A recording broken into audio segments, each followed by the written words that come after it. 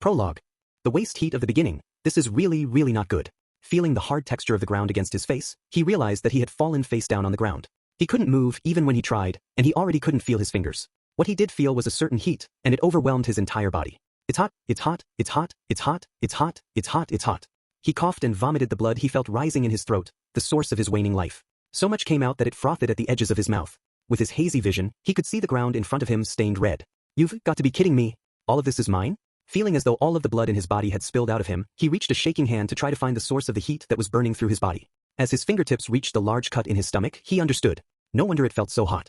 His brain must have been mistaking pain for heat. The clean gash that ran through his torso was so deep it had almost sliced him in half. Only bits of skin were still holding him together. In other words, he had run right into a checkmate in the chess game of his life. As soon as he realized that, his consciousness immediately began to fall away from him. Before his eyes, he saw a black boot descend, making ripples in the red pool of his fresh blood. Someone was there, and that someone was probably the one who killed him. But he didn't even think to look that person in the face. It didn't matter anymore. The one thing he did wish was that she, at least, would be safe. Baru. He felt as if he heard a voice that rang like bells. That he heard that voice, that he could hear that voice, felt like salvation to him more than anything else, so... With a short scream, someone else crumpled upon the carpet of blood. She landed right beside him. He lay there, weakly attempting to reach her. Her white hand fell, powerless. He lightly grasped it in his own blood-stained grip. He felt the fingers of her hand move slightly to accept his own. Just you wait, he seized his fading consciousness, pulling it desperately back to buy a bit more time. I'm going to find a way to save you. In the next instant, Subaru Natsuki lost his life. Chapter 1. The end of the beginning 1. This is really going to be a problem. With no money and no idea what to do, he repeated the thought over and over again in his mind. Well, it wasn't completely accurate to say he had no money. The wallet in his pocket was filled with all the cash he owned, enough to go on a little bit of a shopping spree if he had to, under normal circumstances. But in this case, no money is really the only way to describe his situation. Yeah, but the currency system here is completely different, isn't it? The young man flicked his rare notched 10-yen coin in the air and breathed a deep sigh. He didn't really have any features about him that stood out. He had short black hair and was of average height, being neither short nor tall. He was a bit muscular, though, as if he had been working out, and the cheap gray tracksuit that he was wearing really suited him quite well. He had small irises, so the whites of his eyes stood out, but right now, the way his eyes were downcast, he didn't have a very aggressive or championing look to him. He looked average enough to be quickly lost in a crowd, but right now, most of those passing by looked at him out of the corners of their eyes as if they were looking at something strange they had never seen before. But that was to be expected. After all, among all those onlookers, not one of them had black hair, nor were any of them wearing tracksuits. They had blonde hair, red hair, and brown hair. Some even had blue or green hair, among others, and they were wearing armor, or black robes, or the kind of costume a dancer might wear, that sort of thing. As he stood before the waves of open stairs, the young man crossed his arms and had no other option but to accept the truth. This has got to be one of those, he said, snapping his fingers and pointing out toward the crowd of onlookers. One of those so-called, I've been summoned to another world deals, right? He said as an ox-cart-like vehicle pulled by a giant lizard-like thing crossed in front of him. Subaru Natsuki was an extremely ordinary boy, born on Earth, the third planet in the solar system, to a middle-class family in the nation of Japan. If you were to sum up his nearly 17 years of life, the previous sentence would be enough to describe him, and if you felt the need to add anything else, the extra sentence, he was a third-year public high school student with a tendency to not show up to class, would be sufficient. Placed at a fork in the road of life, such as whether to pursue a college degree or jump straight into the workforce, people are generally forced to make a decision one way or the other. That sort of decision-making is something everyone has to deal with and part of what we call life, but in Subaru's case, you might call it his specialty, he was a bit better than your average Joe at running away from things he did not like. In avoiding such a decision, the number of his unexcused absences had piled up, and before he knew it he was a bona fide truant, the kind parents weep over. And to top it all off, now I've been summoned to a whole different world. I guess that seals the deal. I'm a high school dropout now. But seriously, what the hell is going on? He felt as if he was having a not-so-well-thought-out dream, but even after pinching his cheeks and smacking his head against a wall, he wouldn't wake up. Subaru sighed. He had drifted away from where he was, getting all sorts of curious looks, and was now sitting against a wall in an alley just off the main road. Assuming I really have been summoned to a fantasy world, the state of civilization appears to be the usual, medieval-like setting. So far, I haven't seen anything mechanical, but the roads are pretty well paved, and of course I can't use any of my cash. As for whether he could communicate with the people here, and regarding the value of goods, those were things that Subaru checked immediately upon realizing he had been summoned to a different world. Fortunately, he had no problem communicating and he was able to confirm that commerce was handled in a currency of gold, silver, and copper coins. His first contact, a merchant at a fruit stand, wasn't all that welcoming to him, though. As for why Subaru was so quick to accept and understand his current situation, the fact that he was a modern Japanese youth poisoned by anime and games had something to do with it, and for that he was very thankful. It wouldn't be an overstatement to say that as an adolescent boy, this sort of otherworldly summoning was the kind of thing you'd dream would happen to you, but on that note, without a little bit more of a welfare safety net thing going on, a laid-back guy like myself isn't going to be able to deal, you know? Subaru complained. Given his current situation and pitiful starting equipment, he couldn't help it. His belongings consisted of a cell phone, which looked like it would run out of batteries soon, a wallet, filled with membership cards from various video rental stores, a cup of instant ramen he'd bought from a convenience store, pork bone and soy sauce flavor, a bag of crispy snacks bought from the same store, corn soup flavor, his favorite gray tracksuit, unwashed, and well-worn sneakers, 2 years old. That was it. I don't even get a single Excalibur? I'm done. What am I supposed to do in this getup? Well, there's only so much you can hope for when you're summoned to a different world on your way back from the convenience store. It had happened in the blink of an eye. Subaru had already gotten hungry and eaten half of the one thing he had that might have been of any use, his pack of crispy snacks, before realizing that he had just gone through his only source of food. But worrying about it wasn't going to help him now. Even if he'd wanted to put his hopes on the possibility that this was being staged as part of an elaborate reality TV show, the large lizard carts and look of all the people passing by nipped that in the bud. The fact that no one seems to be paying attention to them means that they're probably normal, both those giant lizards and the half-humans. Subaru grumbled and looked on as people with strange outfits and colorful hair passed by, but out of all of them, the ones who really drove home the fact that he had been summoned to another world were the half-humans. Without having to look too long, Subaru could see people with dog ears and cat ears, and there were even some who looked like they were lizard men. But of course there were also ordinary humans, the same as Subaru. So this is a world with half-humans, and probably wars and adventures too. As for whether there are any animals I'm used to around, I'm not too sure, but given that lizard cart thing, it looks like they use animals in the same way we do. After putting all of that together, Subaru let out a long breath, but not a sigh. If things unfolded the way he had fantasized about before about otherworldly summoning, he ought to be able to use his knowledge of modern civilization to hold sway over everyone else, but there were a lot of things that still didn't make any sense. The truth is, I have no idea what to do next, and I still have no idea how or why I was summoned. I don't remember stepping into a mirror or falling in a pond, and if I'm to believe this is the otherworldly summoning format I'm used to, where is the beautiful girl who summoned me? The lack of a main heroine in this otherworldly summoning setup was a big hole in the plot. If this were taking place in a 2D world, someone in the creative department was seriously slacking off. If Subaru was really summoned for no reason and then abandoned just like that, it put him on the same level as single-use disposable goods. Now that Subaru had finished establishing the state of his surroundings, he really couldn't think of anything better to do than return to his default state of escaping from reality. I guess if I keep this up, it's no different from locking myself up in my room back home. The thought of his parents crossed his mind, but right now he wasn't in a position where he could just sit around feeling homesick. Thinking he had to do something about his current situation, he stood back up and turned back toward the main road, but just as Subaru was about to walk out onto the main road, he almost bumped into someone who moved out in front of him. Oh, sorry about that. Subaru gave a short apology and tried to continue past, but, hold up! He was grabbed firmly by the shoulder and pulled back into the alley. Nearly falling over himself as he turned around, Subaru looked up to see that the person who had thrown him back was a man with a large build. Behind that man were 2 of his buddies, and the 3 men stood in such a way as to block Subaru from exiting the alley onto the main road. The way they moved, it didn't appear this was the first time these men had done this, and Subaru had a bad feeling about what was going to come next. May I ask what you 3 fine fellows plan on doing with me? Oh, it looks like this one here's a smart one. Well, nothing to worry about. Just give us everything you've got on you, and there's no need for anyone to get hurt. So that's the deal, huh? Yeah, I guess it would be. This really sucks. The men's gazes were filled with scorn and ridicule. They looked like they were in their 20s, with the meanness of their personalities reflected in their faces and dirty appearances. They didn't look like they were half-humans, but they certainly weren't saints either. You couldn't call it an unusual plot development. Encountering thugs was a way to show the dangers of everyday life. In other words, damn, I've triggered a compulsory event. 3 As he looked at the men smirking, Subaru tried to hold the status quo with a fake smile and considered his options. He was in quite a pinch, but since the beginning of time, in stories where humans are summoned to other worlds, those humans tended to be able to wield some kind of superpower.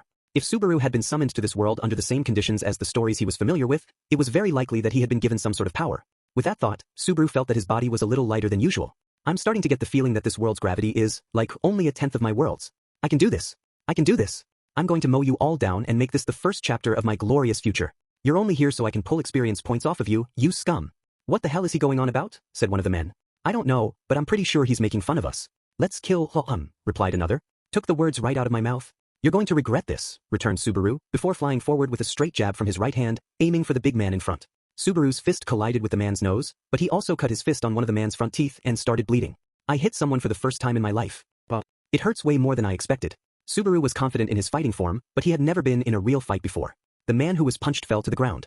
Without taking a moment to pause, Subaru leapt at another of the men, caught off guard, as his next target. With a clean arc he landed a kick on the side of the next man's head, slamming him into the wall of the alley. This was going even better than he'd expected, and he started to be sure of the notion that he was invincible in this new world. I guess in this world my stats are pretty good. What a rush. Now to finish this. Turning back around, Subaru bent forward to beat down the last man standing, when his eyes centered on what that man was holding in his hand, a glinting knife. Immediately Subaru dropped to his knees, bent over forward, and with a spectacular single motion prostrated himself, pressing his forehead against the ground. I'm sorry, that was absolutely terrible of me. I ask that you forgive me and please find it in your generous hearts to spare my life. Prostration. It was the most extreme form of showing absolute submission to another and the lowest form of Japanese humility. Just where did all of that fired up feeling go? Subaru felt as if he could hear the blood drain from his body. Desperately clinging to any hope of mercy, he tried to make himself seem small and continued to apologize. With a knife involved, fighting was out of the question. No matter how you might train yourself, if you were stabbed, it was all over. All things in life are transient. Before he knew it, the two that Subaru thought he had defeated were back on their feet. One was holding his bleeding nose and the other was shaking his head back and forth, but other than that both looked as though they were in surprisingly good condition. What? You mean to tell me that my one-hit knockout punch only did that much damage? What about my superpowers? I don't know what you're going on about, but shut your trap. You've really done it now. It looked as though Subaru had been completely wrong about being summoned into another world coming with the promise of some kind of powers. He wasn't really any stronger than he had been before. One of the men stepped on the back of Subaru's head, scraping his forehead against the ground and causing him to bleed. Another then kicked him in the face, and Subaru curled into a ball as tightly as he could as he was subjected to further acts of violence. After all, the one who hit first was Subaru. The men didn't hold back at all. Crap, this really hurts. Like I could die. No, seriously.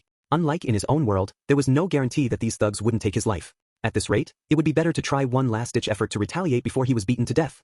Stop moving, you whelp. Oh. The man with the knife stomped on Subaru's hand as he tried to get up, then readjusted his grip on the knife so that the tip was held back toward his arm, ready to strike. After we make sure you can't move, we're going to take everything you've got. That's what you get for acting tough, you punk. If you're looking for money or valuables, I'm sorry but you're out of luck. After all, I don't have a cent on me. Then those strange-looking clothes and shoes will do just fine. You can just stay down and be food for the alley rats. Oh, so there are rats in this world too, Subaru thought. I hope they aren't big, like monster rats or anything. Subaru looked at the knife about to come down as if it didn't concern him at all, distancing himself from reality as best he could. Subaru didn't see his life flash before his eyes, and he didn't feel like time was slowing down either. The end would probably come like the cutting of a thread, he thought. But just then, hey, out of the way, out of the way. I'm talking to you. Move, yelled someone in a flustered-sounding voice as they dashed into the alley. Like the men, who suddenly looked up, Subaru managed to glance up in the direction of the voice, though he couldn't move his body. What he saw was a small girl with longish blonde hair dashing by. From her red eyes, you could sense a strong will, and her one canine tooth sticking out made her look like quite a prankster. She seemed more cheeky than anything else, but Subaru felt that if she smiled she would look pretty cute. As if it had been staged for a comeback, the fading light of hope Subaru had been holding lit anew. He was waiting for this kind of development.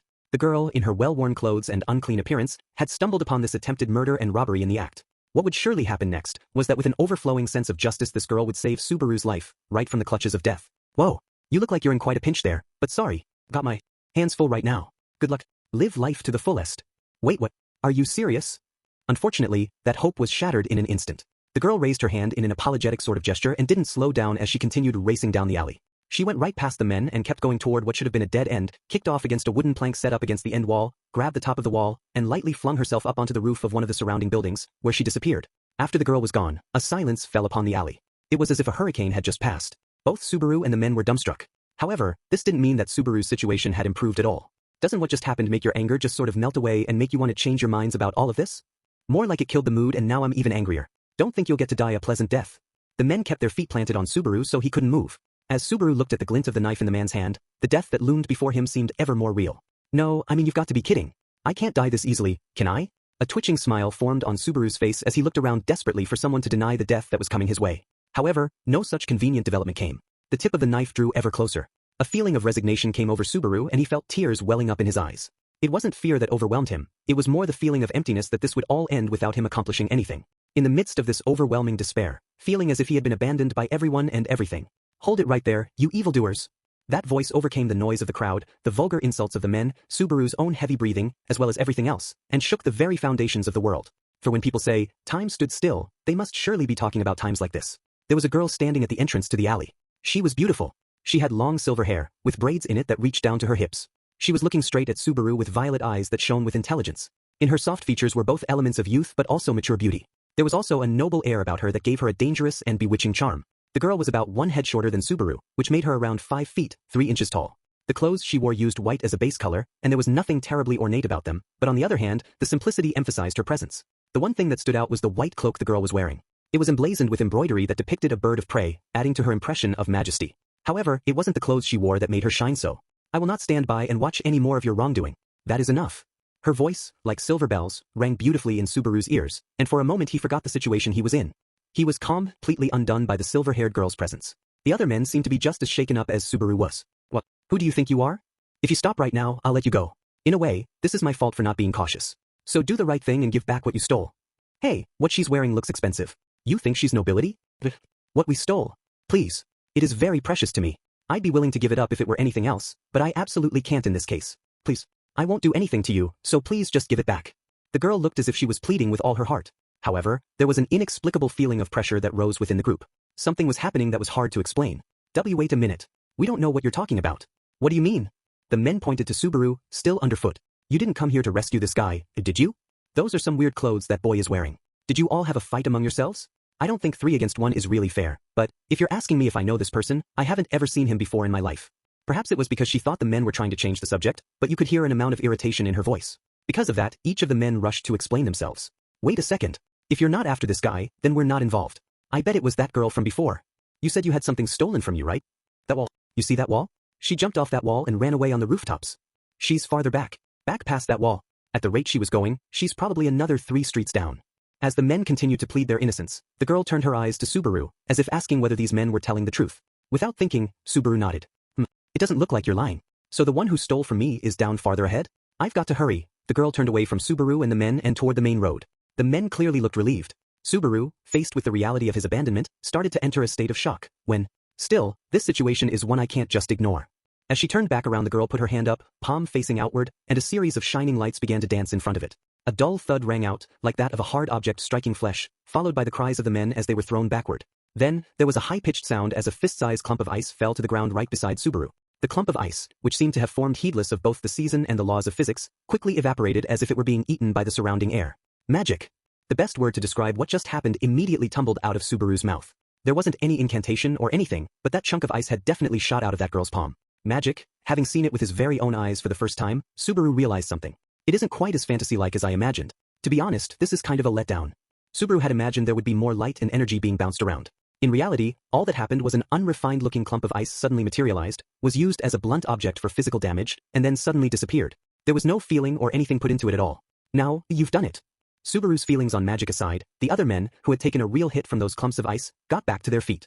To be fair, it was only 2 of them who managed to get back up. The remaining man must have gotten hit in a bad spot, because he was still knocked out. But rather than this fact taking the fight out of them, it seemed to just make the other 2 men even angrier. Standing next to the man with the knife, the other drew out a blunt, club-like object, and both were ready to fight. I don't care if you're a magic user or nobility or whatever. I've had enough. We're gonna kill you. Do you really think you can win a 2-on-1 fight? Yelled the man with the knife, holding his face, blood still dripping from his nose. In response to his threats, the girl closed one of her eyes. You're right, 1 against 2 sounds like it could be a little tough. In that case, would 2-on-2 be a bit more fair?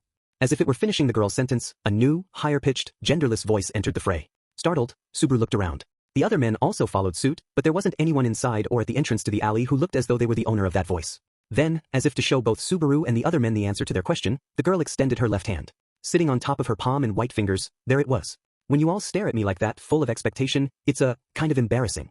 Using its paw to clean its face was a small palm-sized cat that stood upright on its 2 hind legs. It had gray hair and floppy ears. To the best of Subaru's knowledge, it was nearest to an American Shorthair.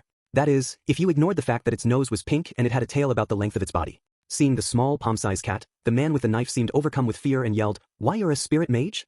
That's right. If you want to leave right now, I won't chase after you, but make up your minds quick. I'm in a hurry." With that, the men rushed to pick up their fallen companion and leave the alley, but as they passed the girl on their way out, one of the men clicked his tongue and said, "I'm going to remember your face, you bitch. The next time we see you it won't go this well for you. If you do anything to her I'll curse you and all of your offspring, you know? Though, in that case you won't be having any." For the thug, that must have been his best attempt at intimidation, but in contrast, the cat's response was light in tone, but much more severe. The cat didn't seem to be completely serious, but the men paled more than they ever had before, and ran out into the main road without another word. Once the thugs were gone, Subaru was left alone in the alley with the girl and her cat. Thinking that he at least needed to say thanks, Subaru forgot his pain and started to get to his feet, but, "Don't move," said the girl in a cold, emotionless voice. You could see in her eyes that she was being cautious. Even though she realized that Subaru was not with the other thugs, she wasn't about to let her guard down, that much was clear. It was actually Subaru's reaction that was more out of place. Even though the girl was looking at him like that, he was fixed on her beautiful and bewitching violet eyes. Not used to seeing such beauty, Subaru unthinkingly blushed and looked away. "See? I knew I was onto something. If he had nothing to hide he wouldn't look away like that," said the girl. "I'm not so sure about that. That seems like a very natural reaction for a boy like him." "I'm sensing 0 evil intentions," responded the cat. "Be quiet, Puck. You know the girl who stole my badge, don't you?" Shushing her cat, the girl turned to Subaru. Her expression, full of confidence, was lovely. "However, I'm sorry to let you down like this, but I totally don't know her, like, completely not at all." "Why, what? Seriously?" As her confidence was stripped from her face, Subaru was able to get a glimpse of how she naturally expressed herself, as opposed to her ongoing act. With that dignified air of hers out the window, the girl, flustered, turned quickly to the cat still resting on her palm. "WWH, what are we going to do? Was this really all just a waste of my time? A waste that's still in progress? I really think you should hurry. She was really fast when she ran away, so there's a good chance the culprit has some kind of strange protection on her side." "How can you be so unconcerned about all of this, Puck?" You're the one who told me not to get too involved, you know? Anyway, what are we going to do about him? The cat said, as if just remembering about Subaru. As the topic of conversation centered back on him, Subaru put on a weak smile. Oh, said the girl as she finally realized the cat was talking about Subaru. In response, Subaru put on an empty display of confidence and replied, don't worry about me. Thanks to your help, I'll be fine. You're in a hurry, right? You should go, Subaru had hoped to finish this off with. If you'd like, I don't even mind helping you out. How about it, milady? While brushing his hair back and flashing a smile, but, Suddenly dizzy, Subaru reached for the wall but missed, and fell face first back onto the ground. Wait, you shouldn't try to stand up just ye. Well, okay, came the cat's warning, just a step too late. After falling with zero capacity to catch himself, Subaru felt a sharp pain as his consciousness went winging away. So, what should we do? He has nothing to do with us. That's not enough to kill him. We're going to leave him. In the far reaches of his consciousness as it left him, Subaru could hear just a little of the pair's conversation. That's an otherworldly fantasy for you. Everyone has quite the severe view on the concept of empathy. Am I just going to be abandoned here in this alley? Was the negative take. Well, I suppose I was going to die and now I'm not, so I should be super grateful, was a more positive thought. With those two views in mind, Subaru's consciousness drifted further and further away. Are you sure? I'm sure. Right before the thread of Subaru's consciousness was cut for good, he was able to see that silver-haired girl, red in the face, turn around and shout. There's no way that I'm going to save him, okay? Okay. Man, even when she's angry she's really cute. Go otherworldly fantasies. With that last thought, really this time, once and for all, Subaru's consciousness fell into darkness. 5. It occurred to Subaru that the feeling of waking up was similar to having your face rise up from out of a body of water. When he opened his eyes, the sun's light was at an angle and shone into them, causing him to squint at the brightness and rub his eyes. He woke up in a rather pleasant way, and Subaru was the type of person to be fully awake once he opened his eyes. Oh, you awake? Said a voice from right above Subaru's head, with him still lying down. As Subaru turned to look in the direction of the voice, he realized that he was still lying on the ground, but had his head on something soft that was being used as a pillow. You shouldn't move. You hit your head, so I can't say whether it's safe to just yet. This concerned voice also sounded very kind. As Subaru remembered what happened just before he lost consciousness, he thought. Given the circumstances, he might just be in one of those blessed situations one hopes to be in as a boy. To have one's head in a girl's lap. Responding to this divine revelation, Subaru pretended to turn to readjust so he could enjoy himself to the fullest. With a circular motion he rubbed his cheek against it and reached a feeling of absolute bliss, and far more than he expected he felt a fluffiness from the softness of the hair. Beautiful girls are a lot hairier than I imagine. Hey, wait a minute, sputtered Subaru as he faced up, this time with his vision fully recovered, and took in what was happening. Right in front of Subaru, in his upside-down vision, was the face of a giant cat. I thought that at least until you woke up, I'd make you feel comfortable. You can thank me later. First of all, I'd like you to stop with that terrible falsetto voice. There's no way I'd mistake a cat for the heroine. Subaru had certainly never been in a situation before where he got to use a human-sized cat's lap for a pillow and, well, it wasn't like you get to experience this every day, so he decided to make the best of it. Wow, this is actually really comfortable. Like, this is amazing. Now I understand why people want to love their cats, till they go bald. Well, if you're going to be this happy about it, I guess it was really worth supersizing. Don't you think so too? The cat scratched at his face as if it were embarrassed and winked as if seeking a confirmation. At the end of that glance was a silver-haired girl, standing at the entrance to the alley looking unfazed. It was the same girl from before, if Subaru was to believe his memories, eyes, and heart, which were all deeply branded by her image right before he lost consciousness. I'm sorry about all of this. It looks like you ended up staying here with me until I woke up and don't get any ideas about this. The only reason I stayed is because I still have some questions to ask you. If it weren't for that, I would have left you behind. I mean it. So don't get any ideas. Pressing the point, the girl put strong emphasis on her words. This was a level of girl power that Subaru, who had no resistance against such beautiful girls, simply could not stand against. It was so strong that Subaru could do nothing but nod, ignoring the content of whatever she was saying. The reason I healed your wounds, and the reason I had Puck serve as a pillow until you woke up, all of that was for me. So I'm going to have you make it up to me, okay? I know you're trying to build this up and everything, but if you just have something to ask, go right ahead, said Subaru. It looked like she was one of those people who took the saying, helping others isn't just for their sake, to heart. The girl looked sternly at Subaru and shook her head. I'm not asking, I'm commanding. You know something about my stolen badge, don't you? Asked the girl, dropping the tone of her voice. However, as this wasn't any different from what she had asked before, Subaru had to tilt his head in confusion. They had gone through this once already, right before Subaru had passed out. She keeps calling the thing a badge, Subaru thought. So is it something like what police and detectives keep on themselves to prove what they are? I haven't seen anything like that. You didn't hit your head real hard or anything while I was passed out, did you? Subaru asked. You were only out for about 10 minutes, and no, nothing like that happened. Answer the question. Well, if that's the case, I've got to say I really don't know. You can't do anything about what you don't know. Subaru's answer was no different from before. However, the girl didn't look particularly crestfallen, but instead nodded. Well, if you don't know, you don't know. But the fact that you know absolutely nothing itself is information you have provided to me, and enough for me to justify healing you, the girl replied, using twisted enough logic to baffle any swindler to describe her complete loss. As Subaru looked on, dumbfounded, the girl clapped her hands together as if to finish things. Well, I'm in a hurry, so I'm going to get going now. Your wounds should all be healed, and I threaten those other guys so much I doubt they'll go near you again, but it's still dangerous to enter an alley like this all alone. And I'm not saying this because I'm worried about you. This is a warning. If I see you in a similar situation again, there won't be any merit to me saving you, so you can't expect me to do so again, said the girl with machine gun rapidity. She took Subaru's silence as affirmation, nodded to herself, and turned around to leave. The girl's long silver hair swayed as she moved, and sparkled fantastically in the dim light of the alley. I'm sorry about that. She's not really honest with herself. Don't think too strangely of her, okay? Said the cat with a laugh as, having returned to its original size, it jumped up onto the girl's shoulder. The girl patted its back as if to affirm its touch, and the cat disappeared, slipping behind the curtain of her hair. Without once looking back, the girl continued to walk on. As he watched her go, Subaru thought about what the cat had said, about her not being honest with herself, and her intentions. She had something stolen from her, and even though she was in a hurry to get it back, she saved Subaru. Then, after Subaru had passed out, she healed him, and when he woke up, she used terrible reasoning to try to show him that she wasn't worse off for doing so. She's not really honest with herself, was not going far enough. Her efforts were coming up negative in everything, and it was hard to watch. The girl had every right to blame Subaru for getting in her way, but she hadn't complained even once, and she didn't even look for an apology. That's because to her, the only reason she saved Subaru was for her own ends. If you live like that, you're just going to keep losing until there's nothing left, said Subaru as he got up, patted his dust and dirt-covered tracksuit and started running. Sure, his beloved tracksuit was in pretty bad shape, but on the inside, almost all of his pain was gone. That's after being kicked and punched as much as he was. Again, Subaru was reminded of the otherworldliness of magic, as well as the generosity of that girl who, despite going on and on about having Subaru pay her back, took nothing from him in return. Hey, wait. Subaru called out to the girl just as she had reached the entrance to the alley and was in front of the main road, looking unsure of where to go next. The girl touched her silver hair and looked a bit troubled as she turned around. What is it? I'm going to tell you right now, I only have a bit more time to spend dealing with you. So a little's fine then? Anyway, what you lost is really important, right? Let me help you look for it. The girl blinked a few times, surprised. But you said you don't know anything. It's true that I don't know the name of the girl who stole that badge from you, or where she's from, but at least I know what she looks like. She's got blonde hair, is sort of like a kitten, and has this canine tooth that sticks out that's hard to miss. She's shorter than you and her chest is pretty flat, so she's maybe 2 or 3 years younger than you. How about that? When he got flustered, Subaru had a bad habit of speaking fast and not really even knowing what he was saying. Right now that bad habit was running at full blast, and even Subaru wanted to distance himself from his own words. The ensuing silence was painful. A cold sweat drenched Subaru's back, not to mention his hands and armpits, which was followed by heart palpitations, shortness of breath as well as dizziness, and in addition to feeling faint, his nose stuffed up in an allergic reaction accompanied by a migraine, such that there were problems on every front. However, you're strange, the girl said with a hand up to her mouth, tilting her head to the side as if she were looking at some rare animal. With a finger still at her lips, she stared at Subaru, sizing him up. I should say up front that I can't offer you anything in return for your help. I might not look it, but I don't have a copper piece on me. Don't worry, that makes 2 of us, replied Subaru. 3 of us if you count me. Pretty terrible for us as a group, added a voice jokingly from the girl's silver hair, but Subaru ignored it and pounded his chest. I don't need anything in thanks. I'm the one who should thank you. That's why I want to help. I haven't done anything deserving of your thanks. I've already gotten something in return from healing you. She just won't give it up, will she? Subaru looked at the girl and her stubborn attitude with a weak smile. If that's the case, then I'll help you for my own sake. The reason is, yeah, that's it. I'll use you for my one good deed a day project, said Subaru. One good deed a day?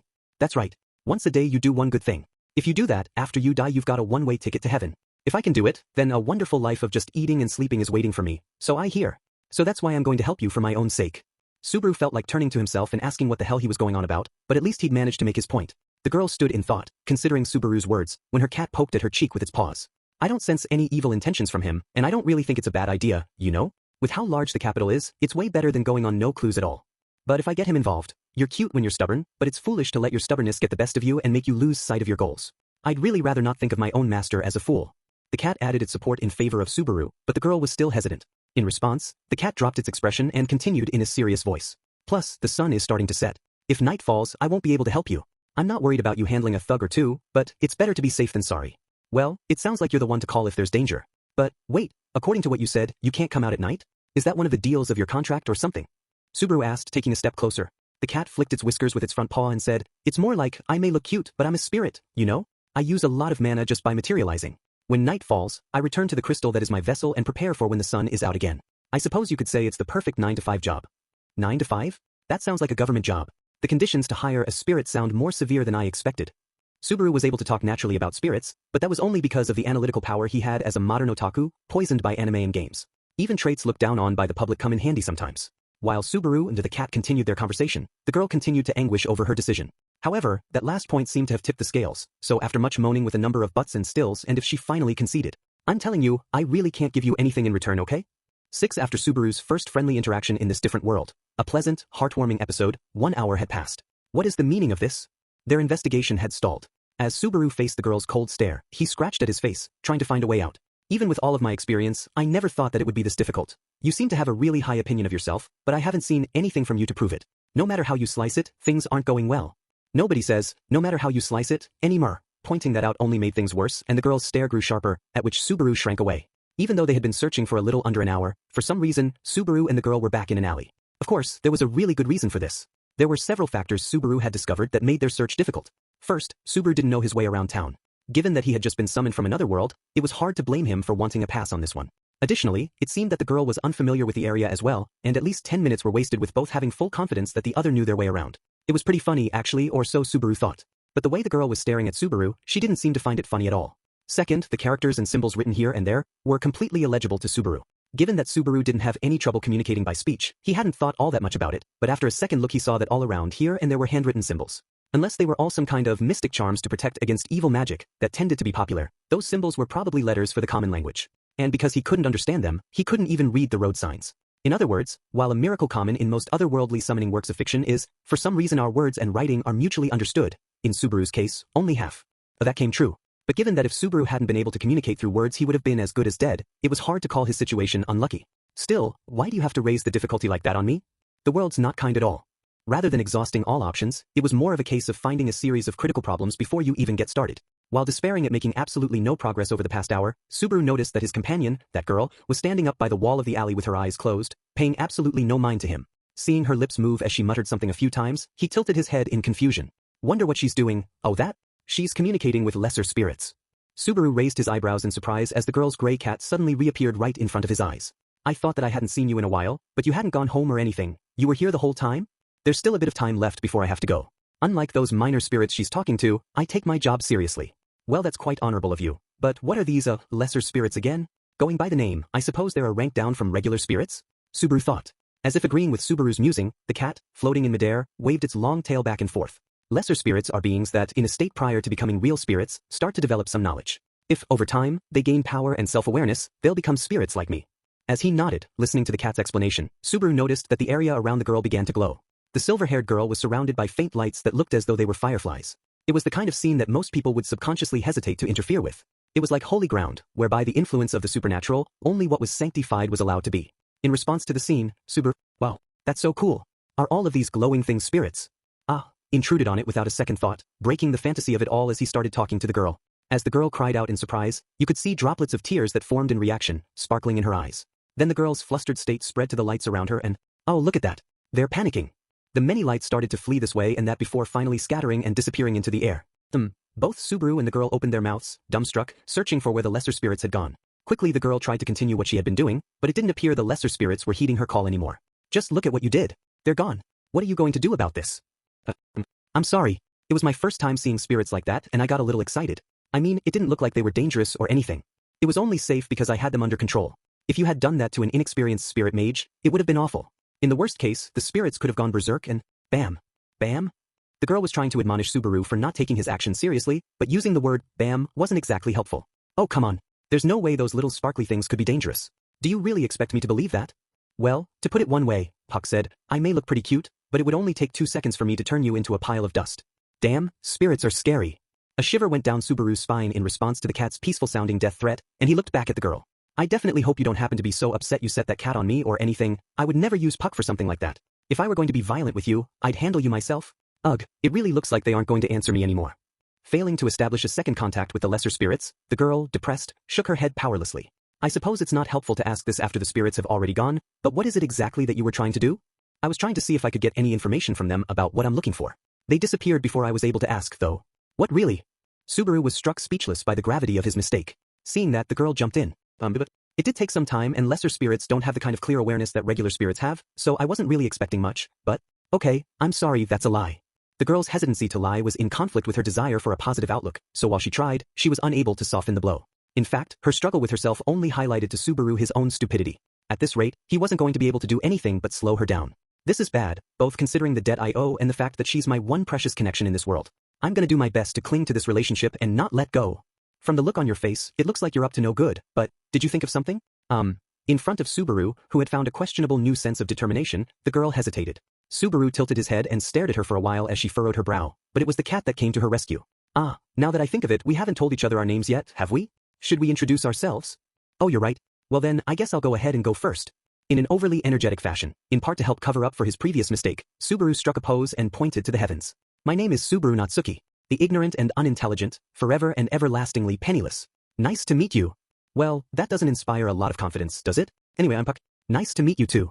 As Subaru put out his hand, Puck leapt into it with his whole body for a handshake. An onlooker would probably think Subaru was trying to squeeze the cat to death. The girl blinked in surprise at Subaru's bold interaction. It's rare to see someone who's willing to approach a spirit so easily, and your name is just as unusual. With black hair and dark eyes like that, just where did you come from? I was waiting for you to ask that question. Given this trope, I'll have to say I come from a small country to the east. This is a pattern that has often come up in otherworldly fiction since times long past. A character will state that they come from a hidden country to the east, called something like Zipong. There tends to not be that much interaction between countries, so if you say you've traveled to where you are from that country, it will make sense to most people. It's a magically convenient cliché. If you look at a map of the continent, Lagunica is the country farthest to the east, so there's no country to the east of here. What? Are you serious? We're at the ends of the east. So, does this make this country my long-yearned for Zipong? So you don't know where you are, you don't have any money, you can't read, and you have no one you can count on. I'm starting to think you're worse off than I am. While Subaru was shocked at this new development, the girl was also starting to look anxious. With every action she took you could see the element of her personality that made her want to help others. She probably couldn't help but be concerned about Subaru, who to her was looking more and more to be not only defenseless, but absolutely helpless. The girl looked at Subaru again carefully, from the top down. Taking another look at you, you actually look like you're in pretty good shape. Subaru. Yep, Subaru. That's my name. Having his name called in such a hesitant way for some reason felt like a fresh new experience to Subaru, and he couldn't help but stumble in his response. After clearing his throat to hide the fact that he was shaken up, he showed his biceps. I do strength training every day. Since I'm almost always cooped up in my room, I've got to do at least that much to stay in shape. I don't really get what you mean by cooped up in your room, but you're from a high-ranking family, aren't you? Weren't you taught some sort of martial art? I'm actually from an extremely ordinary middle-class family, but what makes you think I'm from a high-class family? Do I exude some refined air of nobility? Well, you do have a bit of a curious air to you at least. Subaru jokingly raised his hands as if to acknowledge the flattery. But then the girl suddenly grabbed those hands and Subaru, taken aback by the suddenness of her touch, had to hold back a squeak from rising out of his throat. It's also these fingers of yours, but your skin and hair are part of it as well. These aren't the hands of a commoner, and your muscles don't look like the product of hard labor. Subaru blushed as the girl continued to poke at his hands, but understood. He was also impressed by her ability to see that he was not just simply a foreigner in a foreign land. As Subaru stood in wonderment, the girl continued. Black hair and dark eyes. I hear that is a common trait of the refugees from the south, but the fact that you are here in Lagunica with those traits means that you are able to live a life of luxury. Also, the craftsmanship of these strange clothes of yours is magnificent. So, have I got it right? As Subaru grew quiet, the girl put on a proud smile. Feeling admittedly drawn by the bewitching atmosphere she had made fitting of her beautiful smile, Subaru processed the contents of what she just said and made a reluctant face. If you're asking me whether you're wrong or you are right, you're absolutely wrong, but is there any way I can say it so you won't get hurt? If I'm wrong, just tell me I'm wrong. If you don't, it's just going to be more embarrassing for me. The girl blushed as her earlier confidence transformed into embarrassment. As Subaru watched her go silent, he thought about how he was going to explain where he came from. He could just say, I'm a loser who was summoned from another world. But given the precedent set by fantasy fiction about other worlds, that would open the gates for him to be labeled as someone who was wrong in the head. Looking back on the results of what he had said so far, he felt there was a significant risk in telling the truth. You don't have to think that hard about it, you know? If it's something you can't talk about, I won't question you any further. Seeing Subaru struggling with what to say, the girl came to her own conclusions and didn't press him. Given that she had come to his rescue yet again in a way, Subaru grimaced, feeling all the more useless. But, really, this isn't looking very good, the girl muttered in a now weaker tone, a clouded expression on her face. Seeing that the girl could no longer hide how hopeless she felt, Subaru felt a faint flame light up inside himself. What am I, an idiot? Well, yeah, I am an idiot. Just what have I been doing all this time? Right in front of Subaru stood the girl who saved his life. Hadn't he offered to help her out so that he could repay her? If that was the case, then how was he supposed to explain his total lack of support? Subaru. Seeing Subaru fall silent and looking troubled all of a sudden, the girl tilted her head and looked at him puzzled. Watching as with that motion her silver hair tumbled down off her shoulder, Subaru thought as hard as he could. Subaru tried to remember what had happened when the thief ran through that alley as those thugs were stomping on him. Focusing on that instant in time, he needed to find something, anything that he could use. I have a few things that I want to check with you, is that okay? Okay, go right ahead. Thanks. I'm pretty sure I heard you mention it a few times, but this is the capital of whatever country we're in, right? So, basically it's the town that has the king's castle in it, and it's a really big place, is that correct? Subaru asked, remembering bits of the conversation that he had had with the girl before. While Subaru realized that his question must have sounded strange, the girl didn't interrupt and simply nodded a yes. So in this big city, there's a girl who appears to be making her living stealing things. By the look of her clothes, she definitely doesn't seem to be that well off. Now this may be obvious, but there's got to be a place where people like that live. Is there a place where crime is rampant, or something like a slum in the area? I'm sure it's hard to exchange stolen goods for money without some connections, so I think there's a good chance she would have to go back to a place like that. With the image of the thief burned in his memory, Subaru analyzed her from head to toe, and used all of the knowledge he had about fantasy settings to help form his hypothesis. So, I think rather than searching around aimlessly, we have a better chance if we aim for that. But, what's wrong? I was just surprised. You really do have a good head on your shoulders. Well, rather than a logical conclusion, it's more that it's a common theme in medieval fantasy, but if this is all it takes for you to start thinking better of me, I have a feeling that I've got a long way to go. Despite Subaru's response, he seemed to be taking the girl's praise rather well. While Subaru scratched at the side of his head to try to keep from showing how embarrassed he was, the girl nodded several times. We'll go with your plan. Let's go back out to the main road and ask some people if they know of a place that's like what you described. We're already really behind as it is, after all. Let's hurry up and get going. After Subaru and the girl looked at each other and nodded, they headed out of the alley and toward the main road. However, right before they could start their search for a spot where a lot of people who they could question were passing by, Subaru remembered something. I was just thinking, I know your cat's name now, but I don't think you ever told me your name, huh? While Subaru thought that bringing this up now might have not been the best time, the girl's eyes widened a bit in surprise. She then closed them, and after a few seconds of silence, said, Sat Ella. Oh. Subaru, who because of her silence had begun to think that he had made a mistake, was a bit late in reacting to her whispered reply. In response, the girl turned away from Subaru and continued. I don't have a last name, so you can just call me Sat Ella. Her voice had no emotion in it. Because of her attitude, it was as if, though she was giving her name, she was refusing to be called by it. Through her actions, this girl, who gave her name as Sat Ella, was putting a distance between herself and Subaru more than she had ever done before. Subaru, who already thought that he would feel more comfortable having a surname to call her by rather than having to use her personal name, felt that he really couldn't use that name at all. For the time being, looking for a way out, Subaru decided to avoid using her name entirely and instead just use pronouns. As he observed Subaru and the girl's exchange from the sidelines, Puck had one thing to say before slipping back under the girl's silver hair. That's in really bad taste, you know, it muttered, though its voice did not even reach the girl's ears, let alone Subaru's. 7 Using the sounds of the bustling crowd as a guide, Subaru and Sat Ella walked back through the alley they were in and reached the main road about 10 minutes later. Shifting his gaze this way and that, Subaru looked for who they should question first, when Sat Ella, who stood beside him, pulled on his sleeve. Hey, Subaru. When Subaru looked back at Sat Ella, he saw that she had her gaze fixed on something on the other side of the street. Subaru looked in the same direction and realized what Sat Ella was looking at. I have a bad feeling about this, he thought. Adding further weight to his fears, Sat Ella continued, with a serious look on her face. Do you think that kid is lost? Out of all the possible things that could go wrong with this plan, the final one had reared its head. Well, one of the several things that Subaru had discovered throughout the day was that the silver-haired girl standing next to him was an incorrigibly kind person. But whether it was due to a curse or some other reason, she would not ever admit it herself. Subaru sighed a deep sigh. Let's just calm down a minute. What are we going to do if she gets up and goes somewhere while we're dilly-dallying? We've got to go talk to her right away. You know, that kindness of yours is a great virtue, and given the fact that I myself was saved by that kindness, I really don't want to say this, but do you have any idea what situation you're in right now? Where Sat Ella was looking, near the buildings across the street, there stood a young girl. She looked as though she was around 10 years old, with shoulder-length brown hair that was very cute. If she smiled, the people around her probably would not be able to resist smiling back, but unfortunately, at the moment her eyes were filled with anxiety, and she looked moments away from tears. There was probably an 80 or 90% chance that Satella's observation was correct. Subaru was sure it was, but there's also that my screw-ups are partially at fault, but the thief who stole from you is just getting farther and farther away from us. If we waste any more time here, by the time we catch her, she might already have sold it and then we'll have no way to get it back. You're probably right, but then, certainly it would feel bad to just leave the girl like that, but with all of the other people around, the chance that someone else would help her was high. On the other hand, Subaru and Sat Ella were pressed for time and needed to gather information to continue their search. No matter how he thought about it, their current plan should have priority over helping that little girl, but don't you see, Subaru? Look at her, she's crying. If you don't want to stick around with me, that's just fine. Thanks for everything you've done, Subaru. I'll figure this out on my own, after I help that little girl. While Subaru stood at a loss for words, Sat Ella looked like she had already made her decision. The way she said it, it wasn't as though she was saying that Subaru just didn't understand and she was tired of him, but that she felt guilty for forcing Subaru to play along with her unreasonableness. Her silver hair dancing behind her, Sat Ella trotted off across the street to where the little girl was standing. The girl, who had been looking down with her teary eyes, noticed that someone had suddenly come to her side. There was a glimmer of hope in her eyes as she looked up, probably because she thought the person she was looking for had found her. I'm sorry, I'm not the one you're looking for, said Sat Ella as she knelt down to talk to the girl, whose eyes opened wide in surprise. But in those eyes was not a feeling of relief, but a feeling of fear. You could tell, even from far away, that being spoken to by a stranger had caused her heart to shrink away, afraid. I'm sorry if I'm bothering you, but where are your father and mother? Aren't they with you? It looked as though Sat Ella had noticed the girl was afraid, and her voice was in a tone that was kinder than Subaru had ever heard it before. However, it wasn't enough to convey her concern to the girl, who had lost sight of her parents and was now shivering because she did not know what to do. Please don't cry.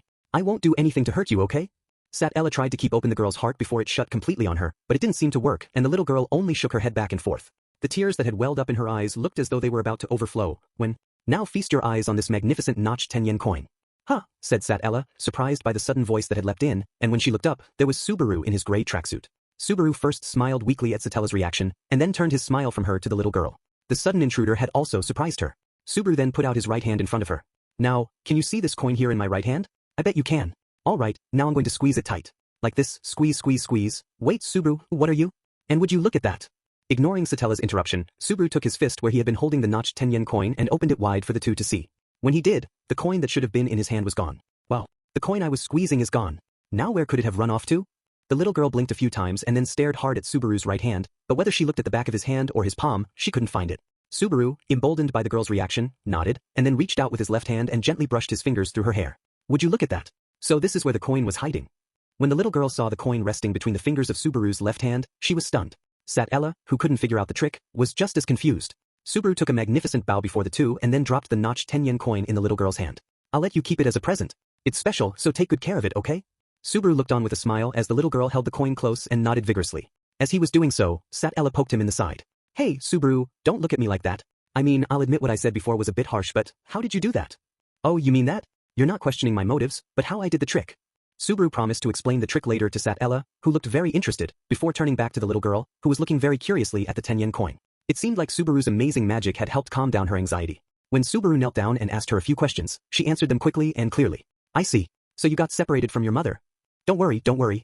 Just leave it to your big brother and sister. We'll find her right away. After giving the girl another pat on the head, Subaru held out his hand to her, and with a little hesitation, she grabbed it. Satella, who was watching, opened her eyes wide. You really look like you're used to this? Subaru, is your profession taming children? When you take it out of context like that, that sounds really, really bad. And no, I'm unemployed. Technically, Subaru had the incredibly convenient status of being a student. However, given that he hadn't been going to school lately and particularly now that he had been summoned to a different world, he didn't really feel that he was qualified to call himself that anymore. But regardless. So, big sister, how about you hold this lonely little girl's hand? She looks like she could use another friend, said Subaru with a wink. The little girl had reached her other hand, the one that was not holding on to Subaru's, out to Satella. Satella looked surprised for a moment and held her breath, but then let it out and took the little girl's hand in her own. Don't you worry. Just let your big sister handle this. We'll definitely find your mom, okay? Satella said, smiling at the little girl as she nodded silently. Subaru and Satella led the girl along, with her between them, and the three continued down the main road through the waves of people together. The way we are now, don't you think there are some people out there who look at us and think that we're a young couple with our child? How embarrassing. But, even with the benefit of the doubt, I don't see how anyone would think that you and that girl are anything other than brother and sister. I can't tell if that's just a really dry joke, or that's really what you thought I meant. As Satella and Subaru went on talking, the little girl between them let a small smile spread across her face. Fortunately, perhaps because they really stood out as a group, it didn't take long before they found the little girl's mother. In this case, it wasn't only Subaru who stood out, but also Satella, with her silver hair and extraordinary beauty. Thank you so much. Once the girl's mother was reunited with her child, she thanked Subaru and Satella several times, though they smiled and played it off as if it were nothing. As the little girl and her mother were leaving, the girl looked back and waved goodbye several times, and Subaru and Satella waved back. Subaru turned to look at Satella, as she stood beside him waving to the girl, and saw that she had a bright and cheerful expression on her face. Now, I get the feeling that we've wasted a lot of time doing this, but what does our big sister have to say? I'm sure she'll find some kind of way to describe this as a means to an end. Subaru said in an orchestrated manner, snapping his fingers and making fun of Satella's all-too-kind nature. Of course, he wasn't really criticizing her, it was more that he was just poking fun. After all, Satella had given such a roundabout excuse for why her encounter with Subaru was useful, so he was curious to hear what she would say. It's simple. In response to Subaru's teasing, Satella smiled. Now we can be in a good mood as we continue to search. Even if we got my badge back, I'm sure I would have regretted not helping that girl. Don't you think it is better to both help the girl and get my badge back? It didn't look like Satella was just saying that to keep her own hopes up. She looked so refreshed she probably believed it. With that kind of response, Subaru really didn't know what to say. He would have to rethink his opinion of this girl. Not only was she the type of person who was so kind she always ended up losing everything, she also was the type of person who wanted to have it all. I see. You're right. Thanks to your quick decision, we won't have to say, sure, we abandoned that little anxious crying girl all lost and by herself, but we were able to get the badge back, safe and sound, hooray. Well, that's a really negative way to put it, said Satella, frowning, then glaring at him as though she seemed to have remembered something. But besides that, why did you help me? I thought you were against helping the girl, Subaru. I just wanted to show off my ability to do magic tricks. Which is, of course, a lie. Didn't I say so before? I'm going to help you find your badge so I can do my good deed for the day and go to heaven. But since you helped the girl, doesn't that count for your good deed for the day already? That's a very good argument. But I mean, it's not like I'm limited to one a day or anything. I can do more. So anyway, I'm going to do enough for tomorrow today. I'm actually planning to get this whole week out of the way. Subaru had the feeling that he was getting away from the true meaning of this whole do one good deed a day concept, but he still tried to make an argument. Satella stood by, shocked. Subaru, with a personality like that, you're going to end up losing everything one day. You're the last person I want to hear that from. Subaru shouted, flipping her words back toward her, but Satella just tilted her head in confusion. Apparently she really just didn't get it. You really are a nice boy, aren't you? You know, it kind of bothers me that you're treating me like I'm younger than you. I know that a lot of people think East Asians are younger than they are, but we really can't be that different in age, can we? Subaru thought that by a rough estimate Satella looked to be about 17 or 18 years old. Given that Subaru had a rather early birthday compared to others in his age group, he was 17 and thought that it was possible she could even be younger than him. But in response, Sat Ella narrowed her violet eyes slightly and said, "However old you think I am, I don't think that you're very close. After all, I'm a half-elf." Subaru was at a loss for words. Seeing his response, a number of complicated emotions flashed across Satella's eyes. Finally, the emotion that settled was an ineffable mixture of resignation and hopelessness. "I see. No wonder you're so cute. After all, it's like a given in fantasy worlds that elves are always beautiful." "Ah." Subaru finally nodded, having come to his own conclusions about Sat Ella being a half-elf. Sat Ella blinked her eyes several times. Her expectations had completely missed their mark. What's wrong?" "It's not that anything is wrong, it's just, I'm a half-elf and, yeah, I heard you the first time." Unsure of what Sat Ella had a problem with, that's the only way Subaru could think to answer, but Satella's reaction was dramatic. "Ah." Sat Ella made a strange sound in her throat, before suddenly turning away from Subaru, finding the nearest wall, kneeling beside it, and holding her silver-haired head in her hands. In the face of such an inexplicable reaction, Subaru just didn't know what to say. "Take that." "Oh, what the hell was that for?" The gray cat, which has always seemed to come and go as it pleased, had punched him in the face with its paw like it was reenacting a fancy fighting move. Puck purred, flicking at his whiskers with the same paw he had punched Subaru with. "I don't know, I just felt this overwhelming frustration and couldn't keep it bottled up inside of me. If that's the only reason, it's going to be hard to get rid of the feeling that a great injustice has been done to me, but it was a soft and squishy punch, so I forgive you. I'm not really mad at you or anything. If I had to say one way or the other, I'd say it's the opposite." "The opposite?" said Subaru, confused. "Yes, the opposite," Puck said with a nod. But before Subaru could ask what Puck really meant by that, Sat Ella had returned. Twisting the ends of her silver hair in her fingers, Sat Ella glared at Subaru. "Subaru, nincompoop. Nobody uses the word nincompoop anymore, and what have I done to be insulted by you? If you don't understand, that's not my problem. More importantly, we've got to continue our search." With the subject of Satella's unreasonableness cut off without another word, Subaru looked irritated, but that irritation evaporated as Sat Ella began to act more friendly and familiar. Subaru still didn't know why she'd had such a sudden change in attitude, but there were more important things to think about. Anyway, that episode with the little lost girl made it painfully clear. Isn't this town just too big to be searching around for something in? Well, it's the capital of Lagunica. It's the largest city in the nation. If I remember correctly, there are about 300,000 people who live here, and a lot of others come and go. Sat Ella answered Subaru's question in detail and with a hint of pride in her voice. I see. 300,000 people. That's quite a lot. Thanks for the regurgitated information." Sat Ella muttered. It appeared Subaru's guess had been on the mark. Subaru tried to use that new information to picture Lagunica's capital city in his mind. If it had a population of 300,000 people, then for a city in a medieval fantasy setting, it was quite large. Of course, that number only reflected the people who lived in the city, so after adding in traveling merchants and adventurers, the number of people at any given time would probably be greater than that. As Subaru watched all of the people passing by from the side of the street, he was again astonished by the concentration of such variety in a group of people. There were half-humans, half-beasts, and regular humans all mixed together, and it really was like a melting pot of different races. The fact that they had gotten lost in the alleyways for almost an hour wasn't just something to laugh about, either. The area was so large and the roads so complicated that they really had gotten lost. In other words, we don't have any more room for error. We have already given up a big advantage to the thief, and if we get stuck again it really will be too late. So let's choose our next move carefully. What do you mean? If we run around without some sort of plan, we won't get any results.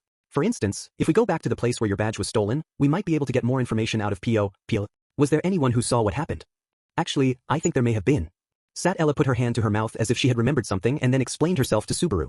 According to Sat Ella, her badge had been stolen in broad daylight, right in the middle of a crowd of people. If so, the theft was a bold move, but looking at the commotion on the street in front of him, Subaru thought that it wasn't necessarily a bad decision on the part of the thief. The more people there are, the easier it is to get lost in the crowd. Do you remember where it was stolen from you? Yes, I think it was this way. Subaru followed Sat Ella down the street. As they made their way through the confusion of the bustling crowd with its many different kinds of people, Subaru felt his sense of distance and direction taken from him just as quickly as when they had made their way through the maze of alleyways before. He felt as if he no longer had any idea of where he was walking. While the place they were in should have been one he had never seen before, Subaru felt a strange feeling that he had seen it before, and that feeling just wouldn't go away. Wait, no, I have definitely seen this place before. Seeing the place that Sat Ella had led him to, he scratched the side of his face and smiled a half smile. The place where Sat Ella had had her badge stolen from her was the same street corner to which Subaru had been summoned.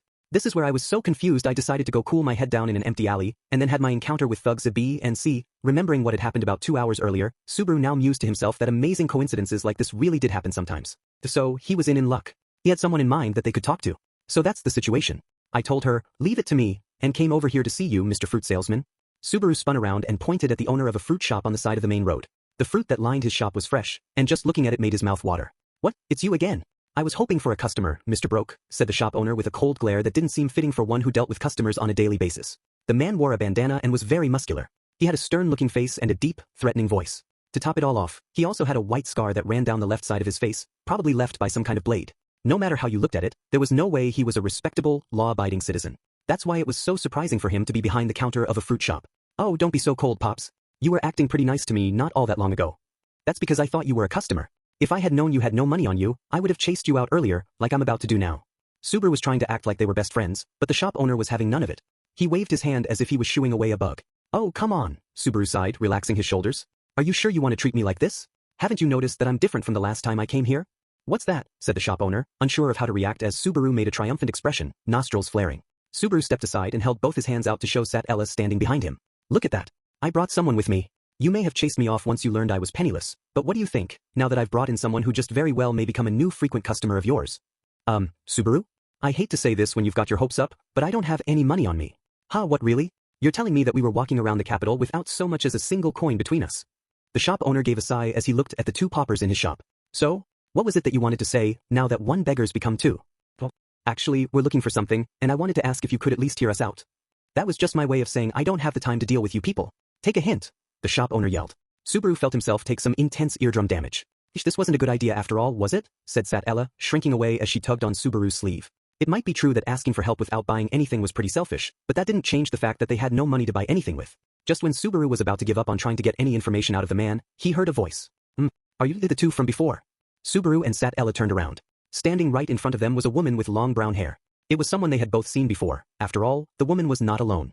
Holding her hand was a little girl who looked very happy to see them. We are, but why are you here in a place like this? The only other person here is this heartless, scary-faced man. This is my husband's shop, so I thought I'd stop by and say hello. Your husband's shop? Subaru and Sat Ella looked at each other, and then turned back to look inside the shop, their gazes finally settling on the scar-faced man, who had folded his arms. Pups, you didn't kill this woman's husband and take their shop, did you? What are you going on about? This is my shop, and that is my wife. Subaru looked back in shock at the woman, who smiled, looking a bit unsure of how to react. She was a beautiful woman, with fine features and a gentle demeanor. This woman and that stern-faced man? There had to be some mistake. He couldn't possibly be threatening her, could he? Subaru thought with a worried look. But despite Subaru's rude conjecture, the little girl who was holding her mother's hand darted past Subaru to the shop owner, who hugged her and picked her up. Oh, look at you. Aren't you all excited? Now tell me, do you know these two destitute beggars? Beggars? Dear, don't call them that. After hearing her husband's sharp words, the girl's mother raised her eyebrows and began berating her husband. She then explained how she, her daughter, Subaru, and Sat Ella had come to meet. After hearing what happened, the shop owner set his daughter down. I'm sorry about that. That was not the way to talk to the people who saved my daughter. Please forgive me. Oh, don't worry about it. I mean, it is true that we don't have any money on us, and that's right, old man. I hope you think long and hard about your action. Your cute face looks pretty scary right now. A look from Sat Ella shut Subaru up. Right after that, the little girl reached out her hand to Sat Ella. In her hand was a small ornament in the shape of a red flower. Sat Ella held her breath, and looked from the ornament to the little girl and back several times, with a slightly troubled expression. Please, take it, said the mother, placing her hand on Satella's back, urging her on. My daughter wants to thank you in her own way. Sat Ella nodded slightly and then took the flower ornament from the little girl's hand, and pinned it on the left breast of her white cloak, before kneeling down so that the little girl could see it. Thank you. I like it very much. As Subaru watched Satella's brilliant smile from the side, he found himself unable to look away. Seeing that smile, the little girl blushed and looked away, and the shop owner, watching all of this, cleared his throat. You saved my daughter. I want to thank you. Ask me whatever you want. With a strong nod, the stern-faced shop owner put on his best smile. Sat Ella was surprised, but then looked to Subaru and smiled, but it wasn't the same smile as before. This one was a triumphant one. See, I told you, it really did come around and help us in the end, she said, as if this odd twist of fate was entirely her own doing. 9. Even though the street was just one off the main road, the atmosphere was full of gloom.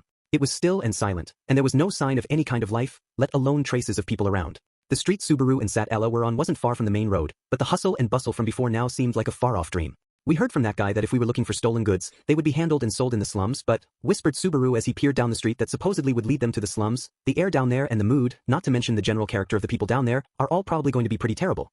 Are you sure you really want to go? You're the one who suggested that my badge might be there in the first place, and the owner of that shop said it would probably be there, too. You shouldn't forget that right after he said that, he added that we should probably give up, said Subaru, reflecting back with a sour face on what was said at the fruit shop. 30 minutes after unexpectedly reuniting with the little girl and her mother at the fruit shop, and using that coincidence to turn the situation around and gain some valuable information, Subaru and Sat Ella were now at the entrance to the rumored slums, where most stolen goods were said to be brought. After realizing that Subaru and Sat Ella had helped his daughter, the stern-faced shop owner had warmed up to them and listened to their plight. Because of that, they were able to get information about the slums, but now they were hesitating. I probably should have mentioned this earlier, but wouldn't it be better to ask for help? Like, if we asked the police, or I guess they would be guards in this case, I'm sure if we asked those kind of people to help us search and they sent a team out to find it, this would get resolved a lot more quickly. We can't. Sat Ella immediately rejected Subaru's suggestion. In fact, she so flatly rejected it that it took Subaru by surprise. I'm sorry, but we can't. I also don't think we can get the guards to act over such a small theft, and I have other reasons that I can't ask the guards for help, said Sat Ella, pausing for a moment with her lips shut tightly, before looking at Subaru with a look of pleading in her eyes. I'm sorry, but I can't say why.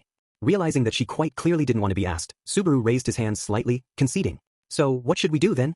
I suppose we can still employ team tactics with just the two of us, said Subaru in a light and joking tone, trying to keep the mood up. Don't forget me, replied Puck, who had reappeared on Satella's shoulder, looking at Subaru and Satella as it wiped its face with its paw. But we don't really have the time to just sit around and talk anymore. Even if you want to try those team tactics with 2 humans and a cat, I've only got about an hour before it's time's up for me. As Puck looked up at the sky, Subaru followed its gaze and saw that most of the sky that was peeking through the buildings on either side of the street had already shifted from blue to orange. The reason the slums seemed so dark and dreary wasn't only because of the damp and sour smell coming from it. It was getting closer and closer to sunset, which of course meant that Puck would soon reach his limit. So whether you decide to go or turn back, it's best to make that decision soon, finished Puck. I don't know what you mean by team tactics, but we've got to keep going. There's no way that we can let this chance go and risk having my badge be out of our reach forever, Satella said, answering Puck. She then turned to Subaru. Alright, so I've decided I'm going, but the people who live here are probably used to getting into fights, so I want you to be careful even more than before. If you're scared, you can just wait here for me to come back. Wait here? Just how much of a chicken do you think I am? I'm going to stick to you like I'm a spirit who's come back to haunt you. So in other words, you don't want to be in front. That would really make it easier on me though. Satella sighed yet again in the face of Subaru's energetic readiness to flee. Subaru thought about how, ever since he and Satella had met, he had only made her look troubled. The few times she did smile, the reason had nothing to do with Subaru. It was unfortunate. Given how cute she looked even when she was displaying negative emotions, Subaru thought it would be wonderful if she ever did smile at him. Alright, let's do this. It's about time I do something to show you what I'm made of. What are you so excited about all of a sudden? I can see up your nostrils. Well, that was a great way to ruin my display of determination scene. Thanks. Even though he had his energy tripped up a notch from the start, Subaru hurried his pace so he wouldn't fall behind Satella, his arms flailing back and forth as he rushed to not be left behind by this girl who kept continuing on toward her goal. 10 now, Subaru and Satella entered the next stage on the way to completing their task, the slums. And it looked like they were going to have a lot of trouble, that is, until it became clear that an unlikely character would prove themselves very useful indeed. Who, you ask? Me. For some unknown reason, the people here in the slums are really nice to me. Just what unknown variable is responsible for this? Has my charm stat finally been adjusted? I haven't felt so loved since I was in preschool. Back in preschool, Subaru was quite the cute one.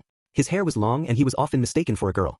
Given the change to his current state only took 10 plus a few years. The passage of time really is cruel and unforgiving. Has something about me changed from before? Do I, have something on my face? Well, you do have your evil-looking eyes, short ears, and flat nose on your face. I could have gone without the evil eyes and flat nose description, retorted Subaru before hanging his head. Satella put her finger to her lips and thought. It probably has to do with the way you look and are dressed right now. You're covered in dust and dirt and there are even traces of blood. The people who live here also have it hard, so they must look at you in pity and can't help but be kind to you. Right now you're doing a good job of making me feel as bad as I look. But you're right. It makes perfect sense. Damn it all. As they say, people with the same sickness pity each other. While it was great that Subaru seemed to be more likable in the slums in an unexpected way, Satella's likability was at an all-time low. The reason again probably had to do with the way that she was dressed. The thugs from before made similar comments, but you really are dressed pretty well, aren't you? I guess I do stand out, don't I? Replied Satella, looking at Subaru nervously as she rolled down the sleeves of her white cloak. However, while she acknowledged the problem with her fine clothes, she seemed to be oblivious to the fact that it wasn't just the clothes, but the person wearing them as well. I have something I'd like to ask you, but what's that? This is no place for you and your fancy clothes to be walking around in, young lady, so go on now, get out of here.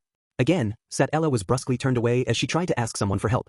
Given that her low rate of success had to do with both her good looks and her fine clothes, rather than twice worse off, it was better to say she was worse off squared. However, it wasn't as though Subaru could suggest that she get all dirty like he was. At least you might be a little better off if you take off your cloak, Subaru suggested. I know, but Satella gripped both shoulders of her cloak with her hands, but would not take it off. Subaru thought that her response was a little bit strange, but he didn't bring it up. As Satella looked down, she lightly brushed her hand against the red flower decoration pinned on her left breast. Subaru, seeing how Satella found comfort in that decoration, couldn't help but feel like smiling, and it made him want to try even harder for her sake. If Satella couldn't do this on her own, he was glad to make use of his dirty appearance to make progress. I guess this means that good things can come even from getting beat up by a bunch of thugs in an alley, Subaru thought. Well, don't worry too much. You can leave this to me.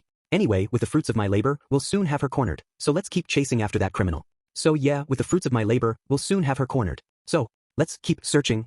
I understand that you're happy to be useful for once, but it's really lame when you put so much emphasis on yourself like that. Subaru had struck a pose with every pause of his sentence, which he thought was cool, but when Satella put it like that, it just made Subaru seem like he was hopping up and down as if to say, look what I can do.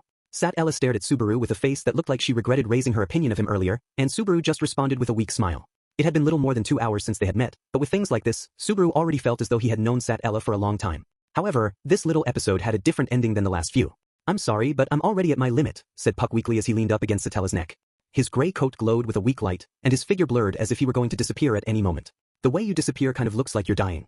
I tried to stick around longer than usual because I wanted to protect my precious daughter from this evil-eyed guy hanging around her.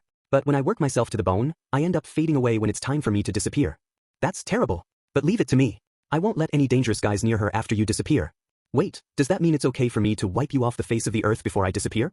No, not okay, shouted Subaru, stepping away and hugging himself. I'm joking, said Puck with a small burst of laughter. After that, Puck looked to Sat Ella, who took from her breast pocket a crystal that was glowing with a green light. I'm sorry for pushing you so hard, Puck. I'll do my best from here on out so you just get some rest. The green crystal continued to glow with a faint light in Satella's hand as she held it. It looked different from what you might call a jewel. So far as Subaru could tell, crystal was the word that fit best. Puck crawled down Satella's arm and approached the crystal, then reached out and hugged it to its small body. Finally he turned back towards Sat Ella. I'm sure you know this already, but be careful and don't push yourself too hard. If something happens, don't hesitate to use your OD to call me back out. I know. I'm not a child. I can take care of myself. I wonder about that. My precious daughter here always makes me worry when it comes to things like this. I'm counting on you, Subaru. Puck looked at Sat Ella with affection, the way a parent looks at their child. Sat Ella blushed, but also looked annoyed. With the conversation thrown his way, Subaru beat on his chest. All right, just you leave it to me. You can trust my sixth sense. When it sounds the danger alarm, I'll get us out of there in no time. I really don't understand half of what you're saying, but all right. Now with that out of the way, good night. Be careful. With a last glance directed at Sat Ella, Puck finally vanished. His small body became a small ball of light, which gradually melted away into the world around it as he disappeared. Other than the fact that it was a talking cat, this was the first time Subaru had seen Puck do anything spirit-like. Now, having seen this fantastical display, he felt mixed feelings of excitement and awe welling up inside him. As Subaru was getting excited all by himself, Sat Ella ran her hands lightly over the crystal and put it carefully back in her breast pocket. From the conversations that they had before, Subaru thought that crystal must be holding Puck's core right now. Now it'll be just the two of us, but don't get any ideas. I can still use magic, you know. Apparently Sat Ella had taken Puck's last words seriously and was on her guard. Hey, the last time I was alone with a girl was in elementary school. I'm not really capable of doing anything. Haven't you been paying attention to my lack of human skills thus far? You're totally hopeless, but then again, I'm convinced. All right, let's keep going. But remember, with Puck gone we need to be even more careful than before. Perhaps shocked by Subaru's proud proclamation of his cowardice, Sat Ella couldn't seem to keep up her apprehensions of him, and so tied back up the front of her robe and went on ahead. I'll be the vanguard, so you just keep your eyes on what's behind us. If anything happens, call me right away. You mustn't think that you can handle everything on your own. I don't want to be mean, but you're really weak. Well, when you put it that way, it's hard to get angry about it. If Sat Ella just wanted to push Subaru away, "You're really weak" would have been enough. Given that she couldn't hide what she truly felt, Sat Ella was soft at the core, too soft even. Subaru nudged Sat Ella along, even though it looked like she wanted to say something, and the two continued their search. Despite all the talk, their search continued in the same way as before. Their methods were basic. Whenever they found someone, they would describe who they were looking for and asked if the person had any ideas about who it might be. Subaru, who was now doing all of the asking, had gotten better at it after having talked to so many different people. He was starting to hit his stride. You know, it might be that felt girl. She was blonde and really fast, right? A little under an hour after they had entered the slums and started asking around, they had finally run into some valuable information. The guy who gave the information was someone that Subaru had gone straight up to and said, "Hey, my brother, how's life?" Like they were already friends. If it's felt you're looking for, whatever she stole is probably sitting in the loot cellar. She usually takes things there, gets them tagged, and then the old man who's the master there'll get them sold at a market somewhere else. That sounds like a pretty strange system. Doesn't anyone worry about the master of the cellar taking off with all of the goods? The reason he's the master is because people trust him not to do that. But, well, even if you go up and tell him it's stolen, he'll probably just say, "So what?" right back at you, so you'd better be prepared to negotiate a price to buy it back. After all, it's the original owner's fault for being stupid and getting it stolen in the first place. The man finished with a laugh. Subaru was able to get the guy to tell him the location of the loot cellar, so they would probably be able to find it soon, but there was a new problem. Subaru and Sat Ella were both penniless. That guy said we should buy it back, but without any leverage, I get the feeling this master guy would wipe the floor with us. Why do I have to pay to get back something I already own? As the problem veered back toward their combined lack of funds, Sat Ella looked worried. She had a point, of course, but it wasn't like they could expect the loot seller's master to agree. In order to solve the matter peacefully, and with certainty, it would be best to follow that man's advice and try to negotiate. However, it seems a little late to be asking this question, but that badge you say was stolen from you, does it happen to look expensive? Even if we walk in expecting to be overcharged, it would be impossible to negotiate without having any idea of what it's worth. It's small, but there is a jewel embedded in its center. I don't know how much money that someone might buy it for, but I am fairly certain it wouldn't be a small amount. A jewel? That seems like it's going to be a problem. Even for people unfamiliar with how much things are worth, a jewel is one of those convenient items that you can tell is expensive at a glance. Subaru doubted that there was the technology to produce imitations in this world, so most things that resembled jewels were probably jewels. In other words, they would all fetch a high price. While none of this new information sounded like good news, Subaru thought there was something strange about what Sat Ella was saying. Even though the badge was supposedly hers, she said that she did not know its value. While it was possible it was something she might have received from someone else, it stuck in his mind. Anyway, let's first just find this loot cellar place. It is possible that we can negotiate a way to buy it back at a reasonable price. In the worst case scenario, Subaru had one way to secure funds, although he was reluctant to use it. And he didn't want to tell Sat Ella until right before he had to.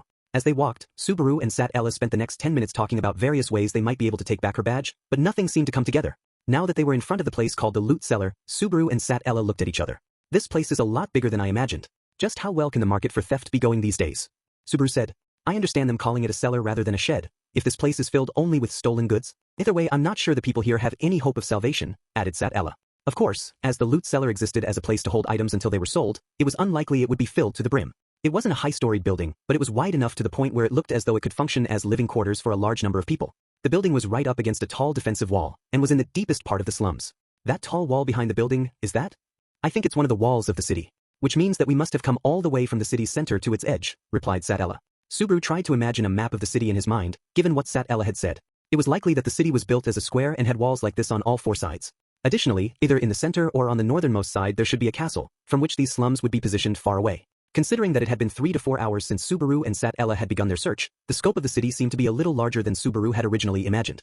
Alright, according to what we've heard, there should be a master in charge of this cellar who handles all of the stolen goods, but just how exactly do you want to approach this? We're going to be direct and honest. We'll just say, we've had something stolen from us, so if you can find it, please return it to us. Subaru tried to explain that that wasn't going to work, but Sat Ella wouldn't listen to him. At her core, Sat Ella was too direct and honest herself. If something was twisted or bent, she couldn't help but try to set it right. Of course, that was one of the reasons Sat Ella saved Subaru in the first place. Alright, I got it. But leave this to me. Because of Sat Ella's personality, Subaru was all too sure things would get complicated if she was the one doing the talking, so Subaru volunteered himself. His back plan? Well, it was hard to call it a backup plan if he was already considering using it, but if things got complicated before he had the chance to put it into action, that would also be a problem. Subaru had made his decision. He wasn't one to hesitate at times like this. Sat Ella looked surprised that Subaru wanted to do the talking, and while Subaru was musing on how cute her surprised expression was, he hurried to try to think of a comeback for whatever argument against it Sat Ella would have, but, alright, I'll leave it to you.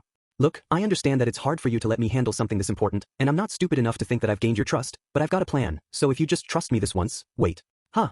Why are you so surprised? Going by everything that's happened so far, you'd think that this would signal the start of an argument, right? I imagined you'd say something like, do you really expect me to just let a good-for-nothing like you, whose only ability is to convert oxygen into carbon dioxide, handle something this important? Don't make me laugh. I'd expect a dog to do a better job than you. Then I, while hurt, would use the opportunity to renew my determination. I would never say something that mean. As Subaru exposed his exaggerated persecution complex, Sat Ella didn't look all that happy. However, clearing her throat, she fixed her amethyst eyes on Subaru and said, of course I would be lying if I said I didn't think that you were holding me back in any way, and just when I think you're finally being serious, to my chagrin you say something completely stupid, to my chagrin, huh? I haven't heard that in a while, joked Subaru. He sighed and relaxed his shoulders, unable to argue back. Still, even though you act like a jerk sometimes, it was because of you that we were able to keep that little girl from crying, and I don't think you're the kind of person to lie or do anything without thinking about it first, said Sat Ella, looking back over their much sidetracked journey thus far. So, I'll trust you. If this all works out I might even think that meeting you was all worth it. You know, if instead of that last part you had just looked up at me and said, please, do your best for my sake, I would have been totally pumped up to do this, you know? I can't force myself to say something like that, but, good luck. This was a girl who could not bring herself to lie for any reason. Alright, I'll give it my best shot, said Subaru, breaking into a smile before heading toward the entrance of the cellar. The trump card Subaru had, which he wasn't able to tell Sat Ella about, was the one thing out of what he had brought from the previous world that he could really consider worth anything. Because that thing probably didn't otherwise exist in this world, there was a possibility he could use it to barter. Subaru would have liked to avoid doing that, but at the same time he was fairly certain that in this world, Sat Ella's badge couldn't possibly fetch a higher price than his cell phone, and he didn't think he would have another chance in this world to use his cell phone this way. Is anybody home? Wait, the door's open. A sour, spoiled sort of smell drifted out of the entrance to the loot cellar. Subaru went to knock on the door, but from a gap in it, he saw that it wasn't locked. As he peeked inside, he could only see that it was incredibly dark. It's hard when there's not any kind of light. Well, considering the purpose of the place, I suppose it makes sense, and it even serves as a metaphor for the dark feeling of guilt in doing dirty business. Subaru stuck his head inside and tried to look around, but not even the light from the moon reached this place in the deepest part of the slums. He couldn't see an inch in front of his face. As Subaru prepared to go inside, he turned around to Sat Ella. I didn't hear anyone answer me, but I'm going to go ahead and go inside, so can you please keep watch? Are you sure? Wouldn't it be better for me to go instead? If on the off chance someone ambushes us and you're the one taken out, then it's all over. If I'm the one attacked, you'll be able both to help me and to strike back. This is the most reasonable way to do this, so please let's just go with my plan, okay? Sat Ella considered Subaru's plan. After a few moments of silence, she took out of her breast pocket a white crystal, which suddenly shone with a white light. At least take a light, and call me in whether someone's there or not. I know. Puck told us to be careful, so I'll be careful. This is really useful, by the way. You can find lagmite or just about anywhere. You really are ignorant, aren't you, Subaru? Said Sat Ella, unable to contain her shock, as she handed Subaru the lagmite ore. The crystal gave off a faint warmth along with its light, which was about as much illumination as you could expect from a candle. Okay, well then I'll go take a look. I don't think I'll be gone too long, but you can go ahead and eat without me. Oh, stop being so stupid. Be careful, okay? Gotcha. Also, Sat Ella, don't come in until I call for you, got it? The courage that Subaru had been building up to prepare himself to enter the cellar had pushed him just enough to say her name. Up until now, he had felt too embarrassed to say it, and had hesitated. After clenching his fist together, excited he was able to finally say it, he looked back at Sat Ella. What's wrong? Sat Ella was looking at Subaru frozen, with her eyes open wide. This reaction was far different from any that Subaru expected, and so he tilted his head in confusion. I'm sorry. It's nothing. Once we get my badge back, I'll apologize properly. I don't know what you're planning on apologizing for, but I'd rather hear a thank you instead. It would be even better if that thank you came along with a smile. You dummy. As those two words came out of her mouth, Sat Ella made a little bit of a smile, which Subaru made sure to burn into his memory. Even with his stupid jokes, Subaru was at last able to make her smile. If all of this turned out well, he would like to see that smile again in a brighter place. Alright, will it be a snake or a demon that pops out this time? Given the fantasy setting, neither option is one I can just laugh off, Subaru joked to himself, and with lagmite in hand, he carefully made his way into the cellar. In the dim light, Subaru could make out a counter in front of him, across from the entrance. The building must have originally been something like an inn. It looked as though they were using the first floor bar area without any major changes. On top of as well as behind the counter, which was probably serving as something like a reception desk, Subaru could see a lot of different items cluttered close together. There were small boxes and pots, swords and cheap metallic objects, and many other varied items. It was clear that all of these were stolen items, based on the wooden tags that were attached to all of them. The way the system works, if you rounded up all of these wooden tags and handed them to the guards, it looks like they could arrest everyone at once. However, as was usual with this line of business, there were probably some connections between this place and the not-so-upstanding citizens who offered support. Subaru was suspicious of where most of these stolen items ended up. Subaru ventured farther into the cellar, looking for Satella's badge. But just then, Subaru suddenly stopped, feeling something strange under the soles of his shoes. It didn't feel like he had stepped on something hard, it was actually the opposite. Like the ground he had stepped on was clinging to him, like there was something sticky on his shoes. He raised his foot and touched the bottom of his sneakers. He felt some sort of fluid, something strangely sticky that clung to his fingers, stretching as he pulled them away. It was something that instinctually made him feel uneasy. What is this? Subaru brought his fingers close to his nose and tried to smell it, but because of the stagnant air inside the building mixing with it, he couldn't quite pin it down. Unsurprisingly, he didn't have the courage to try tasting it. After wiping the rest of the substance on the nearest wall, Subaru, urged on by a feeling of unpleasant dread, put the lagmite out in front of him and started forward. Then he found the source of the slime. Wah! Subaru unconsciously let out a foolish sound as he looked on. In the small visible range of his light, what he first saw lying limp on the ground was an arm. Its hands' fingers were reaching out as if to grab something, but the other end of the arm, at the elbow, was missing the body it should have been connected to. Moving his light and following along the axis of the arm, Subaru saw a leg farther on ahead, a leg attached to a body. With the exception of one arm, that body had all of its other parts, though the throat area was cut wide open. It was the corpse of a large old man. Eek! Subaru squealed pointlessly as he realized what he was looking at. At that moment, Subaru's mind had blanked out. His thought processes had completely left him, and his hands and feet had frozen in place. There was a pause and then, well, you found it. That's just too bad. Now I have no choice, yes, no choice at all. Subaru thought that it was the voice of a woman. The voice was low and cold, the voice of a woman who seemed somewhat to be having fun. Gwa! Subaru didn't have the opportunity to turn around. As soon as he turned to face the voice, his body was blown away by an incredible force. He hit his back against the wall, and on impact let go of his lagmite, and darkness closed in as it tumbled into the distance. But Subaru wasn't thinking about that. What now ruled over his consciousness was, a heat assaulted Subaru Nagatsuki and completely overwhelmed him. This is really not good. Feeling the hard texture of the ground against his face, he realized that he had fallen face down on the ground. He couldn't move even when he tried, and he already couldn't feel his fingers. What he did feel was heat, and it overwhelmed his entire body. He coughed and vomited the blood he felt rising in his throat, the source of his waning life. So much came out that it frothed at the edges of his mouth. With his hazy vision, he could see the ground in front of him stained red. You've got to be kidding me. All of this is mine? Feeling as though all of the blood in his body had spilled out of him, he reached a shaking hand to try to find the source of the heat that was burning through his body. As his fingertips reached the large cut in his stomach, he understood. No wonder it felt so hot. His brain must have been mistaking pain for heat. The clean cut that ran through his torso was so deep it had almost cut him in half.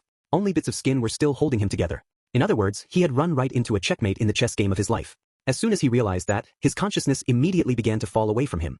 Now, even the heat that had been ravaging him disappeared, and the unpleasant feeling of touching his own blood and organs vanished as his consciousness continued to fade. The only thing left behind was his body, which refused to follow his soul. Right before his eyes, he saw a black boot step down and make ripples in the red carpet of his fresh blood. Someone was there, and that someone was probably the one who killed him. But he didn't even think to look that person in the face. It didn't matter anymore. The only thing he did wish for was that at least she would be safe. Baru. He felt as if he heard a voice that rang like bells. That he heard that voice, that he could hear that voice, felt like salvation to him more than anything else, so... With a short scream, someone else fell upon the carpet of blood. She fell right beside him. There he was, weakly attempting to reach her. Her white hand fell, powerless. He lightly grasped it in his own blood-stained grip. He felt the fingers of her hand move slightly to grasp his own. Just you wait, he seized his fading consciousness, pulling it desperately back around to buy a bit more time. I'm going to find a way to save you. In the next instant, Subaru Nagatsuki lost his life. Chapter 2A Struggle Too Late 1. What's wrong, my man? You're staring off into space. Ah, When a man with a white scar across his stern face spoke to Subaru, that's all he could respond with. The man with the scar twisted his face. Look, I'm asking you what you're going to do. Are you going to buy that apple or not? Ah, an apple. You want to eat one, right? You started talking to me, and then you suddenly stopped and stared off into space. I almost freaked out. So, what'll it be? The muscular, scar-faced man put a round, cute-looking red fruit into the palm of Subaru's hand. Whatever it was, it looked almost exactly like an apple. After Subaru looked at the fruit and then back at the man's face, he said, No, I mean, didn't I tell you already? I'm forever and everlastingly broke. You kidding me? I've had enough of you wasting my time. Get out of here. I've got a job to do. I don't have time to deal with your nonsense. The man annoyedly pushed Subaru aside and went across to another part of the shop. Subaru continued to look around, puzzled. What's going on? He was so flustered, it was a miracle he was even able to get a sentence out as he tossed his questions around. The main road was full of people as always, and apart from the lizard carts that would pass by, the full width of the street was filled with pedestrians. It was still at a time when the day was bright. It wasn't as though it was really hot outside, but it would be enough to make you think that the wolf-like half-humans walking around in their fur coats must be sweating. But this is totally not the time to be reflecting on the state of the setting. Subaru held his head in his hands and twisted about, and his strange poses of distress were enough to gather curious glances from all around. However, now, Subaru really didn't have the capacity to worry about that. After all, it was just night a minute ago, wasn't it? The sun was high in the sky. At the very least, according to what Subaru had sensed, it should already be night. The night flipped immediately from night to noon. The change was so sudden it reminded Subaru of when he was summoned to this world in the first place. However, that and this were under completely different conditions. My stomach isn't cut open, is it? Subaru lifted up the top of his tracksuit and looked at his stomach. Earlier, it had been cut open with what must have been a large blade, and he had bled so much that he was sure he was going to die. However, not only was the wound not there were not even any traces of blood. Actually, Subaru's beloved tracksuit wasn't even dirty. The convenience store bag he held in his hand was also as full as it had ever been, and his cell phone and wallet were where they should be. In every sense of the phrase, he was back to square one. It was enough to make him feel like he was going crazy. Realizing there were gaps in his memory, Subaru tried to think of what happened right before he had lost consciousness. His stomach had been cut open and he was moments from being killed. He thought that he had heard a woman's voice. He had found a corpse in the loot cellar, and the person who probably had killed that man attacked Subaru. In that state of near death. That's right. Sat Ella. Sat Ella, who must have been worried about Subaru and entered the building, had also been cut down by the same weapon that took him out. As soon as Subaru realized that, he felt his innards twisting in pain. The feeling of guilt was even stronger than the feeling of pain he had felt when he himself was attacked. Wasn't I told to take care of Sat Ella? Subaru thought back to Puck's words right before he disappeared. The promise Subaru made with that cat certainly wasn't a joke. Despite the fact that there were at least 3 times he should have turned back, he had missed every opportunity to do so. Sat Ella had told him as well. If anything happened he was to call her. He didn't even do that. Am I an idiot? Well, of course I am. I don't even have time to just hang my head depressed like this. I've got to go find Sat Ella and Puck. Both of them might be dead. When that thought crossed his mind, Subaru shook his head to brush it away. Subaru didn't have any positive qualities, and he couldn't make himself useful at all. He was something like a mob character, or at best the comic relief character, and yet he was still alive. If that were the case, there was no way that good-natured Sat Ella, who could use magic and wasn't honest with herself but was true to her ideals, or that aloof weirdo spirit cat could be dead. At the very least he didn't want them to be. At any rate, I've got to go back to the loot cellar. Since that was the last place he was in before his consciousness was cut off, there must be some kind of hint left there. As soon as he thought of that, Subaru moved to act. This was where his quick decision-making could shine. In the previous world, most of that was used in decisions like, I'm not going to school today, but right now it was important for him to act quickly and cut off all his doubts. However, as soon as Subaru had made his decision and was ready to go, hey kiddo, how about let's have some fun? Subaru unfortunately had his path from the alley cut off by 3 men. When Subaru looked at who had talked to him, he couldn't help but gape. Hey, what's with the stupid look on your face? I bet he doesn't realize the mess he's gotten himself into. How about we tell them, said another man in the group mocking Subaru, as they smiled with sinister smiles. After staring at the men for a little longer, Subaru felt as though he was being forced to watch a farce. There were 3 men. Even if you were trying to be nice, you couldn't call them well put together. Their bad personalities and bad upbringings just seeped out of them. They were classic thugs. With all of this, Subaru was feeling an incredible sense of déjà vu. Did all of you guys hit your heads on something while I wasn't looking? These were the same guys who had served as the reason for Subaru and Satella's meeting just hours before. Sure, they were nothing more than mob characters, but it was hard to imagine that 3 other guys with the exact same faces were doing the exact same thing. In other words, now that you found me alone, you want to get revenge, is that it? I understand that you want to kick me when I'm down, but this is really not the time for me to be dealing with you. You guys, what the hell are you babbling about? Have you lost your mind or something? Subaru had wanted to just talk his way out of this, peacefully, but given the way these guys were acting, even Subaru was starting to get ticked off. The only reason that he wanted to solve the issue peacefully in the first place was because he was in a hurry. Normally, Subaru had a pretty short fuse. Now listen here, kiddo. If you just put down everything you've got and walk away, we'll let you go. Ah, is that right? Everything I've got. Gotcha. I'm in a hurry, so that's fine with me really. But you've got to get down on all 4s and act like a dog first. Say, save me please, too. Alright, I've had it with you idiots. They just had to push it too far, didn't they? Subaru had already lost it. The men weren't prepared for Subaru's sudden change of attitude, and were shaking. Of the 3, as they stood dumbfounded, Subaru picked the skinniest of the group to hit first. It was the one who had the knife, the source of Subaru's defeat before. You're first. Guys like you who don't know the preciousness of life can go to hell. Subaru landed an uppercut on the man's jaw with all his strength, and then threw a punch into his open abdomen. The man slammed against the wall and was out like a light. Subaru immediately moved to trip the next man beside him. Unable to react, the kick landed and the man fell over. As soon as he was down, Subaru tackled the remaining man. His tackle aimed low, and with the force of it he was able to carry the man and slam him into the wall. After the man lost his breath from the impact of his back against the wall, Subaru landed another kick to finish him. Subaru then turned around to the man he had just tripped and motioned him with his hand. Now it's one-on-one. Come at me with all you've got. Who are you to act all fair and square with that surprise attack? You little punk. The man ran at Subaru and grabbed his collar, trying to push him into the wall. Not good enough. Subaru yelled, and took hold of both of the man's wrists and pulled them away. Looking at the startled man's face, Subaru's expression twisted into a fiendish smile. Don't underestimate the free time of a truant. I spent so much time swinging around a sword because I didn't have anything better to do that my grip strength is over 70 kilograms of force. I can bench 80 kilos too. The man cried out as Subaru crushed his wrists, and as soon as he had broken his stance, Subaru struck him with his elbow, and the thug cried out. As Subaru spun around behind him and put his arms around his waist he said, if I accidentally kill you, don't hate me too much for this, but I've always wanted to try doing a suplex on someone without mats. Subaru lifted the man up part of the way and then threw him backward.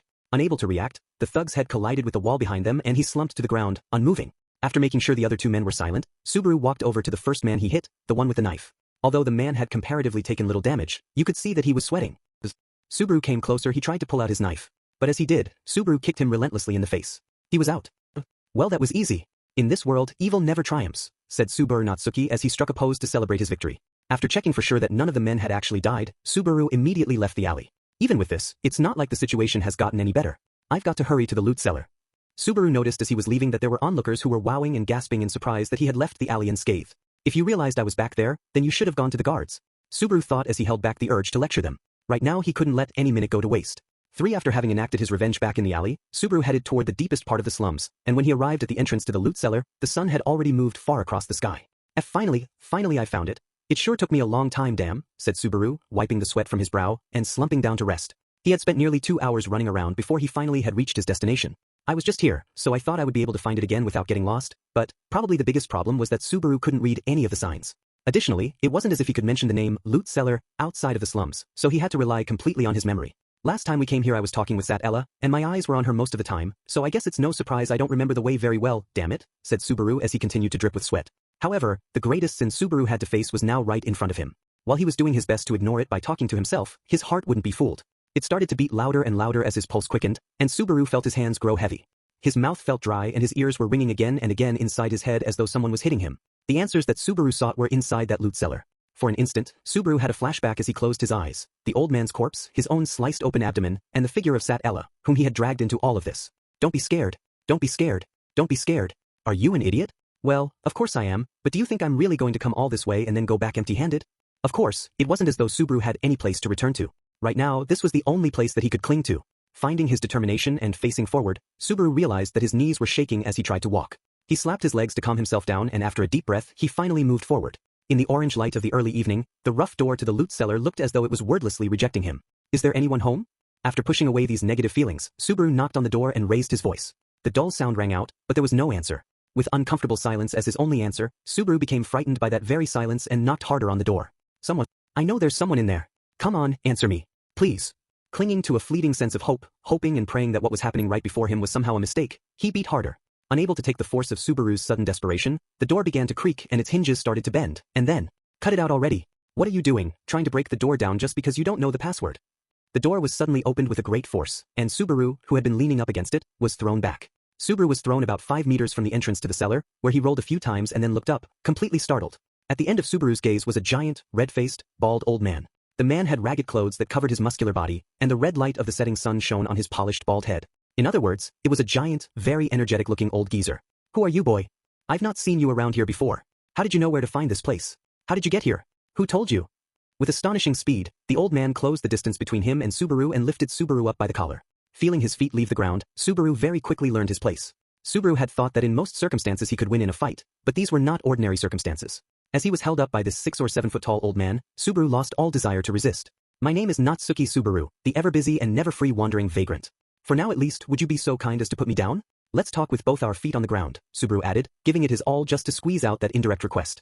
For while his violent first encounter in the place had left a terrible first impression, in the end, Subaru was let into the loot cellar. Subaru had described the man from whom he'd first gotten information about the loot cellar, and told the giant old man that he was the one who introduced him to the place. In front of the counter that was facing the front door, Subaru sat on a fixed chair meant for visitors and shifted uncomfortably. There were splinters sticking up out of the seat, and they kept poking him in the rear. If he'd had to go to the bathroom, those splinters could have been the trigger to make him pop. Why do you keep moving about like that? Are you that concerned about where your balls are? Of course not. My boys are just fine. But really? That's the first thing that comes out of your mouth in this situation. Giant was the best way to describe the old man, since he wasn't just tall, and he looked cramped as he bent down behind the counter. When he came back up, he had a bottle of liquor in his hand, and after pouring himself a glass, brought it to his lips. Well, you interrupted my drinking time. I hope you have a good reason for coming here. If not, that's just terrible. The sun's just started to set and you're already drinking? You're going to die an early death if you keep that up. With that retort, Subaru, holding his chin up with his hand and elbow on the counter, took a quick look around the inside of the loot cellar. There was not a single trace of the tragedy that Subaru had witnessed the previous evening he had been here. As he looked at all of the various stolen items strewn about the room, he couldn't tell whether they were organized in some way or not. The old man noticed Subaru looking about, and narrowed his eyes in a knowing way. So, kid, are you interested in some of these goods? He said, striking right away at the heart of the matter. The giant old man, who had given his name as Ram, smiled as he poured himself another shot of liquor into his dirty glass. There are really only two reasons that people come to this place. They're either bringing something in they stole, or they have some business with the stolen items themselves. Well, one of those is one of the reasons I'm here. One of the reasons. So that means you've got some other business being here? Ram raised one of his eyebrows as Subaru gave a conditional agreement. Subaru nodded, and then, reluctantly, knowing full well that he probably wasn't going to be taken seriously, said, "This may sound a bit odd, but, old man, have you, died recently?" Subaru decided not to add in the details about the decapitated arm or sliced throat. Old man Ram opened his gray eyes wide for a few moments before, as if to signal time starting back up again, he broke into a laugh. "Ja, I was wondering what you were going to say. Now I may be an old man with not much time left to live, but too bad, I haven't died yet. I suppose when you get to this age, I don't imagine it being that far off though." Apparently, Ram took Subaru's question as some kind of edgy joke, and took out another glass for Subaru. "Want a drink?" Subaru refused the alcohol with a hand signal, followed up by a, "Sorry, not right now." Subaru had managed to get his first question out, but the others inside him were multiplying. The corpse that Subaru had seen in the loot cellar, there was no question about it. It was definitely the corpse of the old man who was sitting in front of him right now. Sure, it was dark, and it was the first time Subaru had ever seen a corpse, so it wasn't as though he'd been in a perfect state of mind. However, this old man had so many characteristic features about him, Subaru couldn't imagine mistaking him for someone else. But Subaru could turn the question he just asked on himself. He too had been inflicted with mortal wounds as well. Subaru started to think that it had somehow been all a dream. He wasn't sure he could trust what was inside his own head. Was all of what happened here really a dream? If it was, then how much of it was a dream, and why am I here in the first place? The burning pain Subaru had felt, the warmth he felt from that girl's touch, the overwhelming pangs of guilt. If they were all just some leftover traces of a dream, then why was he here right now? It would make more sense to say that everything since he'd been summoned to this world in the first place was a dream. "Ram, have you seen a silver-haired girl around here lately?" "Silver hair? No, I can't say I have. Silver hair's one of those things that stands out in a bad way too, so even if my memory's starting to fail me, I don't think I would have forgotten if I saw someone like that," said Ram, following up with a laugh. But that didn't make Subaru feel any better. Ram must have noticed the seriousness in Subaru's expression, because he wiped his own smile away and said, "Drink," putting a glass in front of Subaru again. Ram tilted the glass and filled it up full with an amber-colored liquid. Seeing that Subaru did nothing but stare silently at the glass, once more he said, "Drink." "I'm sorry, but I don't feel up to it right now. Plus, I'm not so much a little kid that I want to drink to act like I'm cool." "What are you talking about? Drinking and acting up is exactly what kids like you are supposed to do. So go ahead and take a big gulp and burn up your insides. When you do that, you'll be able to cough up a bunch of things you've got stuck inside because they won't be able to take the heat." "So drink," said Ram a third time, pushing the glass on Subaru. Overpowered by his attitude, Subaru took the glass in his hand and brought the amber liquid to his nose. A strong smell of alcohol struck the inside of his nose and Subaru's face twisted as he almost started coughing. However, despite all of Subaru's resistance, there was a part of him that wanted to do as Ram said. Subaru had thought that drowning one's troubles in alcohol was the mark of a lame adult, but, "All right, here goes." Subaru tilted the glass and drank all of it in one gulp. Immediately his esophagus began to scream as it was burned. Subaru slammed his glass on the counter. "Arg. Gah. That's terrible. It's hot. It's so bad. Disgusting. You don't have to say it that many times. Come on. You're going to lose out on half of the fun in life if you can't understand how good liquor tastes." As Subaru spewed out comments along with the heat from the liquor, Ram yelled at him and drank again. This time he took the whole bottle up and gulped from it. After drinking about 3 times as much as Subaru just had, Ram gave a mighty burp and smiled. "But still, you should be proud of yourself. That was good form there. So how about it? Do you feel like letting any of that stuff inside you out now?" "Yeah, just a little. Old man, it's time for me to take care of that one other reason I'm here." Turning the old man's smile back with a wicked smile of his own, Subaru wiped his mouth with his sleeve and pointed into the back of the cellar, where it looked like most of the stolen articles of value were concentrated. Ram's face took on an air of seriousness, and Subaru told him directly, "I'm looking for a badge that's got a jewel embedded in it, and I want you to let me have it." This was Subaru's original goal. Other than confirming Satella's safety, it was the main reason he was here, to retrieve the thing so important to Sat Ella that she would face danger just to get it back. Even while Subaru still felt insecure about the state of Satella's well-being, he thought that if he could at least get a handle on the state of the badge, he would have a clue toward finding her. After Subaru had stated his goal with all of his emotions thrown behind his words, Rum made a difficult expression on his face before replying. A badge with a jewel? I'm sorry, but no one's brought in anything like that. Really? Think long and hard about it. You sure you're not going senile yet? If I can't remember when I'm at my best with liquor running through me, then I really have to say I don't know. However, just as the last thread of Subaru's hope was about to be cut, Rum gave him a sly grin. Someone's made plans with me to bring something in later today. I'm told it's something valuable too, so it might just be the thing you're looking for. Is the person bringing it in by chance a girl named Felt? That's exactly the case, but what? You actually know the name of the thief who took it? Subaru couldn't help but strike a victory pose. Just as he'd thought he had lost all of his leads, things had connected once again. Felt's name had just come up. Felt, the name of the girl who had supposedly taken Satella's badge. If that were the case, Felt's existence would prove Satella's existence. At the very least, Subaru would be able to be sure that Sat-Ella wasn't some figment of his imagination. I was just about to think that my love of silver-haired heroines had made me delusional. I'm sorry to interrupt your strange sense of relief there, but you don't have any guarantee that you'll be able to buy back the item even if she brings it here. If it's got a jewel embedded in it, it's going to fetch a high price. You can look around at me all you want, but I'm sorry. I've got nothing. I am eternally and peerlessly penniless. Then you're out of luck. Rum yelled back, taken by surprise. But just as he did that, Subaru lifted up a finger in front of his face and waved it back and forth. Tisk tisk tisk. It's true, I may not have any money. However, in this world, you do not necessarily need money to obtain things. There's this wonderful system called barter, haven't you heard? Rum didn't argue back, he just nodded in silence, egging Subaru on. Subaru dug around in his pants pocket, and in his hand when he took it out was, what's that? It's the first time I've ever seen anything like it. This object that I now raise up is a fantastic magical item that can be used to freeze any object in time. It is called a cell phone. It was a compact size, white-colored, thin model cell phone. As Rum looked on amazed at this mysterious item he had never seen before, Subaru quickly moved his fingers and a moment later a white light flashed in the darkness inside the building.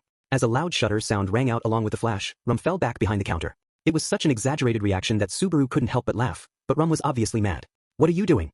Are you trying to kill me? Don't think you can fool me with your funny moves. Wait, calm down. Take a deep breath, relax, and come over here and take a look. Rum was still red in the face, and it wasn't because he had been drinking, but nevertheless Subaru held out his cell phone in front of him. After a doubtful look at Subaru, his eyes opened wide as he looked at what was in front of him. This is my face. How did you do that? I told you, didn't I? This is a fantastic item that cuts out a piece of time and freezes it. Using this item, I cut out a bit of your time, just before now, and sealed it within this device. Then, Subaru changed the direction of the camera and pointed it at himself, and took another picture. When he showed the screen to Rum again, it showed Subaru making a peace sign. It cuts out little pieces of time, just like that. So how about it? Pretty rare, huh? I can't get terribly excited about that lame pose of yours, but this really is, After insulting Subaru's pose, Rum looked very intensely at the cell phone. Subaru made a fist and squeezed it, emboldened by the fact that Rum seemed more interested than he expected. This is my first time seeing one of these, but, basically, this is a Misha, isn't it? A Misha? Subaru was about to say, it's just a flip phone, but caught himself. Rum nodded again. It's what you call things you can use to do magic without opening up a gate, like magic users do. That said, they're mostly used as gifts rather than tools, so magic items were called Misha. Subaru nodded, thinking the word fit pretty well. Rum, who had continued to look closely at the cell phone, finally put it back on the counter. I'm not sure I can put a definite price on this. I've worked here in the loot cellar for a very long time, but this is my first time handling any Misha. I can say, though, that it certainly would sell at a high price. It seemed that rare items commanded attention in any business, even for those working the black market. Rum's voice had quickened in excitement, and he rubbed the tip of his chin as he looked down at Subaru. To be honest, even if it has a jewel embedded in, exchanging something like this for a purely decorative item really puts you at a loss. You'd be better off trading it for something more expensive. Well, really, you can't compare it to any of this stolen junk I have here. For someone involved in illegal activities, it was strange for Rum to give him such a kind warning, and Subaru responded with a weak smile. To anyone else, what Subaru was trying to do must seem stupid.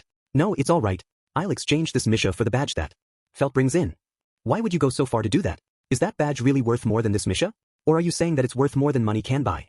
Asked Rum, unable to come to terms with Subaru's decision. Honestly, if Subaru was in the same position as Rum, he thought he might have said the same thing. Actually, I haven't seen the badge myself yet, but I don't think that it could be worth more in money than this cell phone, and I'm sure I'm going to be taking a loss. If you understand all of that, why do you want to go through with it? Isn't it obvious? I want to take a loss. Rum blinked a few times at Subaru, but at the same time Subaru felt a sense of exhilaration, because this was his answer. I want to pay someone back. I'm someone who always feels like they have to return a favor. I'm one of those modern kids who can't handle the feeling of being indebted to someone. I wouldn't be able to sleep at night.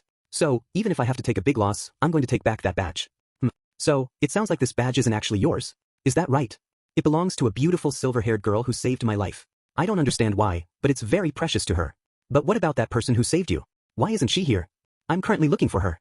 Actually, right now I'm not even sure she's not a figment of my imagination that I created because I was feeling down. Subaru gripped his fist and laughed off his previous anxiety by putting it into words. Subaru was going to get this badge back, and then once again meet that girl. He wanted to see her smile. You're quite the idiot, aren't you? Laughed Rum as he looked on at Subaru and his determination. 5 After having gotten through the first round of negotiations, Subaru spent the next while chatting with Old Man Rum. Given how interested Rum seemed to be in the Misha, Subaru mused to himself that gadgets were something men were fond of, no matter what world you were in. Whether it be your clothes or this, you've really got a lot of strange stuff on you, don't you? I mean, these things here are delicious. I know, right? Hey wait, I thought you said a bite. Those are my corn chips. That's the last food I had on me. Oh, don't be so stingy. If you keep something as tasty as this all to yourself, you're gonna fall straight to hell, I tell ya. Oh, and you won't, for eating all them yourself. Blaming others while you're doing the same yourself is a really bad habit of you baby boomers. I said, stop eating those. Subaru thought he was just being kind by sharing some of his snacks, but after seeing them all get eaten like this, he sure did regret it. As he put his empty snack bags back in his convenience store bag, he was close to tears. By the time they both heard a knock on the door, it was already quite close to sunset. It was just as Subaru was starting to doze off, and when he looked up, he saw Rum move his giant body lightly toward the door. After quietly putting one ear against it, Rum whispered, to the giant rats? We give poison. To the great white whale? We lend a fishing hook. To our most honorable great dragon? We say, burn in hell. To each of Rum's short questions came a curt answer. Along with the special knock, those had to be passwords. Satisfied with the answers, Rum unlocked the door. Sorry I took so long, Old Man Rum. I had someone really persistent on my tail, and it took me a long time to lose With a friendly tone in her voice, a young girl slipped past Rum, bragging of her exploits. The girl's blonde hair was semi-long, and her eyes were red like a rabbit's. From the side of her mouth peeked a mischievous canine tooth. The clothes she was wearing looked easy to move in, but they were in tatters. Subaru stood up without thinking, causing a clatter. The girl immediately looked his way and wiped the smile from her face. Who's this? I told you I was going to bring something big, so I didn't want anyone to be here, didn't I? I understand how you feel, but that kiddo there has some business with you, Felt, and it's not completely unrelated to that big thing you said you were bringing in. Rom's answer only made Felt more suspicious. By the way she was unconsciously drawing her hand close to her chest, it appeared that that's where she was holding the badge. Felt continued to be on her guard as she looked at Subaru.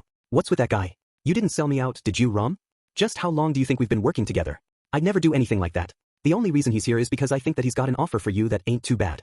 Rom winked at Subaru, right? While feeling disgusted at being winked at by an old man, Subaru cleared his throat to help dispel his nervousness and, ignoring Rom's continued gaze, turned to face Felt. You don't have to be so nervous. Why don't you just sit down and have a glass of milk first? Stop it with that stupid face of yours. I can tell you don't know what you're doing. Look, I don't know what you're scheming, but I'm not interested in anything you have to say, unless I'm sure it means more money for me. So go ahead and get straight to the point. Felt's reaction was cold. Subaru's shoulders fell at how bad his first impression went by, but I begged this old man here to give me some time to talk to you, but my business is actually with that jeweled badge you have hidden away in your pocket there. The girl raised her eyebrows along with the level of her caution. Subaru knew not only about her theft, but exactly what she stole. But Subaru raised both of his hands in front of her, trying to calm her down. I'm not planning on doing anything. I've only come here to talk. That is, to negotiate. Subaru then, with his two hands still in the air, pointed down at a small table near the counter. Let's aim for a result where both of us come out on top. In other words, a win-win situation. After a short pause, Felt nodded, and both sat down on either side of the small table. Rum then poured 2 glasses of milk and set both in front of them. I'll give you the place in this milk, but you're on your own when it comes to negotiating. Don't worry, I've come here prepared to have everything taken from me. Just watch me as I lose it all, said Subaru, punching his fist into his other hand as if he was bragging, about to enter a fight, though saying nothing to be proud of. Rum snorted, but Felt, who had already begun to drink her milk, twisted her face. Hey Rum, you haven't watered this milk down, have you? It tastes terrible. Why does everybody have to insult the drinks? I'm showing you some kindness here, said Rum before taking his giant hand and rustling Felt's hair. Subaru thought it looked as though Rum was going to tear Felt's head off, but it was clear from Rum's face that he meant no harm and was just patting her head like any old man would his grandchild. Plus, Felt looked used to it. You two look closer than I thought you would be. I'm getting lonely over here all by myself. Don't say something wimpy like that when you've got a face that looks just as awful as this old man's. I've had my face insulted before, but really? As bad as this guy? Come on, yelled Subaru, shocked as he looked back up at Rum's bald head and was stricken with horror. While Subaru didn't have the most handsome features and was often mistaken for some kind of thug, he didn't think they were so bad as to be compared with this 6-foot-tall giant of an old man. You're right. Sorry about that, I went too far, replied Felt. Here's where I'd want to say that, to make it up to me, I'd like you to call me Big Brother, in a cute voice for the rest of the discussion, but I'll go ahead and forgive you for now. You've got to be careful so you don't say anything too hurtful or, Rum, what's wrong? I'm really beginning to think you two have teamed up together just to come in here and make me angry. Rum was smiling, but a vein was popping out of his forehead. Subaru and Felt looked at each other and shrugged their shoulders. Rum let out a deep sigh. Just when I thought Felt had made a new acquaintance around her age, you turn out to be just as twisted as the others. Rum, please. I know you think you're helping, but I'm going to ask you to stop saying such embarrassing things, said Felt. Plus, around her age? Although I suppose from your perspective everyone else looks like they're in the same age group. Subaru took another look at Felt, but even taking into account the fact that she was probably thinner than she should have been, she looked about 12 or 13. If you wanted to give her the benefit of the doubt and stretch your imagination, she might have been able to pass for 14 years old. It was enough of an age difference for Subaru to feel embarrassed if Felt were referred to as his acquaintance or friend. But Subaru's analysis aside, Felt and Rom's argument continued. On without him. What do you think is going to happen to you if you keep up this lone wolf attitude of yours? Sooner or later, I'm going to get too old to be able to take care of you anymore. Do you really think you can make it on your own? Just how many times have you told me this already? Isn't it a mark of senility to say the same thing over and over again? But other than that, it'll be a long time before you're too old for anything, and before that happens you'll do what? Subaru said, jumping in, as Felt's sentence trailed off. Felt suddenly looked up, irritated. Given that he seemed to have asked a question he shouldn't have and was in danger of wrecking the mood, Subaru cleared his throat. They had gotten very sidetracked, and it was time to return to the main point. Anyway, let's go ahead and start our negotiations. So, Felt, you've got that badge, right? Yeah, I do. Subaru cut straight to the point, and in response, Felt answered honestly. Reaching into her breast pocket, Felt took out something and set it silently on the table. It was the badge that Subaru had been looking for. What first stood out to Subaru was a design on it that was in the shape of a dragon. The badge itself was about the size where it would fit easily in the palm of your hand. While Subaru couldn't exactly tell what material it was made out of, the design of the winged dragon was intricate, and in the dragon's open mouth was a red jewel that made it look very unique. Subconsciously, Subaru was drawn to the sparkle of the jewel in the badge's center. So, Felt's voice caught Subaru's attention and brought him back to where he was. She then slid the badge over to the edge of the table, as if to remind him that it still wasn't his yet. Now it's your turn to show me what you've got. As you can see, this is no ordinary badge and I went through a lot of trouble to get it. If you can show me something that will match both the badge and my efforts, we can both be happy, right? While I see you're trying to test me with that evil-looking smile of yours, I'm sorry. I've only got one card to play. After all, you would have to look far and wide to find one as destitute as me. Subaru proudly threw out his chest, but Felt didn't look all that happy. The moment I say, poor, everyone makes that face at me, don't they? Thought Subaru. But Subaru's feelings aside, he went ahead and played his only card. Subaru slapped his cell phone on the table, and just as he thought, Felt looked confused. However, that reaction was just the kind he was looking for. Subaru started up the cell phone's camera. Take this. 9 frames per second continuous shooting. What are you? Hey, what's with that noise and why is it so bright? A white light flashed and a mechanical-like shutter sound went off several times at a rapid pace. Felt seemed like she had something to say about Subaru's terrible breach of manners, but before she could open her mouth, Subaru held the cell phone screen in front of her face. Upon seeing her own self on the screen, she opened her eyes wide and said, That's right. I made a copy of you.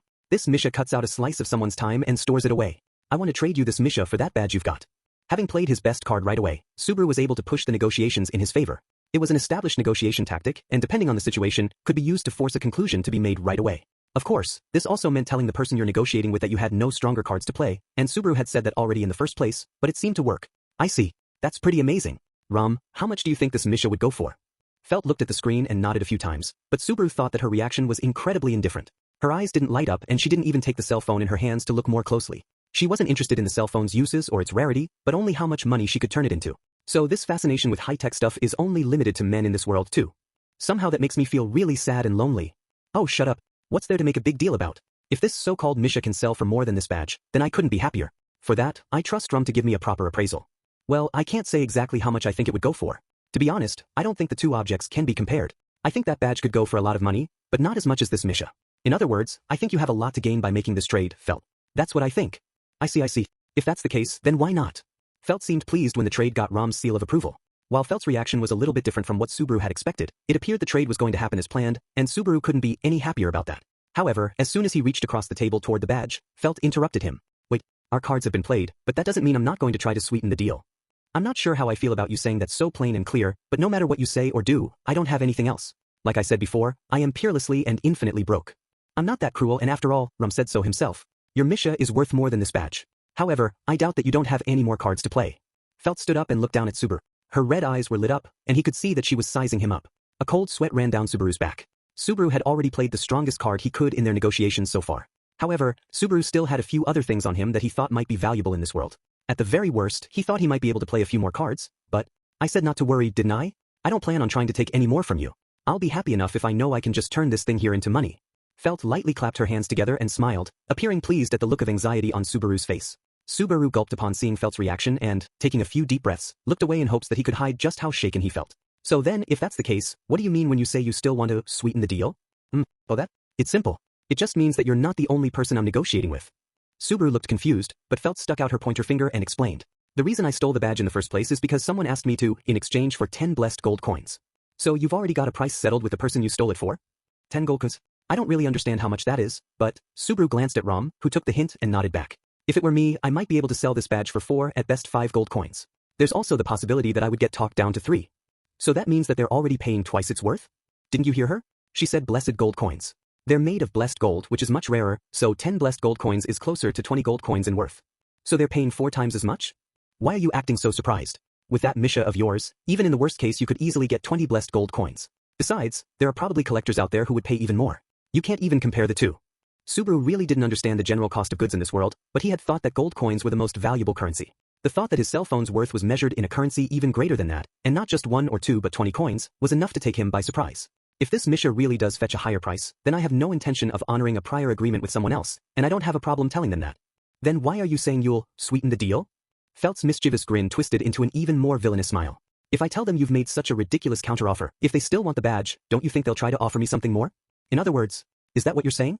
If the other side turns around and offers more than 20 blessed golden coins, then if you don't show me all the rest of your cards, you won't have a chance. Felt's villainous smile had become so villainous it had reached a breaking point and become more like something refreshingly triumphant as she said those last words. On the other hand, with this ominous turn of events, Subaru's expression started to cloud over. So when are you planning on meeting with this person who commissioned you to steal the badge? I assume you'll let me sit in on the negotiations, right? Of course, if I put you at too much of a disadvantage, I might end up losing some of the money there is to be made. But don't worry about the location, we're meeting here, Felt said, tapping the edge of the table with her finger, before leaning against the back of her chair and looking up at Rom. As long as old man Rom's around, most people will forget about using violence as an option. Just the thought of having to fight this scary old man sends shivers down your spine, don't you think? Felt looked to Subaru for agreement, and after one quick glance at Rom, Subaru nodded several times. On the other hand, Rom didn't seem too bothered about their having that kind of opinion of him. You really can't do anything without me, can you, Felt? I worry about you. Would you like another glass of milk? I also have some other things that are a little sweeter.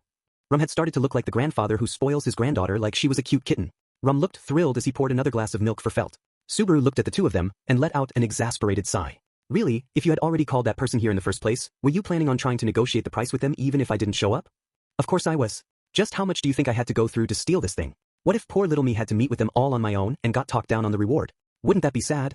Poor little me, huh? Felt was small and thin, and though from that outward appearance one might be tempted to describe her as such, given how strong and stubborn a personality she had, Subaru had a problem thinking of her as helpless.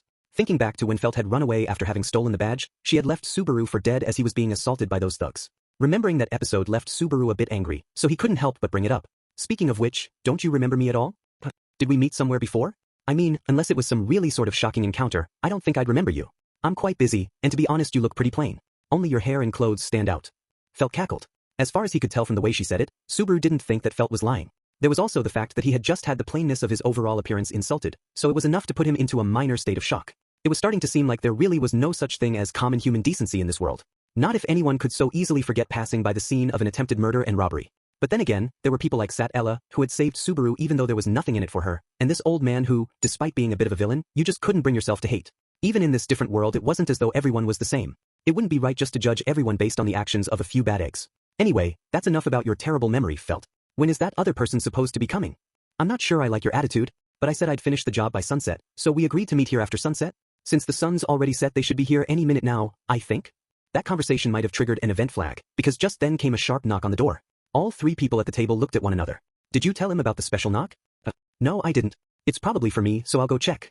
Felt stuck her tongue out at Rom and she leapt from her chair and went over to the door. The way she acted, you'd think she owned the place. You really okay with letting her get away with that? Subaru said as he turned to Rom. Well, it's not like I just met her. We've known each other for a long time. I suppose I can let her depend on me every now and then. Subaru thought Rom actually looked very happy to be depended on, as the old man went into the back of the cellar and returned with a large club. The club was about the length of a bamboo kendo sword, and it seemed to be made of wood. At the tip and sticking out in various places were sharp points, and it looked like a clean hit would easily leave a fatal wound. The closest thing to compare it to would be a bat with nails in it, but even in this world it looks like clubs are pretty standard equipment. Wielding a club like that seemed to suit the 6-foot-tall, muscle-bound old man. Subaru thought that if his clothes were a bit more torn and he was wearing a loincloth it would be an even more perfect fit. Upon seeing your uncivilized figure in all its glory, even I can't help myself but wince and smile at the same time. You sure like to run your mouth, don't you? Just who do you think you have to thank for getting this far? Woe is me, Rom added, shaking his head. Subaru looked back at Rom for a few moments. Well, to be honest, I'm very thankful for your help. It's not like everything's over yet, but I'm almost there, and the only reason things have been going so well for me is because of your help, so, thanks. If you suddenly start being honest with me like that, I'm not going to know what to do, said Rom in response to Subaru's thanks, scratching at his bald head before letting out a deep sigh. You have more to thank yourself for in finding this place and making use of what you had on ya. I haven't done anything deserving of your thanks. You know that's not true. After all, Rom, you knew that Felt was planning on discussing the price of what she stole here with someone, right? Then, as soon as you heard what I had to say, you had all the reason to just throw me out. You're the one who gave me a chance to even talk to Felt. Of course, it was my efforts, that took it from there. It was important so Subaru had to say it twice. As Subaru proudly pointed his thumb at himself, Rom's expression grew complicated and he was silent. Thinking that Rom had finally grown tired of his antics, Subaru started to regret his eagerness to praise himself. I wouldn't call the way I feel about it, thanks, but if either of us is to thank the other, it should be me rather than you, teared Ram, softly, just as Subaru's feeling of regret was starting to show on his face. The old man's wrinkles deepened as he put on a smile. There's the fact that you have a Misha and then there's your clothes and the look about you. You come from a pretty well-off family, don't you? Well, I wouldn't exactly say that, you don't have to hide it. I bet that you can't make public the fact that Felt stole that badge. If for nothing else, I'm very grateful of the fact that you're trying to settle this in a peaceful way. It seemed that Ram had formed his own conclusions about Subaru's mysterious background, and that inside his head, Subaru was something of a very thoughtful gentleman. Felt and, we've been together about as long as she can remember, since when she was a little girl, Ram said. I remember you saying something like that a little while ago. Have you two been here that whole time? Subaru nodded his head in the direction of the surrounding slum area. Ram nodded. In a place like this, everyone's just struggling to survive. In that kind of environment, the young ones tend to gangs from others like them, but Felt really isn't suited to that.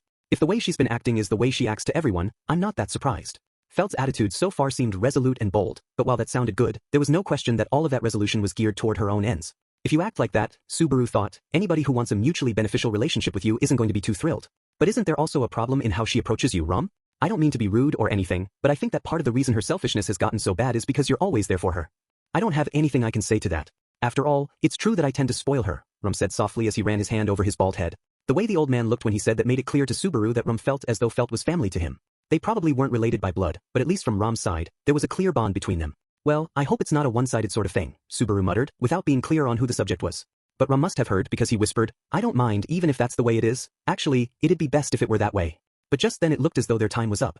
What are you two doing, muttering to yourselves? It's creepy, so cut it out, said Felt, annoyed as she returned. Behind Felt, who was doing a terrible job of putting on a fake smile, was one other person. I was right, it was for me. We're over here, would you care to take a seat? Felt motioned, pushing Subaru aside, and turned back to the person behind her while attempting to be courteous. When Subaru looked up, preparing himself to face the next person he was going to have to negotiate between, he was a little bit surprised. Felt had invited in an incredibly beautiful woman. She was very tall for a woman, about the same height as Subaru, and she looked as though she were in her early 20s. The beautiful woman had eyes that angled down toward their edges, and she had a certain calmness about her. One thing that stood out about her in the darkness of the loot cellar was the almost sickly whiteness of her skin. She was wearing a black coat, but the front was open and you could see that her clothes underneath were also black and were tightly fit against her skin. While she was fairly thin, she definitely had curves where they should be, and a very nice body overall. Like Subaru, the woman also had black hair, which seemed to be very rare in this world. Her hair was tied in a braid that reached all the way to her hips, the tip of which she was twirling around in her fingers. In short, she was a bewitchingly beautiful older woman. For Subaru, who had no real experience being around women even in his own world, seeing a woman like this was so new to him that he could not help but feel extremely nervous. Having already lost his cool, Subaru followed Felt's directions and gave up his chair without any complaint. Felt took that seat, and Ram took the seat to the left of her. Subaru just stood to Felt's right, unable to hide his nervousness. With so many people awaiting her arrival, the woman didn't seem upset, but she did look puzzled. I get the feeling that there are a lot of unrelated people here. I can't just let myself be in a position to be talked down on price, you know? It's the wisdom of the weak. Anyway, Subaru, go fetch us some drinks. Felt motioned to Subaru with her hand, like she was ordering a servant around, but Subaru couldn't bring himself to talk back, and so went behind the counter and picked out some relatively clean glasses, filled them with milk, and came back to the table to set them down. The woman said, thank you, to Subaru before looking him up and down. I understand that old man being here, but who is this? The woman must have been able to tell by Subaru's demeanor that he was not very used to the place. Rather than being wary of him, she had posed a simple question. In response, Felt smiled her evil smile. This guy here is your rival. He's come to negotiate as well, she declared, and her process of sweetening the deal began. 6 I see. I understand what's going on now, said the woman before taking a sip from her glass and licking off the milk left on her lips. The woman, who went by the name Elsa, gave off an air of eroticism in every move she made. While Felt was explaining the current situation to Elsa, she turned her glance several times toward Subaru, which made him so flustered he could hardly handle it. That's the way it is, so now we'll start the bidding. I don't really care who walks away with this badge, so it'll go to the one who can offer me the best deal. That's a nice attitude you have there. I can't say I dislike it. So, how much did that boy over there say he would pay for it? Elsa originally said that she would pay 10 blessed gold coins. If Subaru was going to compete with her offer, she must have thought that he had offered more money. Thinking that it would be better to not take a wait-and-see approach, he took out his cell phone for the third time and demonstrated its use. A flash lit up the inside of the cellar and Elsa's image was captured by the device. Elsa raised her eyebrows in response to Subaru's sudden actions, but Subaru immediately showed her the screen. What I have to offer is this Misha. It's a rare item, and it's probably the only one in the entire world. According to this muscular man, it should sell for over 20 blessed gold coins. A Misha, Elsa said, staring at herself on the screen and slowly nodding. With this, Elsa should have realized that Subaru was looking to barter for the badge, not pay outright, and that his offer was not a bluff. Elsa took a small leather bag out of her pocket and placed it on the table. In the bag was probably the payment she had prepared for the badge. Subaru could hear the sound of heavy metal objects clanging together as she set it down. Felt fixed on the bag with her eyes like a curious cat, as Rum wordlessly reprimanded her. Elsa placed her white fingers on top of the bag she had placed on the table. The truth is, I was given a little extra by my employer, in case you happen to have second thoughts about the price, so I do have a little more to offer. Your employer? So you're just following someone's directions to pick up the badge? Asked Subaru. That's correct. The one who wants the badge is not me, but my employer. Are you by chance involved in the same sort of work as I am? If that were the case, then that would mean you'd have to be unemployed. So, this unemployed kid over here is saying he'll pay a much higher price than you offered. Just how much is your master willing to pay? Asked Felt, challenging Elsa. Elsa silently opened the mouth of the bag and turned it over. What came tumbling out were several shining blessed gold coins. Felt's eyes sparkled as she saw the coins layer on top of one another, and even Rum made a sound in his throat. Subaru was more concerned with the number than the coins themselves. If he counted correctly, 20 coins, exactly, said Elsa. This is all that my employer has given to me. This is what they decided would be enough to pay for the badge, but am I correct in thinking their estimates may have been a little off? Asked Elsa, directing her question at Rum rather than Felt. After counting the coins, Rum gazed down at a nervous look at Subaru, and then smiled. There's no reason for you to act like such a baby. You should be embarrassed. Aren't you a man? It's true that 20 blessed gold coins is an outrageous amount. However, I remember saying that in the worst case, your Misha should sell for 20 gold coins. In other words, it's worth more than that. Rum took his giant calloused hand and roughly patted Subaru on the head. The way I see it, the negotiations lean in favor of the kid. No offense to your employer, but it looks like you're going to have to bring them their money back, Rum said, shoving the coins back toward Elsa. Subaru let out a cry of excitement. Felt threw her hands up in the air to signal that she didn't have a problem with the decision, and Elsa shrugged but did not look all that displeased herself. Subaru followed up with a triumphant pose, but that exaggerated action just made him stand out from the crowd. What? I'm happy all right? Let me be. This is the first time I've actually accomplished something here. What's wrong with a little celebration? Said Subaru, embarrassed. I didn't say anything. If you want to celebrate, then celebrate. As long as I get my money I'm happy, said Felt. My employer doesn't actually need that badge, so I don't have any reason to beg you to reconsider, added Elsa. Both Felt and Elsa seemed uninterested in Subaru's antics. However, while Subaru wasn't so mean-spirited that he was hoping for Elsa to beg and plead, he found it strange how disinterested she seemed, despite the negotiations not going her way. Well, I'm sorry Elsa. I imagine your employer's going to be angry at you. There's no helping it. It would be different if I failed because I was the one who made a mistake, but in this case, it's my employer's fault for thinking that they would be able to get away with paying so little for the badge. But when you plan for as much as 20 blessed gold coins and that turns out to be not enough, that's got to be tough, remarked Rum. Well, I guess it just means that my luck is in full swing. Does this mean that my era of greatness has finally come? Felt laughed, oblivious to the mood, in contrast to the two males who were showing sympathy for Elsa. Either way, Subaru had managed to complete one of the goals he had in coming here. Without having to fall back on a plan B, it looked as though there was a glimmer of hope that he would be able to pay Sat Ella back. Normally, it would be best to report to Sat Ella that Felt and Elsa were the ones responsible for the theft, but Subaru didn't have it in him to do anything that might result in either of them getting locked up. It had been simple opportunism. Well, as the negotiations did not go in my favor, I think I'll take my leave now. Elsa stood up and gulped down the last of her milk. Again, she used her tongue in an erotic way to lick up the last few drops of milk, before looking at Subaru. As she stared at him, it felt as though her eyes were binding him in place. By the way, what is it that you were planning on doing with that badge? Elsa asked in a somewhat deep, frozen sort of voice. The sweet ring of her voice threatened Subaru's eardrums and made him feel, by some delusion, as though he couldn't lie. Oh, I was planning on returning it to its owner. As soon as he said it, he knew he had made a terrible mistake. He had just declared, in front of both the girl who had stolen it and the woman who had ordered the theft, that he was going to return the stolen item to its owner. I see. So you're with them. Subaru's words were enough to set Elsa's cold murderous intent into motion. Wah! Subaru felt a sudden impact from his side. The impact was enough to force him to the side, and unable to catch himself, he tumbled to the ground. From Subaru's perspective there was first pain and shock, his vision spinning as he hit the ground. When he looked up he saw that Felt was clinging to his side. Are you an idiot? Pay attention and get out of the way. You want to die? Felt yelled. Think you are doing? The last part of Subaru's shout was drowned out by Felt's. Subaru was in shock. From his low vantage point he saw Elsa facing toward him. Oh, it looks like you managed to dodge that one, she said, her head tilted in surprise. Elsa held in her hand a weapon that glimmered with a dull light. The weapon was, according to Subaru's knowledge, a kukri blade, and it clashed with the rest of Elsa's image. It was easily a foot long, with the body of the blade bent inward as it extended from the handle. Due to the weight of the tip it was a weapon that was often used similarly to an axe to decapitate enemies or prey, and just by looking at it, it was not hard to imagine the weapon's vicious brutality. Despite wielding the blade, Elsa's serene smile was unchanged. From her stance, it was clear that she had already swung the weapon once. Which meant the only reason Subaru was safe was that Felt had leapt up and tackled him out of the path of the weapon. Fear, late in coming, made Subaru's hands and feet shake, and he felt nauseated. However, the situation wasn't going to stop just for him. Raka! Old Man Rum let out a roar as he rushed toward Elsa, swinging the club that had never left his grasp since the negotiations had begun. The spiked part of the club came barreling down toward her head. Despite the club weighing at least 20 pounds, Rum swung it as if he were swinging a twig, and it cut through the air before slamming against the floor of the cellar. As the club sprang off the floor it felt as though the entire building had shook. Several stolen articles flew from the shock of the impacts, which continued as Rum and Elsa traded blows in front of Subaru. This is my first time in mortal combat with a giant, said Elsa. Go ahead and keep talking, little girl. I'll turn you into mincemeat and feed you to the giant rats. As Rum threw his insults he swung his club even faster. Before the power of that swing, any untrained attempt to block would be no more effective than a sheet of paper. Inside the cellar, there was very little room to move around, and allowing the swings of that club to corner you could easily be a fatal mistake. However, Elsa's skill was of such a high level it could only be called freakish. While still wielding her kukri, dangling from one hand, Elsa, herself like a black shadow, was able to slip around each of Rom's surely fatal swings. Her movements were precarious, walking a thin line, just barely away from life-threatening danger, and still it was she who was in control of the fight, not Rom. This can't be good, thought Subaru instinctively. Something in his head was setting off an alarm. This is bad, muttered Subaru, his lips shaking. Don't worry. There's no way old man Rom can lose. Ever since I can remember, I've never seen Rom lose a fight.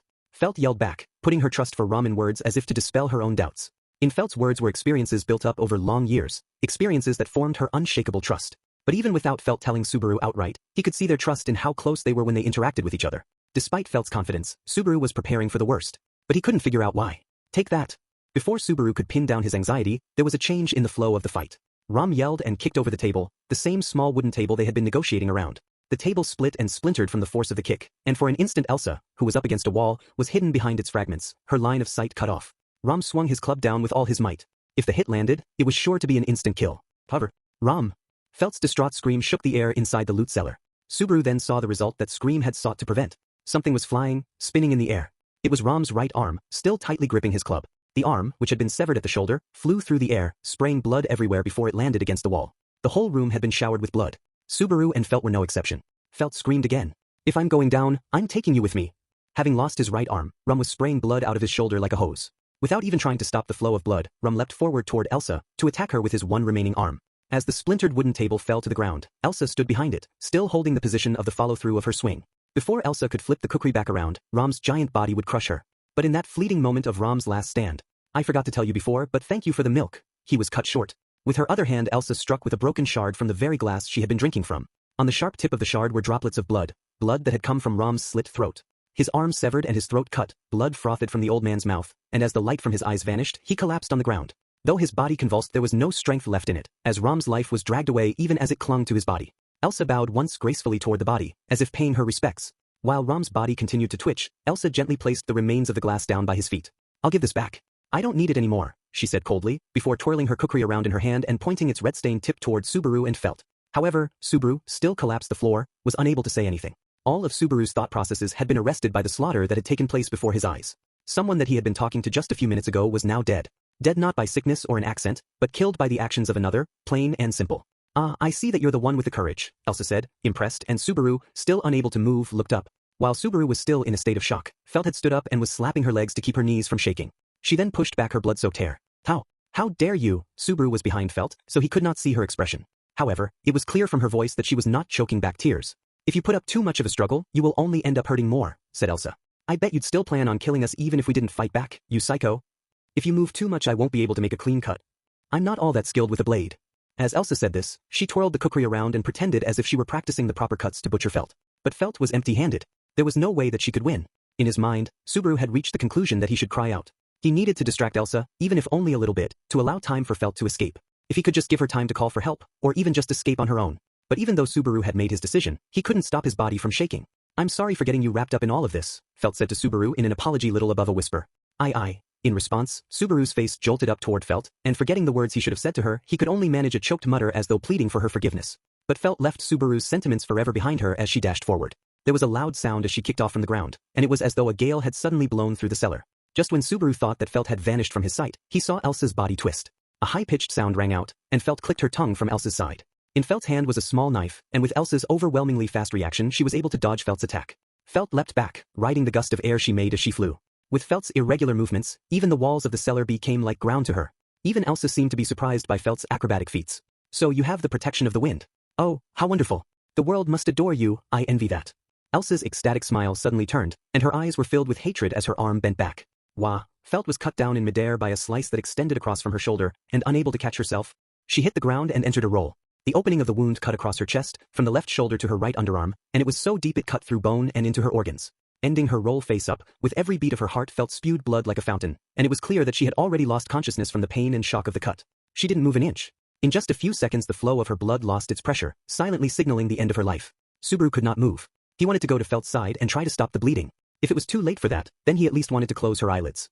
But Subaru's arms and legs rejected his plea, and he could do nothing but shiver, shamelessly. The old man and the girl are both down, but you won't move. Have you already given up? Elsa said in a tone as though she pitied him, with eyes that looked bored. All she had to do was walk a little closer and strike a single time with her knife. That much was obvious to her, hence her bored look. In Elsa's movements was not even the slightest hint of hesitation. It even seemed as though she was trying to hold back a yawn. In response to Elsa's attitude, Subaru felt an uncontrollable anger welling up inside him. The two people fallen in front of him were people he had met just under an hour ago. But they had not only talked, they had bared emotions to one another. To take those two people and kill them, and feel no guilt whatsoever, was to Subaru absolutely unforgivable. Furthermore, he could not forgive himself. He had just watched as both of them were slaughtered by this vile woman. So you finally gotten to your feet. It certainly took you a while. I doubt you'll entertain me much, but it could be worse. The anger welling up inside Subaru, though far too late, finally gave him the power to move his arms and legs. His limbs still shaking, Subaru slowly pushed against the ground and was somehow able to stand up, though his movements were almost animalistic. Was his shaking due to fear or anger? Or was it both? Subaru didn't care. Facing Elsa and her kukri blade held at the ready, Subaru charged forward with all his strength and spirit, teeth bared. He would fly at her and beat her down, pushing his own strength past its limits. But that mad rush of Subaru's was pathetic, brought to a swift end as Elsa elbowed him directly in the face. As she spun around, using the least amount of movement necessary, she had stuck Subaru with her elbow, and as he was reeling, Elsa, still in her spin, traced an arc with one of her long legs and landed a kick. Subaru was thrown back into a shelf filled with porcelain and came crashing to the ground. In one single round of attack, Subaru had both his nose and front teeth broken. His side, which took the brunt of Elsa's kick, was in terrible pain, and he could feel that a number of his ribs had broken. But still, Subaru shoved his fist against the ground and immediately stood back up. Subaru's brain had already started excreting endorphins and was rejecting the pain, which was greater than any Subaru had felt before. In this aroused state, his breathing abnormal, Subaru launched another mindless attack, but he was again struck back. Subaru's flailing arms could not reach Elsa, and with her flowing limbs she struck Subaru with the blunt side of her blade, breaking his left shoulder. Then, as if she was annoyed by having to listen to his screams of pain, she threw in a kick straight up into his jaw, which immediately shut him up. It also succeeded in knocking out the rest of Subaru's broken front teeth. Elsa looked down at Subaru as he tumbled to the ground. You're no good at all. You're just as inexperienced as you look, and your movements are all over the place. You don't have any divine protection, or any special skills. I thought you might use your head and have some trick up your sleeve, but I see you have nothing. Just how did you ever think you could stand a chance against me? Shut up. It's called being stubborn. You think I'll just take this lying down? Subaru's nose was broken, so he couldn't even make a proper comeback. Thanks to the last counterattack, Subaru couldn't use his arm anymore. Everything from his left shoulder down was dangling limply. He couldn't feel any pain, but the ringing in his ears was getting unbearable. He was intensely nauseated, and it felt as though his anger was seeping away out of his mouth. Subaru was beaten. He could never win. His chances of even landing a hit were minuscule. Well, I'll admit that you've got at least an unusually high amount of determination. If you had gotten yourself up a little earlier, there might have been a different outcome for these two. With the tip of her knife, Elsa pointed to the two bodies lying abandoned on the floor. As Subaru followed Elsa's motion and looked at the corpses, he suddenly felt a strange feeling come over him. But why did he feel that he had seen this all before? The loot cellar, with its floor a sea of blood. The giant corpse with its missing arm. The dull glint of a reddish blade. In the back of his mind, a thought shot through him like lightning. Let's put an end to all of this. I'll send you off to go meet the angels. Elsa licked her red lips, and with a sensual smile vanished into the darkness. Whether or not it was by some trick, to Subaru it looked as though Elsa had sunk down into the shadows of the cellar. Subaru looked left and right, unable to find Elsa. Where are you? Subaru began to panic, looking this way and that, listening as hard as he could for any sound. He looked like the prey of a ferocious predator just waiting to be devoured. From Elsa's perspective, nothing could make her less excited, but that just made her want to get it over with even more quickly, so in a brilliantly direct slice. Wah! As soon as Subaru realized that the attack was coming for his abdomen, he managed to get clear, with not a hairbreadth to spare. Subaru jumped back, pulling his stomach in, so that the horizontal slash only just grazed him. The skin of his abdomen was sliced open, but Subaru gritted his teeth and bore the sharp pain. Agra! Then with all of his might, Subaru was able to strike Elsa's upper body from the side with a spinning kick. As Subaru twisted himself and landed his critical hit, he was able to confirm that he had been able to retaliate at least once. However, that one was very satisfying, Elsa said as, with a second kukri she had drawn from her waist, she sliced about 70% of the way through Subaru's abdomen with her other hand, spilling out his blood and guts. Huh. Subaru took 1 step, 2 steps back, and as his shoulder brushed up against the wall, he slid down against it and fell to the floor. As Subaru looked down, he could see the blood flowing out of his abdomen and staining the floor bright red. With a shaking arm he tried uselessly to return the blood, but the bloody clumps of tissue spilling out of his stomach pushed his hand away. Are you surprised? I opened up your stomach as you rushed me. It's my speciality, really, Elsa said with a smile, walking splish-splash across the sea of blood. Elsa approached Subaru, who was unable to say anything but gurgle out cries of pain, and stared at his bloody, blackish innards with a look of ecstasy on her face. Just as I hoped. Your intestines have such a beautiful color to them. This woman was out of her mind.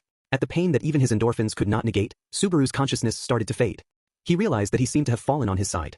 With shaking fingertips, he weakly touched Elsa's foot. Are you in pain? Does it hurt? Are you sad? Do you want to die? With his hand still grabbing at her ankle, Elsa knelt down beside Subaru and looked him in the eyes. Elsa's eyes were filled with ecstasy.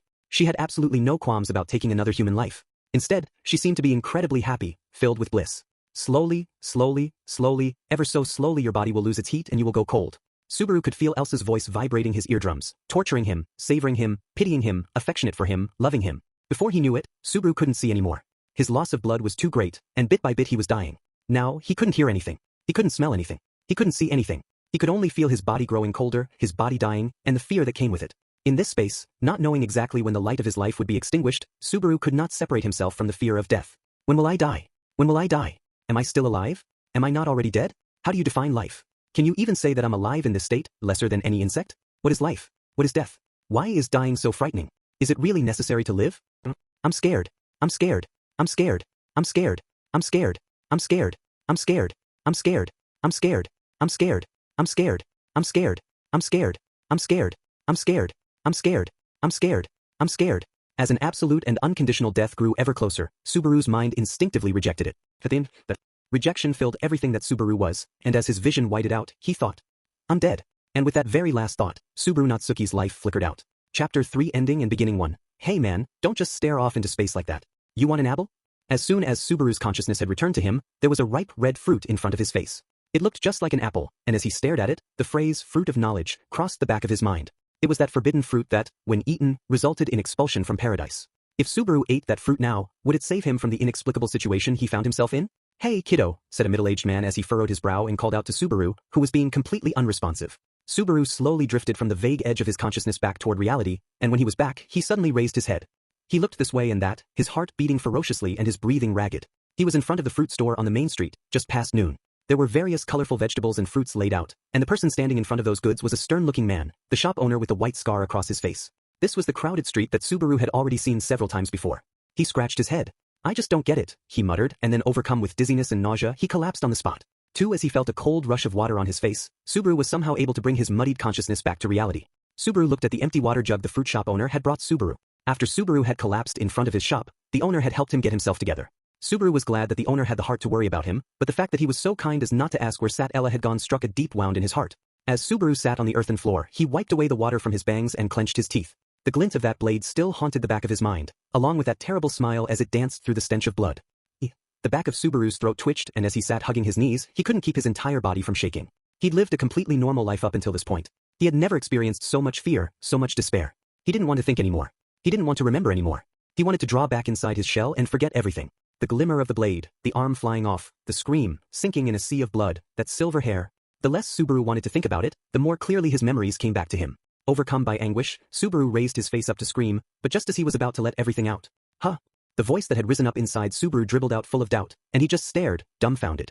In Subaru's range of vision, with his eyes open wide, he could see a tall figure with skin like a reptile, a beast-like humanoid that was only as tall as his waist, a young dancer with pink hair, a swordsman with 6 swords at his waist, and a young girl in a white robe with silver hair that swayed as she walked. Those violet eyes of hers took one glance at Subaru as she walked by, but she looked away as though uninterested and walked on. Those amethyst eyes, full of determination, just looked straight forward as she stared down the road. In that gallant stance, that delicate beauty, in that girl that Subaru had been searching for, there was no change. Unable to call out immediately, with rasping breath Subaru struggled to his feet and chased after her. Why? Wait. Wait up. Please, wait. For an instant, the girl reacted to his voice and looked back at Subaru with a cold gaze, as if she was looking at a stranger. Subaru felt his heart gouged by the chill in her sharp gaze. He had not done what she had asked of him. He had hurt her. He hadn't apologized yet. There was no way that he could be forgiven, but even so Subaru chased after her. He didn't know how she felt. At the very least he had to know what she was thinking. If he was going to let what he imagined her to be thinking hurt him, he would rather be hurt by the real her, here in this reality where he could feel pain. Wait please. Sat Ella. He wasn't sure of what he wanted to say to her if he could catch her, but when the answer to that question became clear in his mind, Subaru called out Satella's name as if he had just remembered it. Finally it seemed as if his voice had reached her, because just as she was starting to get away from him the girl stopped immediately in her tracks. Subaru weaved through the crowd to catch up to her, and put his hand on her thin shoulder. Don't ignore me. It's my fault that I went away and it's my fault for not listening to you, but I've been desperate. After what happened I went to the loot cellar, but I wasn't able to meet you there and, as Subaru grabbed her shoulder, Sat Ella looked at him in surprise. As she turned around and Subaru opened his mouth, what came out was a sort of self-defense that sounded full of excuses. What made him realize that was Satella's clear eyes. Her stare was emotionless, and as Subaru faced it he still felt a sense of ease. As far as he could tell, Sat Ella didn't appear to be wounded. Subaru experienced this as salvation. I'm sorry for going on about myself. I'm so glad to see you're okay. The fact that they were able to meet again made Subaru feel simple happiness. There were so many things they had to talk about, but before all of that Subaru felt as if nothing he had done was in vain. He was finally and profoundly relieved. What do you think you're doing? But as Subaru found this sense of ease, Sat Ella was incredibly angry. Her white cheeks had reddened as she twisted her body to get Subaru's hand off her shoulder. After taking a step back and putting some space between her and Subaru, Satella's eyes were filled with hostility. After this unexpectedly stern reaction, Subaru unconsciously gulped. Still, this reaction made sense. From Satella's perspective, she should be shocked that Subaru would even show his face in front of her. There was no insult too great for her to lob at Subaru, and, I don't know who you are, but what the hell are you thinking, calling someone the same name as that witch of jealousy? After hearing that reaction, which was beyond anything that he could have imagined, everything that Subaru had built up to brace himself was smashed to pieces. Faced with those unexpected words, Subaru felt as if time had stopped. The sound of the crowd disappeared. All that Subaru could hear was the violent beating of his heart, and the rough breathing of the silver-haired girl in front of him, tense and defensive. He felt as if all of the other sounds had disappeared, but that was no illusion. What? As Subaru looked around, he realized that everyone all around this crowded shopping district, all the pedestrians on the road were staring at them. Everyone looked shaken, and no one would move a single muscle, stock still and quiet. It was as if the conversation between Sat-Ella and Subaru had taken control of the entire area. With her severe stare, Sat-Ella was waiting for Subaru's answer. However, unsure of what he was guilty of, Subaru couldn't think of how to answer. The reason why Subaru thought Sat-Ella would be upset and the real reason she was upset were different. I'll ask you one more time. Why are you calling me by the witch of jealousy's name? What do you mean? That's what I was told to call you. I don't know who told you that, but whoever it was, that's an incredibly poor taste. Even if you're not the one who thought of it, it's bad enough that you agreed. This is the witch of jealousy we're talking about, the embodiment of all things taboo. Most people would hesitate to even utter such a name, and you're using it to name me. With her anger displayed for all to see, said Ella. The silver-haired girl threw Subaru into a storm of confusion.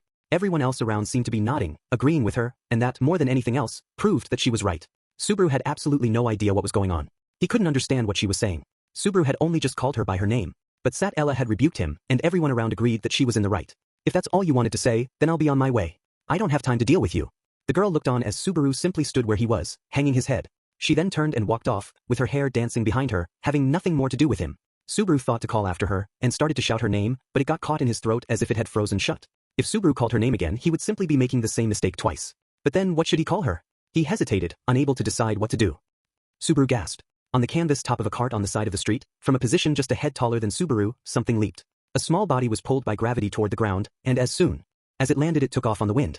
That little gust of wind, with dirty clothes and blonde hair trailing behind it, wove through the crowd with a godlike dexterity, and from it an outstretched arm slipped into a certain girl's hawk-embroidered white robe. The two only touched for an instant, but to that little gust of wind, that moment was enough. As the wind made the robe fly up and the girl with the robe twisted around, the wind took off flying again. It can't be! The silver-haired girl raised her voice in shock and stuck her hand into her robe. She couldn't find what she was looking for, and with eyes opened wide, she looked in the direction of the quickly fleeing wind. Seeing the dragon-adorned badge in that wind's hand as it passed quickly by, Subaru yelled, "Felt!" With Subaru's call, the wind waved for a moment in hesitation, but without slowing down it quickly flew down a narrow alley.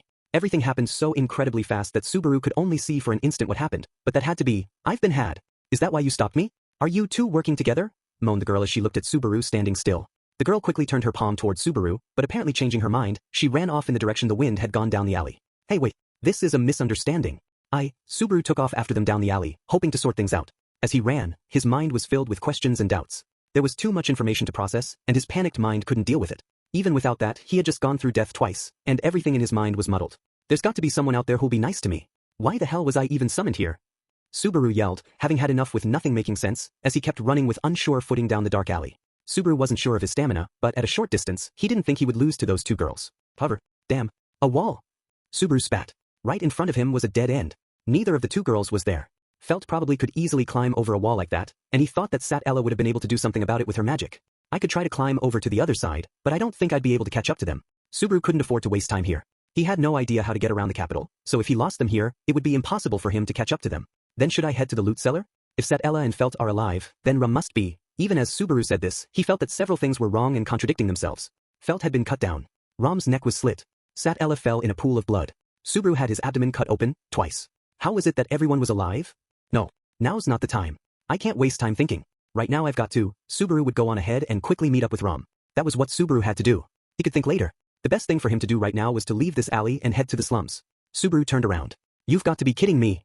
Right in front of him, blocking the entrance to the alley, were three shadows, three people, with dirty clothes and a rough and barbaric appearance. Three thugs who used these alleys as their hunting grounds. It was Subaru's third time encountering them that day.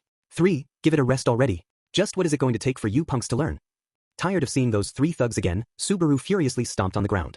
This was the third time they had met. Every time was in a back alley, 3 against 1. Given how their first and second efforts were fruitless, Subaru was stunned that they were so determined to catch him that they'd try a third time. I don't have the time or the patience to deal with you fools. Out of my way now.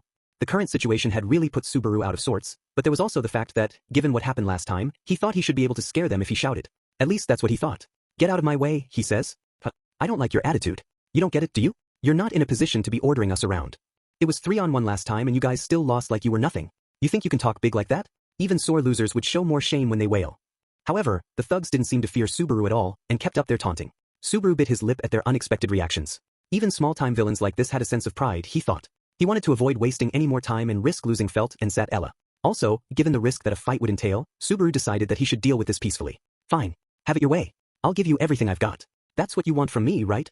Subaru held back his irritation and raised both of his hands in the air, showing that he was giving up. The thugs all looked at one another after Subaru changed his attitude, and then all burst into laughter. What's that? If you were that scared, you should have just said so. Look at this guy. Don't talk all big if you're just gonna bend over. Whatever. If he's going to do as we say, that just makes it easier on us, right? But what a coward, huh?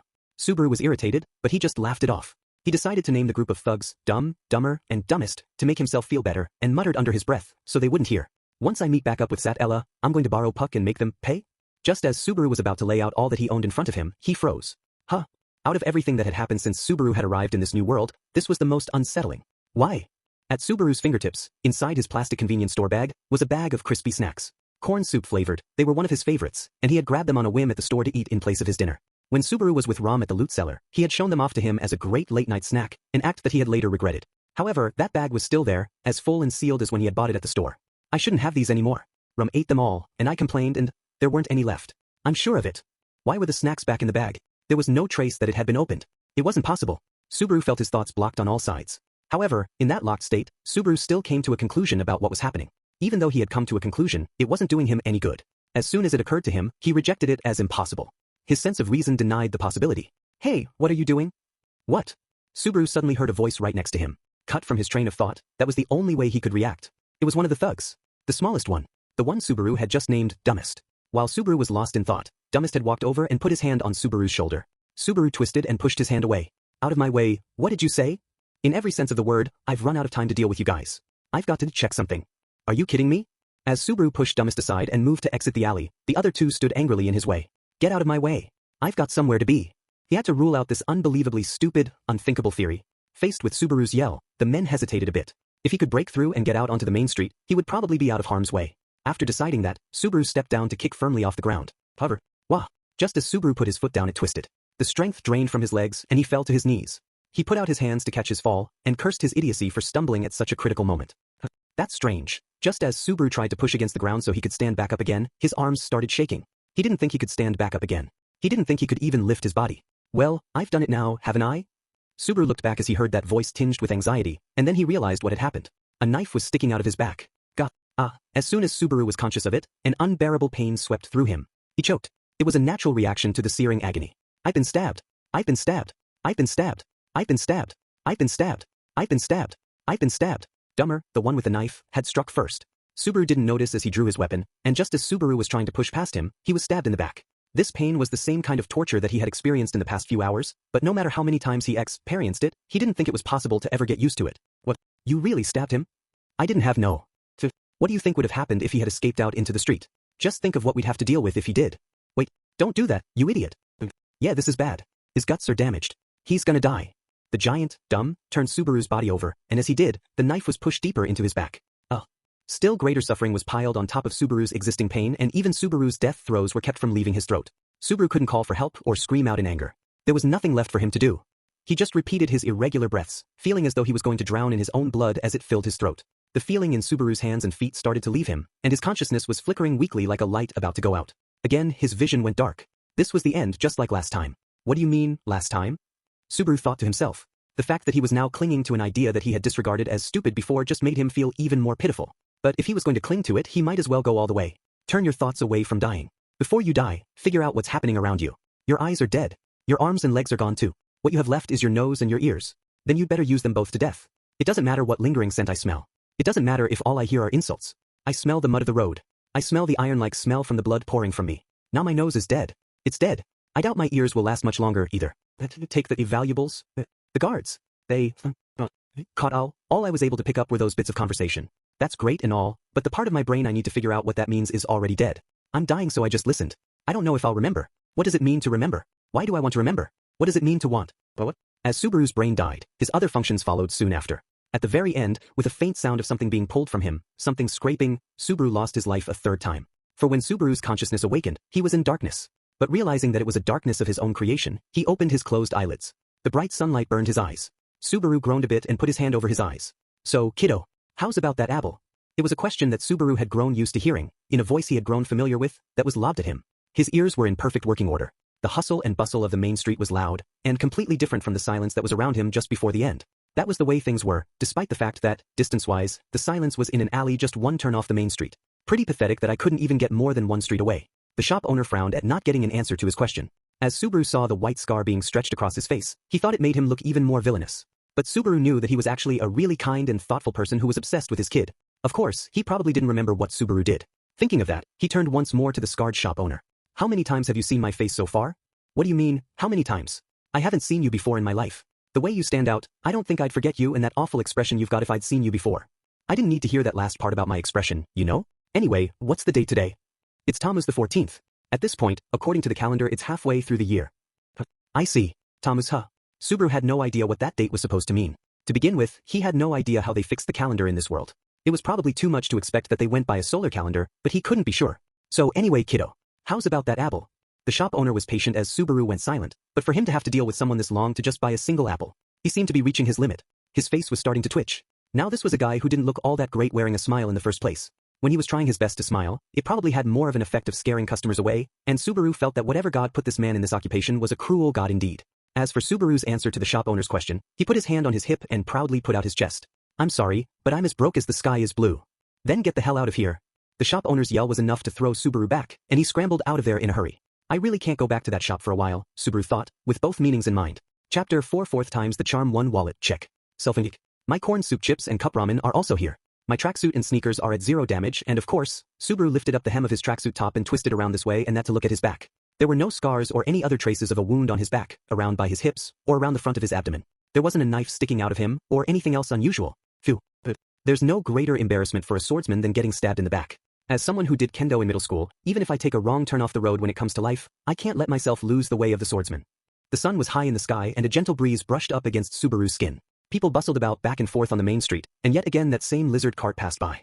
Well, with this much circumstantial evidence, I've got no choice but to accept this, do I? It's a little bit hard to believe, but all of the wounds on Subaru's body had disappeared, the rips and bloodstains on his tracksuit were gone as well. In Subaru's hands, inside that plastic convenience store back were his unopened chips, waiting for Subaru to eat them. So, it's one of those things, huh? He put his hand that had been up against his jaw out in front of him, and then snapped his fingers so that everyone on the street could see him. Whenever I die, I start back at square one in my initial state. At least, that's the way it seems. Subaru had thought that his theory was stupid before, but he finally decided to accept it. 2. I guess I'll call it return by death. The fact that it's a power that assumes you're going to lose really makes it fitting for me, doesn't it? It was a power that activated once the user had lost their life. If the heroic thing was to come back from the brink of death and win the day, then getting a chance to do things over after you've lost felt more like something a cheat would do. More seriously though, would you call this sort of thing time travel? A loop phenomenon that only activated under certain conditions. If you were to think of it as a game, you could say it was like Subaru was being brought back to an autosave point, one he had no control over, whenever he died. So a loop or a time slip? I mean, I'm used to this sort of thing happening in manga, but I saw somewhere that realistically it was really hard to explain time travel to the past, like, that it would be easier to remake the world from scratch rather than slip back in time. With what Subaru knew from the internet, where knowledge was vast but shallow, going back in time was about as unrealistic as you could get. However, given that he had already been summoned to another world, he wasn't really in a position to be debating degrees of unrealism. But if you consider that this return by death thing is really happening, then everything so far starts to make sense. Looking back, Subaru had already died 3 times in this world. The first time was when he and Sat Ella had visited the loot cellar together. The second time was when he, Rom, and Felt had all been cut down by Elsa's blade. Then the third time, which to Subaru just felt like it happened a few minutes ago, he died a dog's death. Unlike the first and second times, the third death was the worst, and he couldn't make any excuses about it. He didn't think that he could mess up so badly as to be killed by weak mob characters while he was still in the prologue. Still, dying 3 times in only half a day is just way too high of a rate. Given that normally people only had 1 life to live, dying 3 times in half a day was just absurd. Sure, Subaru had lived the previous 17 years of his life peacefully, but depending on how you looked at it, if you multiplied 17 years by 365 days, and 3 resets, Subaru had lived through quite a few days on which he could have died. Or, if you looked at it another way, I just suck at living.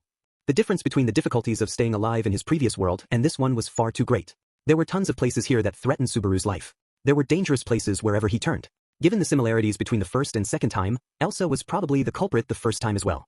The first time, the one who was hiding in the shadows of the loot cellar was probably Elsa. The giant corpse was Rom, and he and Sat Ella had arrived after Felt and Elsa had had their negotiations. I can't be sure, but Felt probably asked for too much, and after negotiations broke down, that's what happened. After Elsa had finished making sure no one was left alive to tell what happened, Subaru and Sat Ella had been unlucky enough to walk right in. The second time is simple. I was already with Rom and Felt when negotiations broke down. To be killed twice by the same person? Is Elsa the kind of character that when you run into them it means certain death? Subaru tried to pass the idea off as a joke so that he could lie to himself about how scared he was of her. It was obviously foolish to even think of any options he might have if he ran into her. The only place where Subaru had a chance of encountering Elsa was the loot cellar, and the only reason that Subaru needed to go to the loot cellar was to take back Satella's stolen badge, and the reason he wanted to take back Satella's stolen badge was because he wanted to return the favor to Sat Ella for saving him. However, because return by death had sent him back in time, his duty to return the favor to Sat Ella was left behind in the world of his first run-through. When Subaru met Sat Ella on his third run-through, her cold reaction to him was proof of that. Sat Ella didn't know Subaru anymore. The favor that he was supposed to return got lost along the way as he was reset. If so, it would be best for Subaru to forget about Sat Ella and focus on avoiding the threat of Elsa. Subaru didn't know why he had been thrown into this return by death scenario, but because of it, he was fortunate enough to know the future. He knew what mines to avoid. Avoiding them was the right thing to do. Well, it's about time I got moving. Fortunately, I know that I can turn my cell phone into cash, so I'll just amass some funds and live a good life using my modern knowledge. It'll be full of dreams. Don't you think, old man? Just when I thought you were muttering some nonsense to yourself, you're asking my opinion. I don't know what you're talking about and I don't care. As Subaru looked back to the man in the shop from before, seeking affirmation, the man gave his retort with an annoyed look on his face. With that cold response of his, Subaru felt a little hurt inside. No matter what world you're in, the way people interact with strangers isn't all that different. But you see, there are some people out there who, even if it puts them in a tight spot, can't help but help other people out. Even after something precious had been stolen from her, and even as she was in the middle of chasing after the person who'd stolen it, Sat Ella had helped a completely and utterly useless stranger, took the time to heal his wounds, and tried to walk off without accepting any thanks. She accepted that useless person's selfishness and for her trouble met a horrible end. When you do the same thing 3 times, there are a couple of things that you begin to understand. Well, more like after 3 times you'd have to be incredibly stupid not to understand those things. I may be a little stupid, but not that stupid. Just what nonsense are you talking about? There's probably a pattern here. Some kind of inevitability. No matter how many times you do something over, at least a few things will never change. Or at least there's some sort of strong force that tries to keep things that way. For example, all 3 times, Sat Ella had her badge stolen by Felt. The first and second times, Elsa caused a bloodbath. Even the third time around, it had probably happened as well, unrelated to Subaru's death.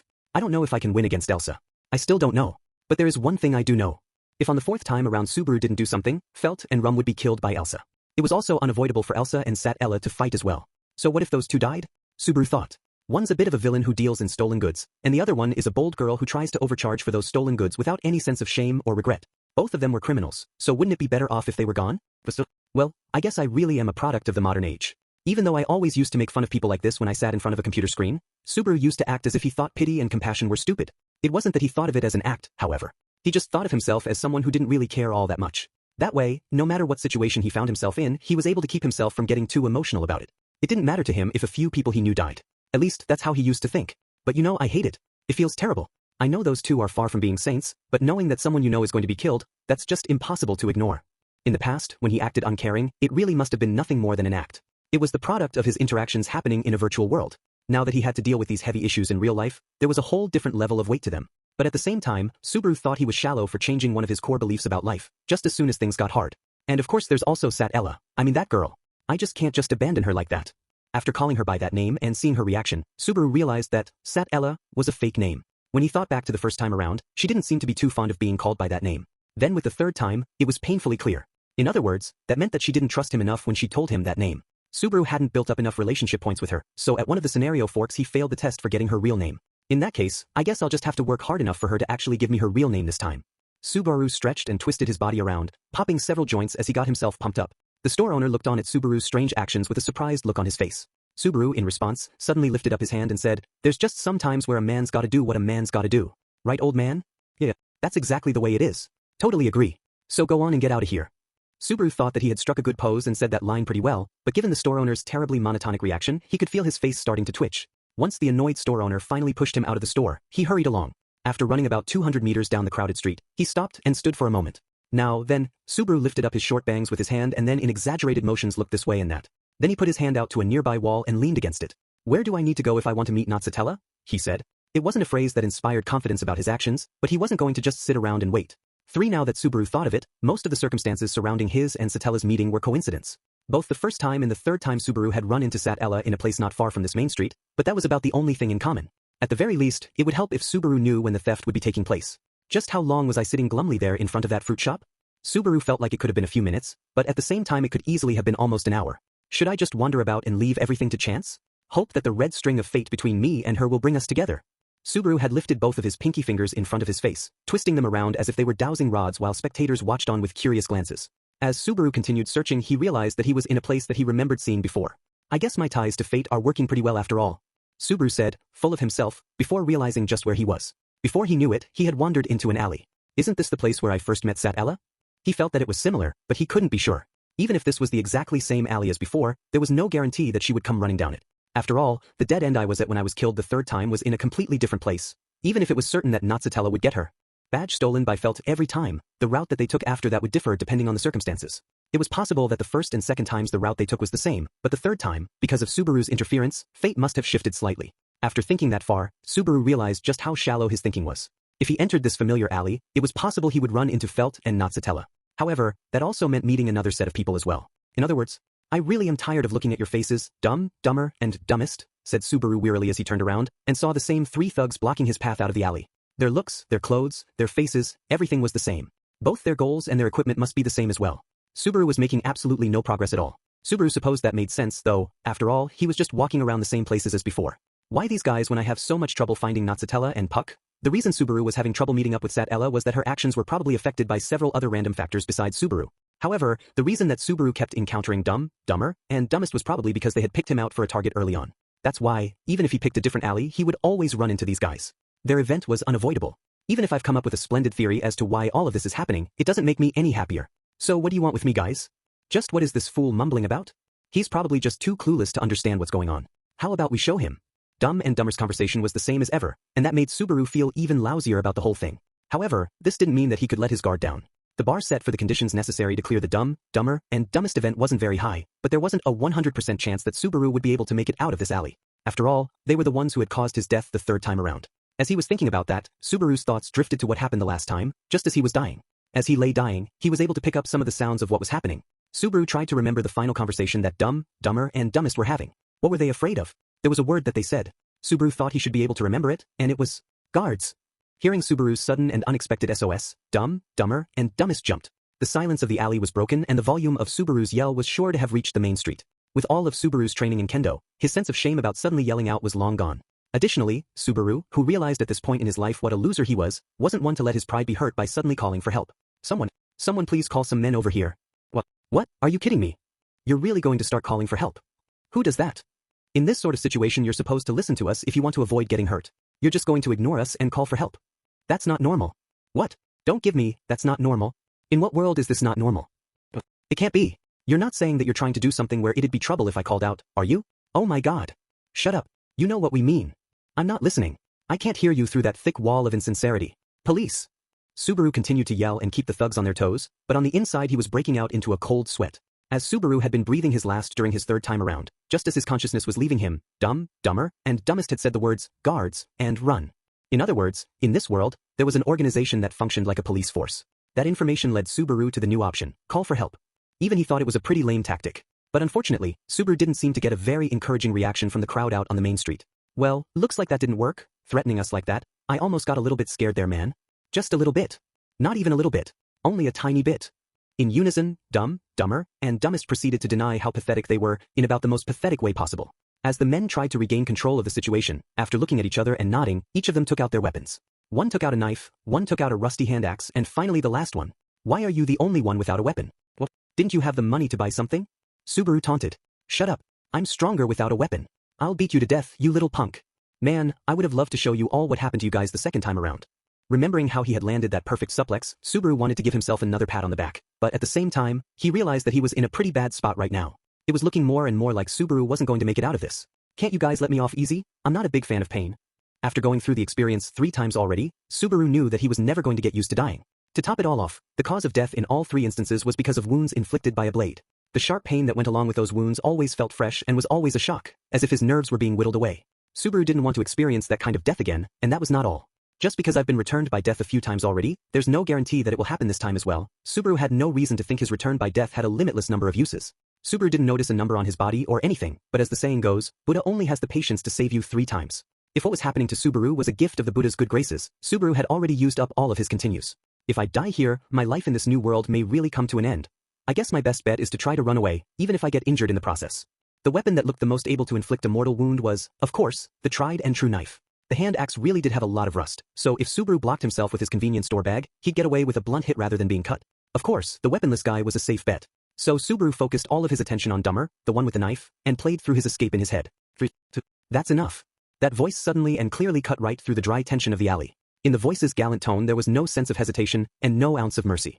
Just listening to the voice was enough to be overpowered by its existence, and it was a perfect match for carrying the voice's owner's intentions. Subaru lifted up his head, and Dumber, and Dumbest turned around. In front of them was a young man. What stood out about his appearance, more than anything else, was his flaming red hair. Underneath it were sparkling blue eyes that could only be described as daring. His extraordinary good looks helped magnify his sense of gallantry, and with one glance you could tell that this young man was a cut above the rest. He was slender and tall and wore well-made black clothes, and while it did not have elaborate decor, around his waist he also wore a knight's sword, which endued him with an inordinately intimidating air. No matter what the circumstances are, I will not allow you to perpetrate any more violence against that young man. That is enough.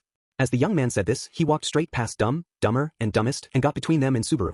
Subaru was at a loss for words at the young man's bold attitude, but Dumber's, and Dumbest's reactions were different.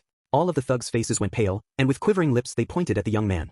That burning red hair and sky-blue eyes, plus that knight's sword sheath engraved with the image of dragon's claws.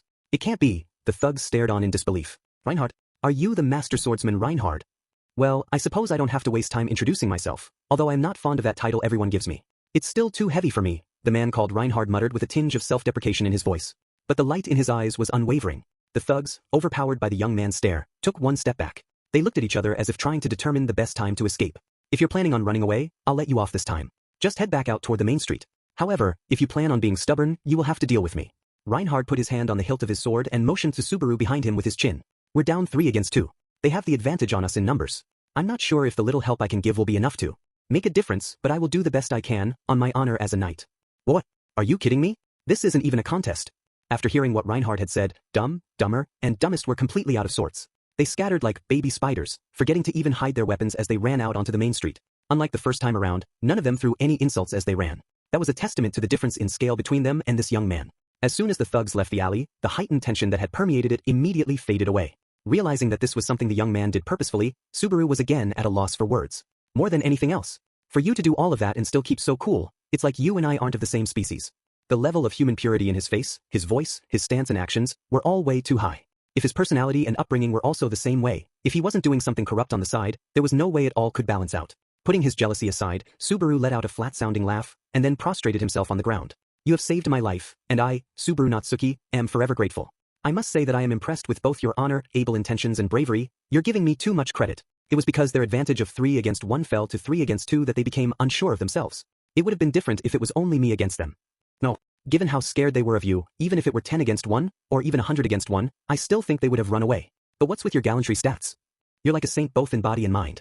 You're so brilliant I think I'm going to go blind. To be honest, there was such a difference in their looks, Subaru really didn't want to be standing next to him.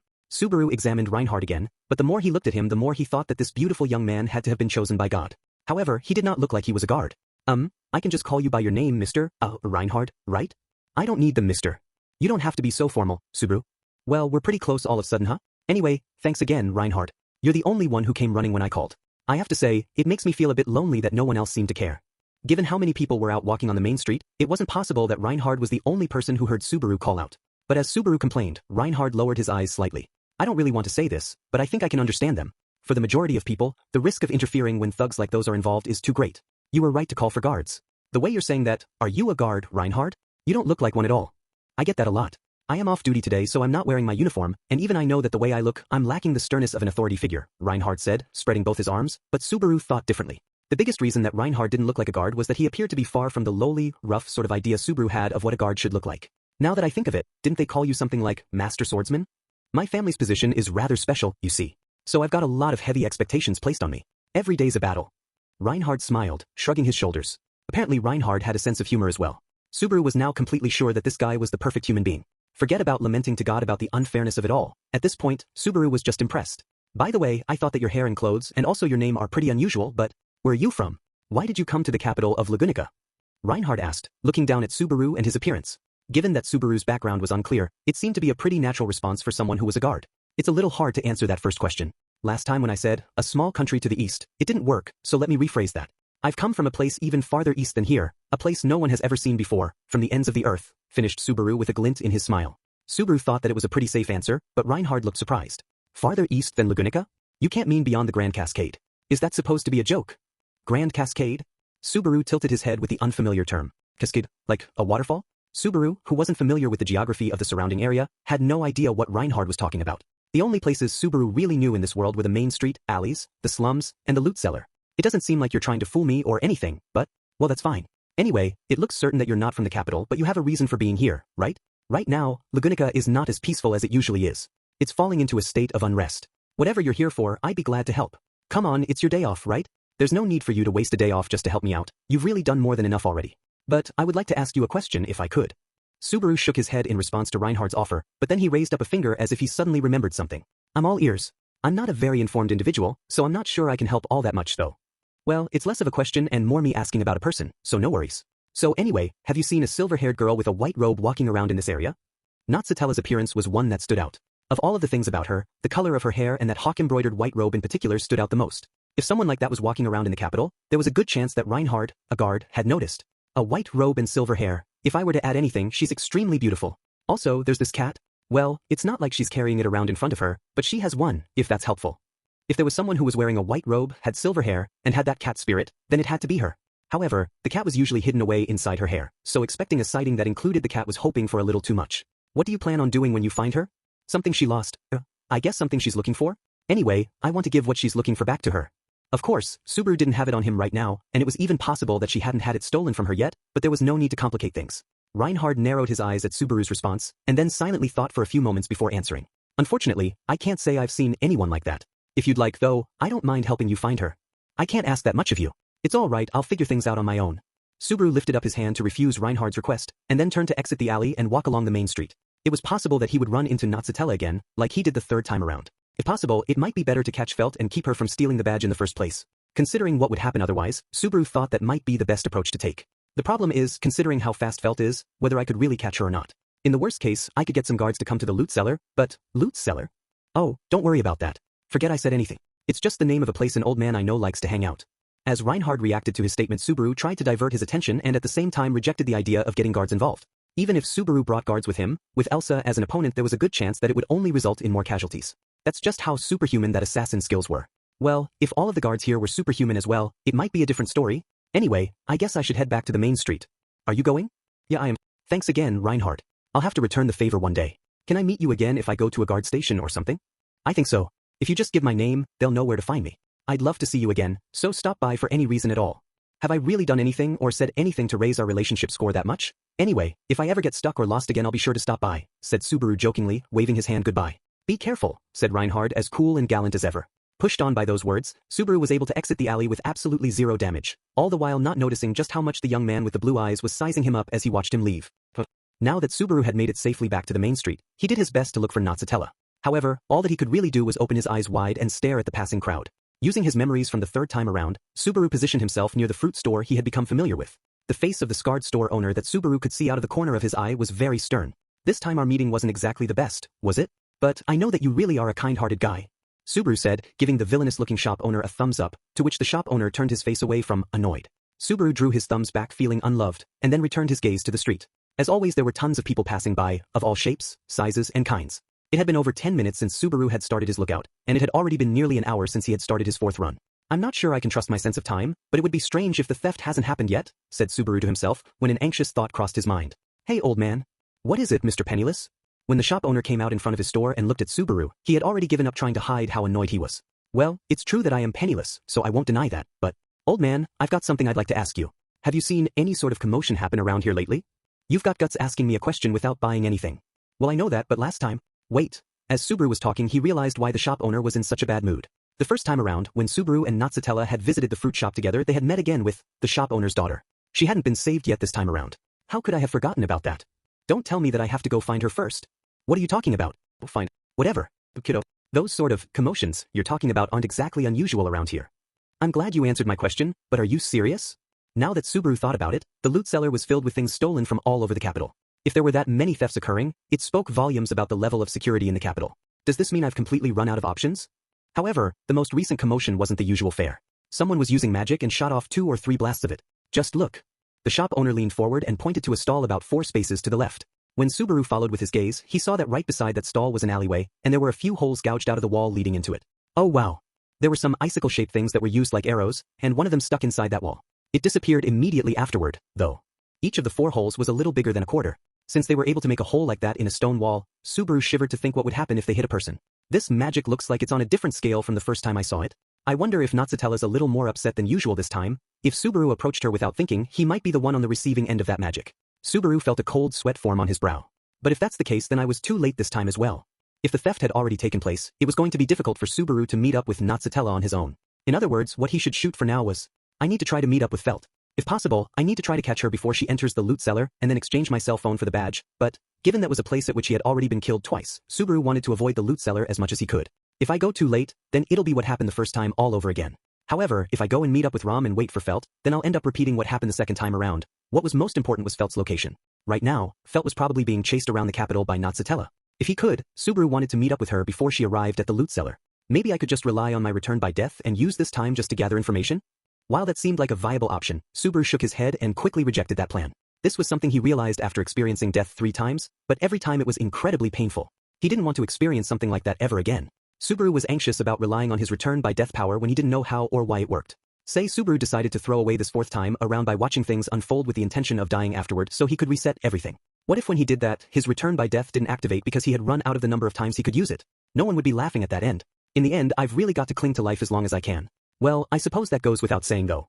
After making his decision, Subaru twisted around to stretch his body. The shop owner didn't seem too pleased as Subaru did his radio exercises in front of his store, but as Subaru finished and was jogging in place he waved back at him. I don't know why you suddenly decided to help me, but thanks, old man. It's no big deal. Just a little while ago, another penniless son like yourself helped my little girl out, you see. As he listened to the shop owner's reply, Subaru first was surprised and then burst out laughing. Oh, the power of fate. No matter how troubled this shop owner's little girl was, someone was going to save her. Just knowing that made Subaru feel that it was worth coming here. Alright, I'm really going to get going now. Next time I'll buy one of your ablets for sure. Well, if you'll be a customer, and I'll welcome ya. Work hard, Mr. Penniless, the shop owner said in a monotone. Gotcha. I really am praying that the next time I come back here will be with money in my hands, I tell you, said Subaru as he left running. Subaru's destination was the slums, but this time, in a different direction from the loot cellar. If he headed toward the loot cellar, he was sure to raise a couple of bad flags, so this time he was going to try a different route. 5, you're looking for where Felt lives? If you just take that road over there until it turns into another street, you should be able to find it. Thanks, you really helped me out, brother. No problem, brother. You will live strong and take care of yourself out there, okay? The middle-aged man Subaru was talking to smiled at him weakly as he disappeared behind a creaking door. Throughout their entire conversation, the look of pity on the man's face never once disappeared from his awkward smile. Subaru tightened his fist, happy that his plan was working. It was a strategy one formed after my experiences from the first and second times in the slums, but I never imagined it would work this well, Subaru said, shaking the sleeve of his tracksuit, which was caked in dried mud. In order to help him track down Felt, the brilliant plan he'd thought of after arriving at the slums was to make himself look as down and out and destitute as possible. The first time around, when Subaru visited the slums with Natsutela, Subaru had not long before been beaten up by Dumb, Dumber, and Dumbest. Because of that, most of the slums' inhabitants had pitted him and been fairly cooperative. The second time, however, when Subaru hadn't taken much damage, the people gave him a comparatively cold reception. The difference was like night and day. So remembering that, Subaru made himself look so bad he had risked overdoing it. Well, I did step in the poop of who knows what kind of animal after all. Anyway, I think I've pinned down where Felt sleeps, but the problem is whether she'll come back here or not before she goes to the loot cellar. Fortunately, of the 4 people he was able to get information from, all of their answers about the location of Felt's living place matched up. However, Subaru thought the chances of her coming back to it were about 50-50. There was also the possibility that she did not want to risk having her place found out by returning there while she was being chased. Well, sitting around and worrying about it won't help me at all, so let's stop worrying. Okay. No sense in worrying about things that can't be helped. This is where Subaru's decisiveness shone. As he continued to scrape off more caked mud from his clothes, Subaru dashed off deeper into the slums. It was dark as ever and there were puddles of who knows what here and there that Subaru had to jump over to avoid. But just as he was doing so, he almost ran right into someone who suddenly appeared.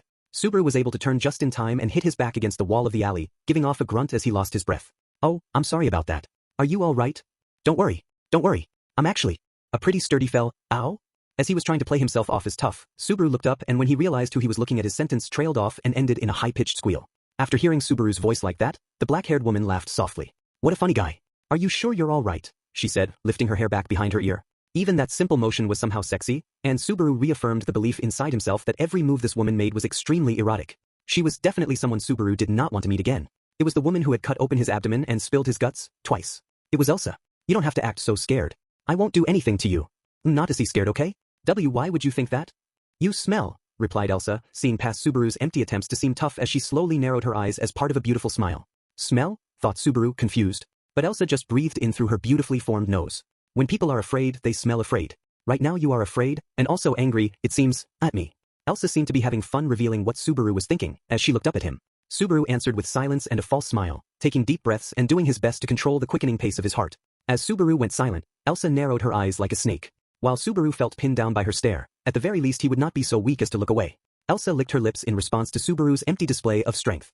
I can't say I'm not curious, but fine. I can't risk causing a fuss right now. That doesn't sound very nice. If you scare people too much, your beauty is going to be put to waste, you know? Well, don't you have a way with words? If you could better hide the animosity you have for me, I might have been impressed.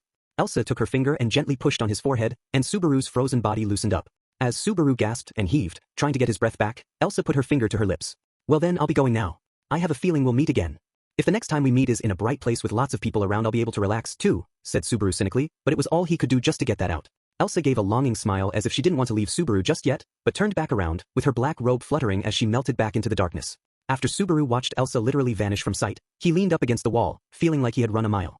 I definitely didn't expect to run into her again just yet. I guess she was just wandering around the area before she went to the loot cellar? At the unexpected encounter with the final boss, Subaru felt as though his spirit was about to break. In terms of how mentally prepared he was to deal with either, meeting Elsa had much more of an impact on him than meeting Natsutella. Subaru prayed that this was the last time he was going to have to see Elsa.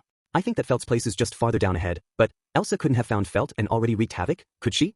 She was a deranged psycho who derived pleasure from cutting open people's stomachs. It was not unthinkable that she would have slaughtered 2 or 3 people just to kill time. Plus, with this being the deepest part of the slums, Subaru had a bad feeling about what he might find. It's probably all right. I didn't see or smell any blood. I think. Given the stench of rotten garbage that filled the alley, it would be impossible to discern the smell of blood, and it was so dark that Subaru wasn't sure he'd be able to see traces of blood if they were there. But it was probably okay. Surely it was. So Subaru hoped at least. About 5 minutes after his encounter with Elsa, Subaru reached a dilapidated shack. With the information I was given, I think this is it, but does this really count as a living space? Said Subaru, confused as he stood in front of the wooden plank that was serving as a door to the shack. The inside of the shack was about the size of 2 portable toilets, the kind used at construction sites. It was as though someone took the phrase, "You only need half a tatami mat for standing and a full one for sleeping," to heart. Well, I suppose if it's just a place to sleep, then it fits the description. However, the thought that such a small girl was living in a place like this made Subaru feel pity for her. He supposed he could forgive her for being so obsessed with money. So she's living out her life here, huddling her already small body into an even smaller space. I guess it's no surprise she'd turn out as twisted as she is. But how pitiable is she? Oh come on. It's not that bad. Just who do you think you are, kid, belittling my place? Just as Subaru was entering his pitying mode, he heard a voice behind him and turned around. There in front of him, glaring at him, was the little blonde figure of Felt. The way she looked was not particularly different from the other times they had met. If anything, she looked a little dirtier than before, but that seemed like the result of her getaway being quite a bit more rough on her than last time. What's with you, looking at me like that with those pitying eyes? You underestimating me just because I'm a girl and just a little bit filthy? I think you're reading the wrong emotion there, but I'm just glad I found you. While Felt didn't even try to hide how irritated she was, Subaru subconsciously relaxed his shoulders in a sense of relief. Subaru was genuinely happy to meet up with her again. He was worried about what might have happened after his near-miss incident with Elsa, but in the end, things seemed to be looking for the better rather than the worse. In response to what Subaru said, Felt replied, "Oh, so you're a customer." She breathed out her nose, pleased with herself. "The fact that you came here means you've got business with me, right?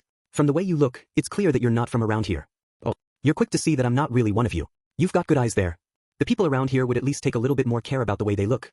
You're trying way too hard. Plus, the way you're trying to fool us with that dirty trick of yours, you look like you're even worse a person than I am. As always, this girl really knows how to be insulting, doesn't she?" Subaru thought, quickly wanting to take back everything he'd said about pitying her. "So, what do you want? If you want something stolen, I'll need the money first. Depending on who the target is, I may ask for more later, though." "If I want something stolen? This is quite a business you're running here. Are you really that proud of your thievery? It's called making a living. If I don't do this, I'd have to sell my body. Anyway, so what's it going to be? Or do you have some other business for me?" "Depending on your answer," said Felt, quickly moving her fingers as if showing off her dexterity. In her hand was a small knife that appeared as suddenly as if it had been summoned by magic. It was clear that she meant to show that she could defend herself. If Subaru had to fight Felt, given both her dexterity and the fact that she had a knife, he had no chance of winning. But Subaru had no intention of fighting. He lifted up his pointer finger and shook it left and right while clicking his tongue, as Felt continued to be on guard. "I only have one item of business to discuss with you. I would like to buy from you that badge you stole." Having come this far, Subaru thought that being indirect or trying to dodge the topic would just worsen Felt's impression of him. There was also the fact that Elsa was still wandering around the area, so Subaru wanted to dive right into negotiations. However, Felt put her hand over her chest where it was likely she was holding the badge. "How do you know that I stole a badge? The only person who should know that is the one who hired me, and I only stole it just a little while ago." This is way too quick a response for you to have just heard about it on the street. When you put it that way, yeah, that's a good point. That was too careless, even for me, right? You really need to do a better job of hiding your intent, kid. A little taunt like that and you're already spilling the beans. As Subaru held his head in his hands at his mistake, Felt looked as though she had lost the heart to keep up her hostility. Felt dropped to her knees so that she was eye level with Subaru. So you want to buy this badge off me, huh? What are you trying to do? You can't be on the same side as that woman, right? Is she your rival or something? More like my archenemy, maybe? Like how you'd feel if she killed your parents. Or rather, if she killed you. What are you talking about? Well, whatever, I don't really care about that. As Subaru was trying to figure out how he was going to talk his way out of this one, Felt just. But she then took the dragon-adorned badge out from her breast pocket and waved it in front of Subaru. I'll sell this to whoever can offer me a higher price. Even if there's a chance that woman will be angry if I break off our deal. Yeah, there's definitely a possibility she'll just snap, but anyway, I'm just talking to myself, you can ignore me. Subaru cleared his throat and put on a serious face. So does this mean you'll hear me out? Only if it looks like there's money in it for me. That's obvious, right? Sounds good to me. I've prepared an item that is worth more than 20 blessed gold coins, and I would like to buy your badge with it. Felt's ears perked up, and her red eyes narrowed like a cat's. It looked as though she was trying not to appear shaken, but if she had a tail it would be twitching back and forth, so Subaru could not help but smile. I see. That's quite a price. It looks like my hard work's finally gonna pay off. But unfortunately for you, your rival has already offered me the same amount, you know? Cut the crap. The deal was for 10 blessed gold coins, right? You get too greedy and you'll die. No, like, seriously. In actuality, it was pretty clear that that was why she died the first time. Cause of death, greed. With Subaru having gotten the price right, Felt must have thought that she couldn't play it off anymore. After staring wide-eyed at him for a few moments, Felt lightly scratched the side of her head. What, you know that much too? Yeah, okay. The deal was for 10 blessed gold coins. But you know, if I tell the person who hired me that another offer was made, she might counteroffer with more, you know? That one's not a lie, you know? Felt, the 13 or 14-year-old, added, curling the edges of her mouth. You really are sly, aren't you? I'd like to say just give it up and take the deal, but I don't suppose you'd listen to me, huh? Of course not. Plus, I'm not sure I can trust you. My ears didn't miss a word you said. You didn't say you brought 20 blessed gold coins, but only something worth that much. Isn't this a little unfair, with me knowing nothing about what you've got up your sleeves, but you knowing all about me? I think it's more of a matter of how much you can prepare that really matters in negotiations, but it is true that without showing you this first, we're not going to get anywhere. Subaru wanted to avoid having Felt sulk too much and wasting time, so he took his key item for the negotiations, his cell phone, out of his breast pocket. Upon seeing the small device, Felt raised her eyebrows a little bit, but that was it. As always, she didn't respond to anything unless it was clear that it would lead her to money. 20 blessed gold coins for this thing? It only looks like a hand mirror to me. This is one of those immensely popular misha. It can take a slice of time and freeze it, saving it away. Subaru turned on the continuous shooting mode. A light and mechanical sound went off several times.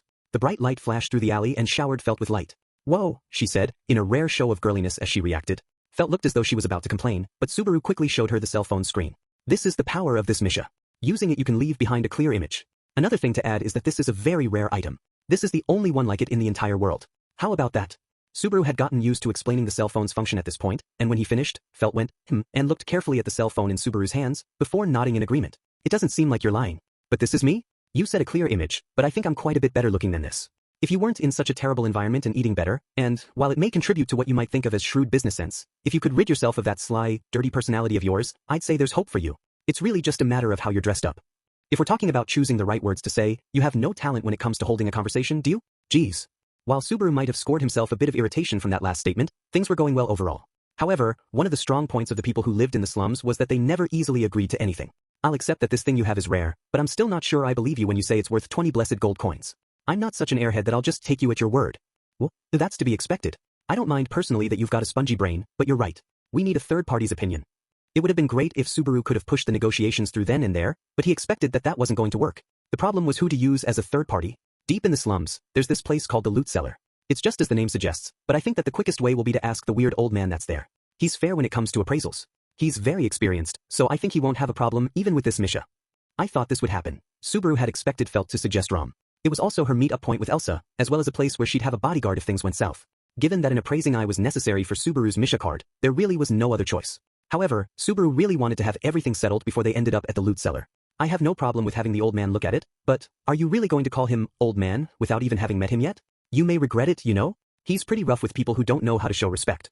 Despite that, he seems to be quite doting on a certain foul-mouthed young girl, always giving her milk and all. Subaru thought about the bald old man who always looked at Felt with calm eyes. From Rom's perspective, it must be like taking care of a granddaughter. But Subaru had no problem with him. It was the place that was the issue. I don't know what you seem to have a problem with, but if you're in such a hurry, we should go ahead and get going to the loot cellar. To be honest, there was something else that I was planning on doing. Well, you see, the person I stole this badge from is a lot more persistent than I thought, so I thought I'd try to sabotage her a bit. After all, you give the guys hanging around a little money and they'll do anything for you. Alright, let's get going immediately. Right now. Let's go go go. Subaru pushed on Felt's back as she started walking and hurried her along toward the loot cellar. What's with you? Complained Felt, puffing up her cheeks, but Subaru was proud of himself for being able to avoid as many casualties as he could. A little cash was way too low a price to offer for anyone to stand in Natsutella's way when she was in a hurry. If the alternative was getting hit with a block of ice and squirming on the ground, Sabera was sure they'd rather clutch their hungry stomachs instead. My only condition is that we have the old man take a look, settle the deal quickly, and then get straight out of there. Why are you in such a hurry, kid? You're all sweaty, you know. Live strong and take care of yourself. Everyone seems to say that, but is that like the slogan of the slums? Subaru had the feeling they should change it from live strong to live rough. As Subaru put that thought behind him, he made his way with Felt to the loot cellar for the third time in total this fourth time around. He would leave immediately. He would dash right out of there even if he had to leave everyone else behind. Having made his decision, Subaru pushed harder on the back of Felt in front of him. That hurts. Ow, said Subaru as he was kicked. 7 After meeting up with Felt at her shack, Subaru and Felt made their way through the slums toward the loot cellar. The space between buildings was very narrow, and it was difficult for sunlight to make it through into the winding alleys. This additional darkness from the shade of the buildings only made the slums seem even drearier. Subaru could feel a dampness underfoot. There were broken bottles of alcoholic drinks and scraps of paper all over the place, and every now and then there was a strong, unpleasant stench that struck the inside of his nose. Whether it was with Felt or Natsutella, this was not the kind of place to be walking alone together with a young girl. Now this would just be so much better if we were holding hands and in a more beautiful and colorful place. Cut it out with that disgusting talk. Don't tell me that you're into little girls. I'm more into older women. You don't have to be so cautious, come on over here. Perhaps because Felt had sensed danger from what Subaru had said, she started to pull away, but Subaru called her back. Reluctantly, Felt edged closer. No funny business, okay? You're the one who's going to be more in trouble if this deal goes south. We clear? Why can't you just see that I'm doing my best to get this wary little kitten I'm dealing with here to relax so we can be friends? If you're so against me being friendly, why don't you stop messing around and actually take me to the loot cellar? How did I figure it out? Oh, come on, I'm not that stupid. I mean, I'm not incredibly familiar with this area, but I'm confident in my sense of direction. The way we've been zigzagging around like this, even I'm going to start to get suspicious, said Subaru, looking down at Felt, who went silent and shrugging. With Subaru being right on the mark, Felt couldn't help but look away, but Subaru himself was extremely nervous, his heart racing. After all, everything Subaru had just said was mostly a bluff. Subaru had been bothered by the fact that Felt's route didn't quite match up with the way he thought was the right way to get to the loot cellar, but what really caused him to question Felt was the fact that he had seen the same graffiti that was written on the wall twice, though at a distance, in a short period of time. However, at this point, his bluff was all he had to rely on. I know it's asking too much for you not to doubt me, and from your perspective, what I have to offer probably sounds too good to be true, so I can't blame you for wanting extra time to look me over. You figured all that out and you're not angry? Well, I understand that it makes sense for you to doubt me, and I am being unreasonable. However, I will not compromise on time. Please, take me straight to the loot cellar. I'm begging you please, said Subaru, raising his hands, pleading. Felt was startled, her eyes opened wide as she hesitated for a moment, not sure how to react, but she then took her hand and roughed up her blonde hair. Well damn, I just don't get you. I don't get you, but I feel like I've got to pay you back for not getting angry at me just now. Fine, I'll take you straight there. I'll just leave the rest of my doubts in Rom's hands. I don't dislike that attitude of feeling totally free to rely on others, but, well, never mind. Just as Subaru was about to lecture Felt, he realized what he was about to say and muddied his words. What did Felt really mean when she said she'd leave everything to Rom? Rom treated Felt like she was a cute granddaughter of his, and he felt so strongly about her that he was ready to lay down his life for her. But how did Felt feel about Rom? Subaru didn't want to think that that bald old man, whom he couldn't bring himself to hate, was just being used by her. Felt narrowed her eyes as Subaru suddenly trailed off, but she didn't pry. Instead, having changed her attitude toward Subaru, she led Subaru straight to the loot cellar, without taking any detours this time. As Subaru kept after Felt as she trotted on ahead, he thought again about the course of events that would happen once they got to their destination. It was already Subaru's 4th time doing this. He wanted to go the best route he possibly could. As Subaru continued to walk, lost in thought, he saw that Felt had stopped, and was glaring at him. Stop looking down as you walk. You'll get infected by the gloominess around here, you know? Well, I'd love to keep my head up, but it's not exactly clean and organized down around my feet, so it's dangerous if I don't pay attention. What do you mean, infected by the gloominess? You know exactly what I mean. I'm talking about the attitude of all the losers who live here. Felt nodded her head to show she was talking about the surrounding area, the slums. The way she spit out her words showed clear animosity and hatred for the place, and Subaru opened his eyes wide. Losers? Don't you think that's a bit harsh? How's it harsh? I'm talking about people who languish in this alleyway life and lose the will to even try to get out of here or better themselves some way. I hate losers like that. Subaru had spent a good amount of time talking with the people who lived here in the slums. It wasn't as though they had fallen so far that words wouldn't reach them, but like Felt said, he couldn't deny that they seemed to be content with life here, or rather, they seemed to have given up on getting anywhere else. It would be easy to say that that kind of attitude couldn't be helped, but Felt wouldn't accept that answer. In the dim light of the alley, the light from Felt's crimson eyes would not fade one bit. I have no intention of living out my whole life here in these slums. If a chance comes my way, I'll cling to it and make it mine. The same goes for this deal now. So that's why, the second time around, Felt had done everything she could to find weaknesses in and get more out of Elsa and Subaru. It was easy to explain those actions simply by saying she was greedy, but knowing what he did now, Subaru thought he could understand why Felt was so persistent. Felt wanted to leave the slums, to break out of the circumstances of her orphan childhood. At the root of all her actions was a desire for something more. So, with 20 blessed gold coins, will that dream of yours come true? It'll definitely be closer to coming true, and if I were going alone it might just be enough, but I don't know, Felt muttered. If you were going alone? Subaru's sharp ears wouldn't let that one slip, and he raised his eyebrows in response. Felt realized her mistake, clicked her tongue, and looked away. It's nothing. We're not so friendly that I'm going to talk about. Why am I being so talkative today in the first place? Said Felt, clearly regretting the slip of her tongue. Maybe you're loosening up a little because your goal's in sight? Replied Subaru, as he felt himself grinning. Felt said if she were going alone, she might be able to make it. This meant that she had someone else in the slums she couldn't leave behind. For Felt, who held such a feeling of animosity toward the people of the slums, there could only be one person she could feel that way about. Thinking about who that was, Subaru couldn't help but grin. What's your problem? That smirk of yours is starting to tick me off. It's no big deal. I just realized that I was worrying too much about something I didn't need to be worrying about. Of course that's how it is. Of course. I don't know why I was worrying so much, said Subaru, showing his teeth as he smiled. Everything suddenly made sense to him. The second time around, Felt and Rum seemed to treat each other like family. Both were killed by Elsa, but even as they were dying they must have been thinking of each other. Plus, Felt had saved Subaru's life in the nick of time once before as well. If Subaru felt indebted to Natsutella, then he should feel indebted to Felt as well. Let's hurry up. We've already lost too much time. I still don't understand why you're— Hey, wait. I said stop that. As Subaru started off and walked past Felt, he put his hand on her head and roughed up her blonde hair. Her hair with its thin strands, which had probably never been combed, didn't feel bad flowing through Subaru's fingers. After Felt left the slums one day, and was dressed up a bit, Subaru thought she would probably shine bright. So, in order to also put Felt on a path to reach her dreams, I've really got to make this work, don't I? I'm the only one who can do this. Stop saying all these weird things and getting obsessed with yourself. I'm gonna bite you. With Subaru's hand still on Felt's head despite her protests, he silently solidified his determination. He would change the fates of not just Natsutella, but Felt and Ram as well, all of the people who had moved his heart. That must be why Subaru kept repeating this day over and over again. I said cut it out. Felt said, before biting Subaru. 8. To the giant rats?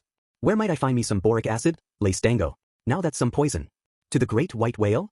You know, the first guy who comes to mind when I think of the word captain is that good OL, Captain Ahab. Bet he has some fishing hooks. To our most honorable great dragon? Since this is a fantasy world, I bet they really exist, but man, if I ran into one of those I can guarantee you I wouldn't be able to do anything. But you know, they are really cool, so I do kind of want to see one, but what a contradiction, huh? Those mixed up feelings of mine can burn in hell. Can't you just say the passwords without having to throw in all that nonsense? Can you be more irritating? The door to the cellar slammed open so hard it looked as though it was going to come off its hinges, but Subaru, who expected this, had stepped back and was dealt no damage. Growling in frustration, too tall for the entrance, was the bald giant Ram, whom Subaru had grown used to seeing at this point. His face was red, his blood pressure probably high. If you get all angry like that, you'll pop a blood vessel. Even if we had modern medicine, I'd say your situation looks pretty bad.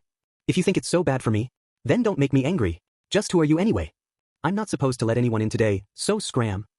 Sorry about that. This guy is actually my customer, so could you please let him in, said Felt, who had been hiding behind Subaru's back and just peeked out from behind him. Rum slowly relaxed his shoulders. As Felt looked between a disappointed Ram and a whistling Subaru, she let out a sigh. You really have a terrible personality, kid. Without being too mean, it's simply the worst. Anyway, we're coming in, Ram. As Felt slipped past Ram, still looking down, she entered the loot cellar as if it were her own place. Ram first looked at Felt for further explanation but was ignored, so he turned his annoyed face towards Subaru. She really marches to the beat of her own drummer, huh? Us normal guys just get left behind, am I right? Said Subaru. I'd like to start back at square one, where I was first teaching her what different words meant. Anyway, get inside, replied Ram, with the tone of a man who had given up and washed his hands of everything, before shrinking his giant body back away into the cellar. Subaru followed after Ram into the dusty air of the loot cellar. He tossed a few cautious glances this way and that, but fortunately there was no sign that Elsa or Natsutella were hiding somewhere inside. Felt was casually sitting at the bar counter, drinking a glass of milk as if it were her own. What? This is the only cold one left. I'm not letting you have it, she said. I can't believe you're not the least bit bothered by how shameless you're acting. Hey, old man, I'll just have some alcohol, whatever you've got. Thanks, said Subaru. You're one to talk. I'm not sharing with you. You're not getting any, you hear?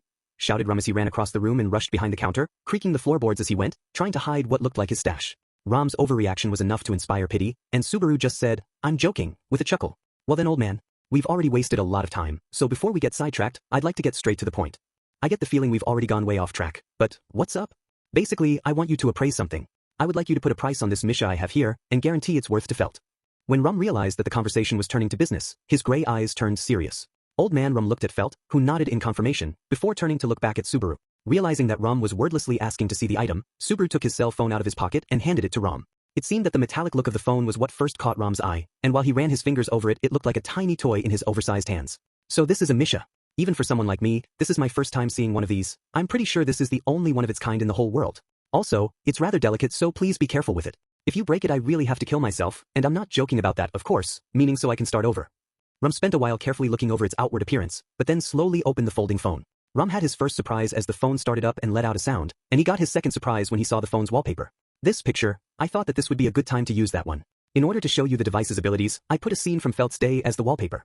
The wallpaper was one of the pictures that Subaru had taken of Felt when he met her in the alley. He picked the one he thought looked the cutest, and given the image quality he thought it was quite nice overall. Ram looked from the image over at Felt, who was sipping her milk, and said, "Well, you've certainly surprised me. I don't think there's anything else out there that could draw such a perfect picture. This is a Misha that takes out a slice of time and stores it away. It doesn't even compare with a picture someone has drawn, does it? If you'd like I can take one of you as well. I'm interested, but it seems kind of dangerous. It doesn't take any of your life away, does it? No matter what age and no matter what world, it looks like that superstition about photographs persists, huh?" Subaru gave a weak smile in return to Ram's reaction, something that seemed like it should be out of the Taisho period, or before, and replied, "Even if I take your picture, you'll easily live until you're 80 or so." Felt's reaction as she was listening to the conversation was also cute, and so after getting his permission, Subaru took a picture of Ram and showed it to him. Ram nodded. "This is certainly something. If I were to take care of it in terms of blessed gold coins, maybe 15, no, I could absolutely get more than 20 for this. I believe it's worth that much." Ram's business sense sparked. His eyes were shining as he made his appraisal. While Subaru thought he was unsure how proud he could be to get the seal of approval from someone in the business of selling stolen goods, it certainly did put him at ease. His nostrils flaring with confidence, Subaru turned to Felt. "Well, there you have it. This is the card I have to play. Like I said, it's worth more than 20 blessed gold coins. So now, I'd like to trade you this for that badge you've got. I see you seem to make that face a lot, but it really is annoying." Apparently unimpressed that everything looked as though it was going according to Subaru's plan, Felt made a face. However, that didn't change the fact that this new information made the deal sound even better to her. "Well, to be honest, I'm happy that I've got a guarantee that I can turn this Misha into cash. It looks like I don't have to doubt you anymore about it being worth 20 blessed gold coins. I accept the card you have to play. Right? So anyway, it looks like our negotiations have gone well. It'll be your job to sell it, but I wish you the best of luck. Now that's wrapped up, how about we go off somewhere and have a drink to celebrate our success?" Subaru quickly walked over to Felt and put out his hand to take the badge, but Felt slowly pushed it back. "Wait a minute. Why are you in such of a hurry? Life has its limits. You've got to treat every second of it as precious, and it's a shame to waste any." Right, enough of that," Felt said, narrowing her red eyes, and with a calm attitude stuck at the heart of her doubts. "Why do you want this badge in the first place?" Subaru paused, holding his breath, and as both Ram and Felt saw that, Subaru realized he had made a mistake. What he should have done was say a bunch of nonsense, just like he had before. However, nothing would come out. As Subaru kept his silence, Felt's mouth loosened up into a smile. "The older lady who asked me to steal it in the first place didn't want to talk about it either, and it looks like you're the same? Well, stealing is pretty bad itself, so with theft involved, I'm sure everyone has some ulterior motives they wouldn't like to talk about. But in your case, you stand out more than one usually would. If I slow down and think about it, you're trying to steal this away from whoever wanted me to steal it in the first place." Felt's attitude was like one of a cat torturing its prey. "Just what is this badge anyway? It's worth more than it looks, isn't it? That's why everyone wants it. In other words, it's worth more than even this Misha." "Wait, Felt, that line of thought is really dangerous. I pretty much already know what you're planning on saying right now, even if I'm just drawing on my experience from playing games, but really, you need to stop." As Subaru watched Felt's miserly gauge rise, he broke out in a sweat as he tried to stop her. If negotiations dragged on any longer than this, the bad end that was just waiting for them was going to be a reality. "This deal is for more than 20 blessed gold coins. Just take it. Don't be any greedier than that. The one who commissioned you can only pay 20 blessed gold coins herself. She won't pay any more than that." "How do you know that?" "Well, the more you talk the more you're giving away. You're in league with her, aren't you?" Subaru wished he could just tell her that he knew because of his return by death ability, but of course he couldn't. Even if he did explain it that way, there was no guarantee she would believe it. As Felt's eyes filled with even more doubt, Subaru knew that whatever he said, she wouldn't believe him anymore. At this point, he might have to wrestle the badge away from her. "But if I did that, I'd have to deal with this muscular geezer." "Well, she's got you dancing in the palm of her hand, doesn't she, kiddo? Must be embarrassing given that she's younger than you. It's all your fault for giving her free rein. She's so tough I feel like I'm about to cry." If Subaru tried to be violent, all that would happen would be his getting beat to the ground by. Even if he was able to grab it away from Felt, he didn't think he could outrun her. Subaru had seen how she could run like the wind. There was no way he could escape. "Felt, please, don't think begging is going to get you anywhere. Look, I accept your deal as an option, but it's not fair to make a deal without hearing what my original client has to say about it all. If you would tell me how much this badge is really worth and are able to prepare what it's really worth in payment, then I may reconsider, though." In Felt's eyes was not even the slightest amount of compassion or mercy. Her two eyes were desperately trying to draw out the truth from Subaru's attitude. However, Subaru's reasons for wanting the badge were not the same as Elsa's. He only wanted to return it to its owner. But while Felt didn't know Subaru's intentions, he knew hers. Subaru knew why Felt was so desperate to negotiate the best deal possible. He knew who she was trying so desperately for. So after a pause, he told the truth. "All I want is to return that badge to its rightful owner." What? Telling the truth was the most sincere thing he thought he could do. So while Felt's eyes opened wide, Subaru just repeated what he said before. "I want to return that badge to its rightful owner. That's why I want it. That's all." Felt's red eyes glinted full of animosity, but Subaru stayed silent. He didn't have it in him to joke around at this point, so he just bowed his head. "Felt, I don't think he's lying," said Rum. "Don't you be tricked by him. This has got to be a joke. Return it to its rightful owner? By paying all of this money to buy it back from the person who stole it? How stupid can you get? If that's what he wanted to do, he should have brought a guard with him to round us up. Of course Subaru couldn't do that. Natsutella didn't want to get the guards involved. That's why Subaru had refused Reinhard's offer.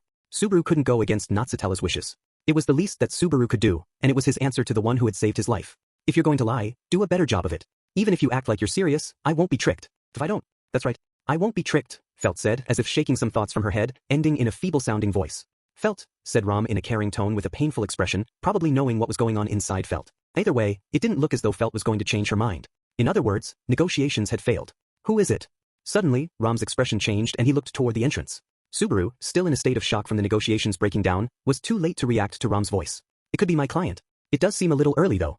Felt went over to the door with her angry expression still on her face and reached to open it. Subaru suddenly identified the impatient feelings welling up inside him. The loot seller, a knock at the door, Felt's client, all of those signals could only lead to one thing. Don't open the door. We'll all be killed. It was earlier than Subaru had expected. From the windows he could see the sun still high in the sky. It was too bright to be past sunset. The first and second times around, despair had come knocking after sunset. Subaru hadn't let his guard down about their limited time, but still, this was way too early. Subaru still hadn't accomplished anything he needed to do to change this world. Subaru didn't make it in time. Her hand was already on the door, and it was pushed open from the outside, and the reddish light of early sunset swept the dimness of the cellar away. And then, what do you mean, be killed? I'd never do anything that violent without warning, said a silver-haired girl with a sour look on her face as she stepped into the cellar. Chapter 5 Starting Life in Another World 1. I'm so glad you're here. I won't let you get away this time.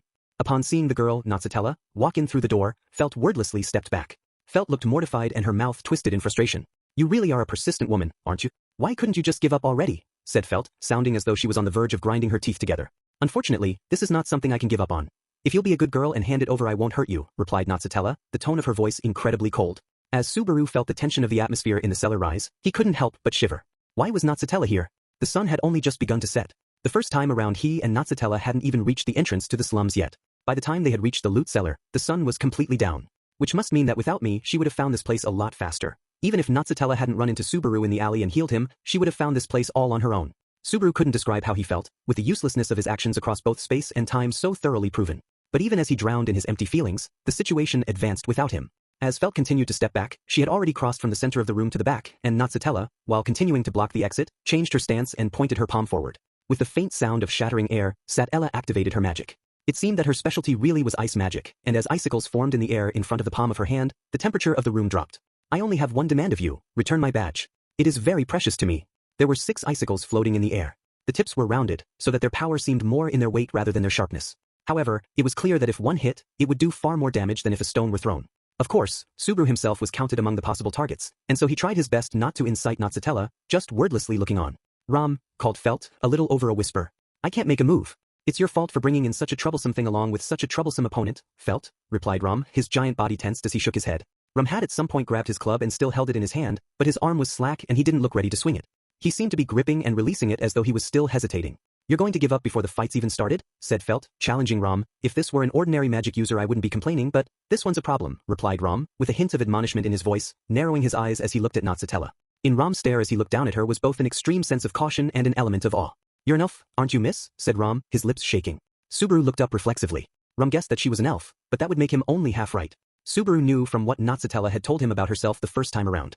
Upon hearing Rom's question, Natsutella closed her eyes for a few moments, and then after a small sigh, she responded. Technically you're mistaken. Only half of what I am is an elf, she said in a tone as if she was making a painful confession, and Subaru furrowed his brow. However, the other two had a much more exaggerated reaction, especially Felt, and with a shudder she continued to step back and said, a half-elf, and with silver hair? You can't be. I'm not her. We only look the same. It's a problem for me too. Subaru didn't know what was going on, but he could tell that this was a conversation that Natsutella didn't want to be having. However, Natsutella's denial didn't seem to calm Felt down. Rather, it put her even more on edge, and she turned her red eyes full of animosity towards Subaru, who was still standing silently on the sidelines. You set me up, didn't you? What? I thought it was fishy when you said you wanted to return this thing to its owner. The fact that you kept me from hiring people to block her way was also part of the plan, wasn't it? You two are in this together, aren't you?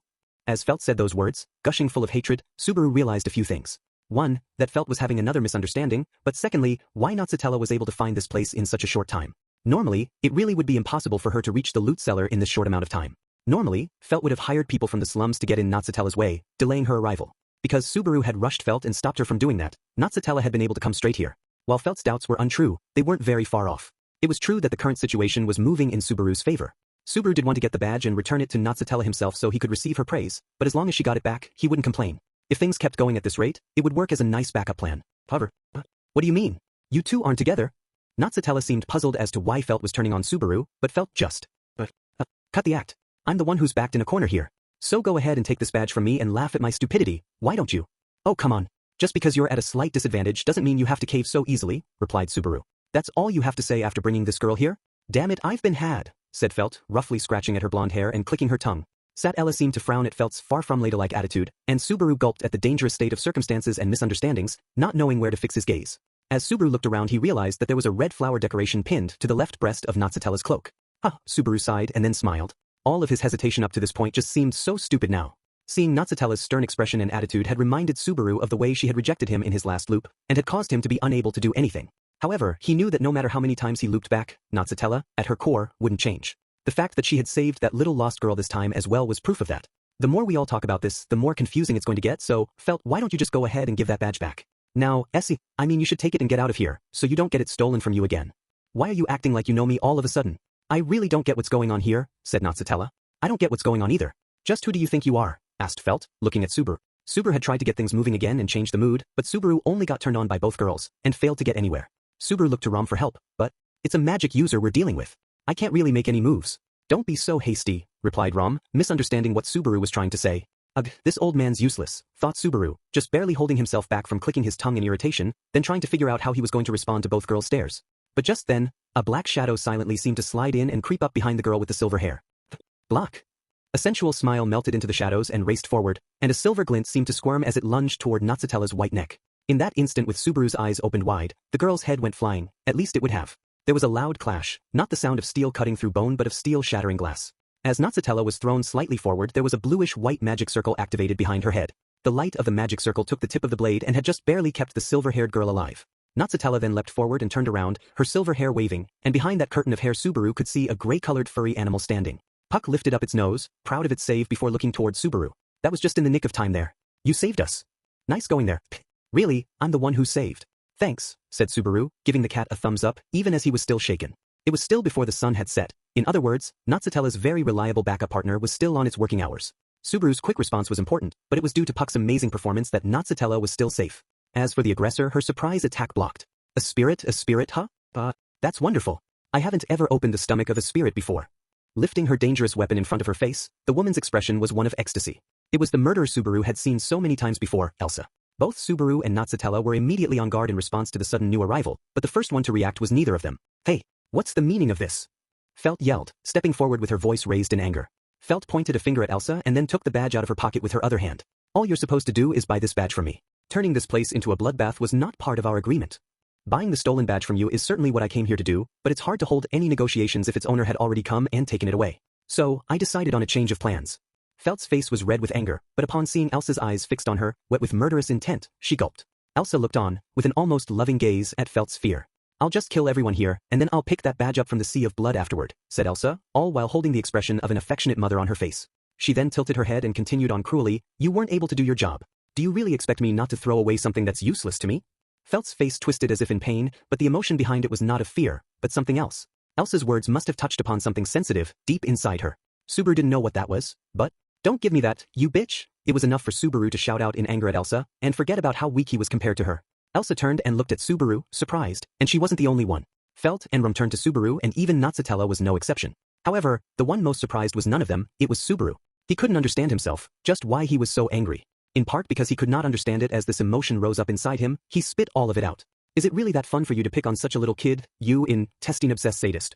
Just because things aren't going exactly the way you planned, you're going to wreck everything and throw a tantrum. What are you, 5? How about you treasure life for once? Do you know how much it hurts to have your stomach ripped open? I know. What are you trying to say? I'm just taking this moment to let the unforeseen sense of justice inside me rant about the injustice of this damn world. And right now, to me, the injustice of this world is you, and this situation, so right now I'm channeling all of my anger about everything onto you. As Subaru's shouting continued to make no sense to her, Elsa let out a rare exasperated sigh. But while Subaru was kind of hurt by her non-serious reaction, with spit flying, he shouted one more time. Alright, that's enough buying for time. Get her, Puck? That was such an amazingly lame tirade there, I want to write it down and leave it for future generations. Guess I'll have to respond to your expectations, huh? Compared with Subaru's shouting and stomping, Puck's voice was aloof and detached. Elsa immediately looked up, but all around her, from all sides, were sharpened icicles, more than 20 in all. It seems I haven't introduced myself, little lady. My name is Puck. I'd like it if you at least remembered my name, as you say farewell to this world. Immediately afterward, the icicles flew at Elsa. 2. The crisscrossing icicles whipped up a white mist and Elsa's black coat was lost in the low-temperature storm. The speed of the icicles was far greater than what Subaru had seen in the alley, and he could just barely follow them with his eyes. Subaru thought the sharp-tipped icicles would easily cut through Elsa's body, the tips of the clear bullets stained red with blood. There were 20 of them. If any of them hit their mark it should be lethal. However, did we get her? Said Rum. Now why did you have go in to say that? Subaru yelled back. Even though Rum had been quiet all this time, he had said the worst possible thing at the worst possible moment. It pays to be prepared. I don't like wearing it because it is heavy, but it looks like I was right to wear it this time. Cutting through the white smoke, Elsa leapt out, with her black hair dancing behind her. She had her kukri held high in her hand, and in her light steps it appeared she had no injuries. Other than the fact that she had thrown off her black coat and was now only wearing her black skin-tight outfit, she looked no different from before. You're not going to tell me that because that coat is so heavy that just by shedding it you're suddenly a lot faster, are you? That would be interesting, but the truth is simple. That coat has a formula woven into it that can ward off magic a single time. It looks like it saved my life. Elsa politely answered Subaru's question before kneeling down and striking upward with the tip of her knife. The target was Natsatella, and the strike was aimed to drive the knife into her chest. Subaru instinctively started to cry out, but I'd like it if you didn't underestimate spirit mages. We're pretty frightening if you make enemies of us. Natsatella clapped her hands together in front of her chest, forming a multilayered ice shield that was easily pierced by Elsa's blade, but it took the knife and stopped her attack. Elsa immediately leapt back to retreat as a few smaller icicles were hurtled her way. The counterattack was due to Puck, who was standing on Natsatella's shoulder by her silver hair, sweeping his arms this way and that like a battle commander. One manages defense and the other attack. In reality, 2 against 1, said Subaru, impressed. That's the tricky thing about spirit mages. One will attack and the other defends. Depending on the situation, one might use simple magic, buying for time, as the other prepares a special attack. That's why we on the battlefield say, when you meet a spirit mage, lay down your weapons and wallet and run, muttered Rum, still gripping his club. Subaru nodded. It didn't look as though the pairing between a spirit mage and their spirit could be easily beat. By the way, old man, what is it you're planning on doing? I'm looking for an opening so I can help out that elf girl. Of the two, she seems the one more willing to listen to us. Wait. You'll only get in their way. If you go out there the only thing that's going to happen is you're going to lose your right arm and have your throat slit. Stay right where you are. Don't say that. The way you put it makes it sound like I've already been cut down. As Subaru had seen Rum get cut down twice already, his words had a sense of truth in their tone. As if Rum was feeling what had happened to him in those different dimensions, he put his hands on his arm and neck. While Subaru was able to talk Rum out of it, the truth was that the fight between Elsa and Natsatella was so intense, it didn't look like there was anywhere anyone could cut in. Countless ice shards had been created and were flying all over the room. However, in the midst of all of that, the way Elsa was handling it could only be described as superhuman. She would spin around, duck down so low it looked as though she were crawling on the ground, and at times she would step on the walls to evade attacks as though she were completely ignoring gravity. If even with all of that she didn't seem able to dodge an attack, she would use her blade to cut through the ice crystals and shatter them. She had paired with what her opponent could do in number with an overwhelming degree of skill. She really looks used to fighting, despite her being a woman, muttered Puck, impressed with Elsa's godlike skills and fighting sense. Well, it's been a very long time since someone called me a girl. From my perspective, most people I deal with are like babies to me. But even so, you're so strong I almost feel like I should pity you. To be complimented by a spirit such as yourself, I must say I'm honored. As Elsa gladly took Puck's praise, she fended off another shard of ice with her knife. Almost 100 pieces of ice must have been thrown at her, but other than that very first attack, it didn't seem as though a single one of them had made their mark. I think if they keep this up, Elsa will tire out before they do, but I'm still anxious, said Subaru. That woman in black's movements really are incredible, but I don't think they can lose if they continue to hold the advantage in numbers, but it's not like that spirit will be able to keep itself here forever. As soon as that spirit's out, the balance of power will shift, replied Rum. Damn, you're right. How soon is it to 5 o'clock? The first time around, Puck went to sleep just a little after sunset. It wasn't as though much time had passed since the start of the battle, but with this much magic use, wouldn't he be using up all of his stored mana or whatever? Just when things were starting to get fun. It pains me to see that something else is distracting you from paying attention to me, muttered Elsa as she twisted her body to dodge an icicle attack, confirming Subaru's fears. As a popular male, it really is tough on me. I can never put the girls to sleep. However, you know if you stay up too late it's bad for your skin, replied Puck in a light tone, but he didn't deny what she was saying. Just as Subaru was beginning to worry that Puck had reached his limit, Elsa's movements suddenly stopped. In response, Puck winked his black eyes at her. Don't you think it's about time we draw the curtain on this performance? When we keep repeating the same act it begins to get boring. My foot. As soon as Elsa tried to take a step, she fell forward, catching herself with her hands on the ground. Elsa's right foot had been frozen to the floor. The fragments of the ice shards Elsa had broken had piled up on the ground, and some had served as a way to bind Elsa's feet. You didn't really think I was scattering all of these things around for no reason, did you? I guess this means you've got me. Just blame it on the gap in our ages. You have plenty of reason to congratulate yourself for getting this far. Now good night. Throwing its chest out, Puck's body, still standing on Natsatella's shoulder, started to oscillate at a high frequency. Puck was posed as if he was about to release his ultimate move, with both paws out in front, focusing more magic than ever before, and Subaru watched as that magic was shot off like an arrow. The magic did not take the shape of ice, but was simply a load of destructive energy. Along the path of the bluish-white light everything froze, and in one fell swoop the loot cellar was filled with white. The energy passed through Elsa and broke into the door that formed the entrance to the cellar, blowing it off its hinges, and residual freezing energy from the attack even reached outside. As the brilliant light from the attack passed, everything was frozen, from the counter to the stolen items, to even the ground they lay on.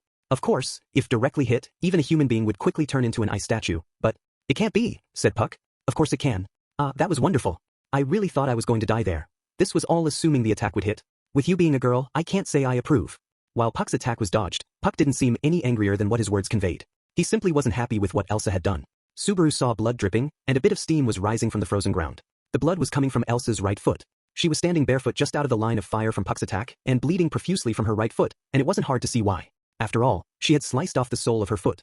I was afraid I might lop the whole foot off, seeing as how I hurried. That was a close one. Even if you only cut that much, it must hurt a lot, said Puck. Well, yes, you're right, but it's wonderful.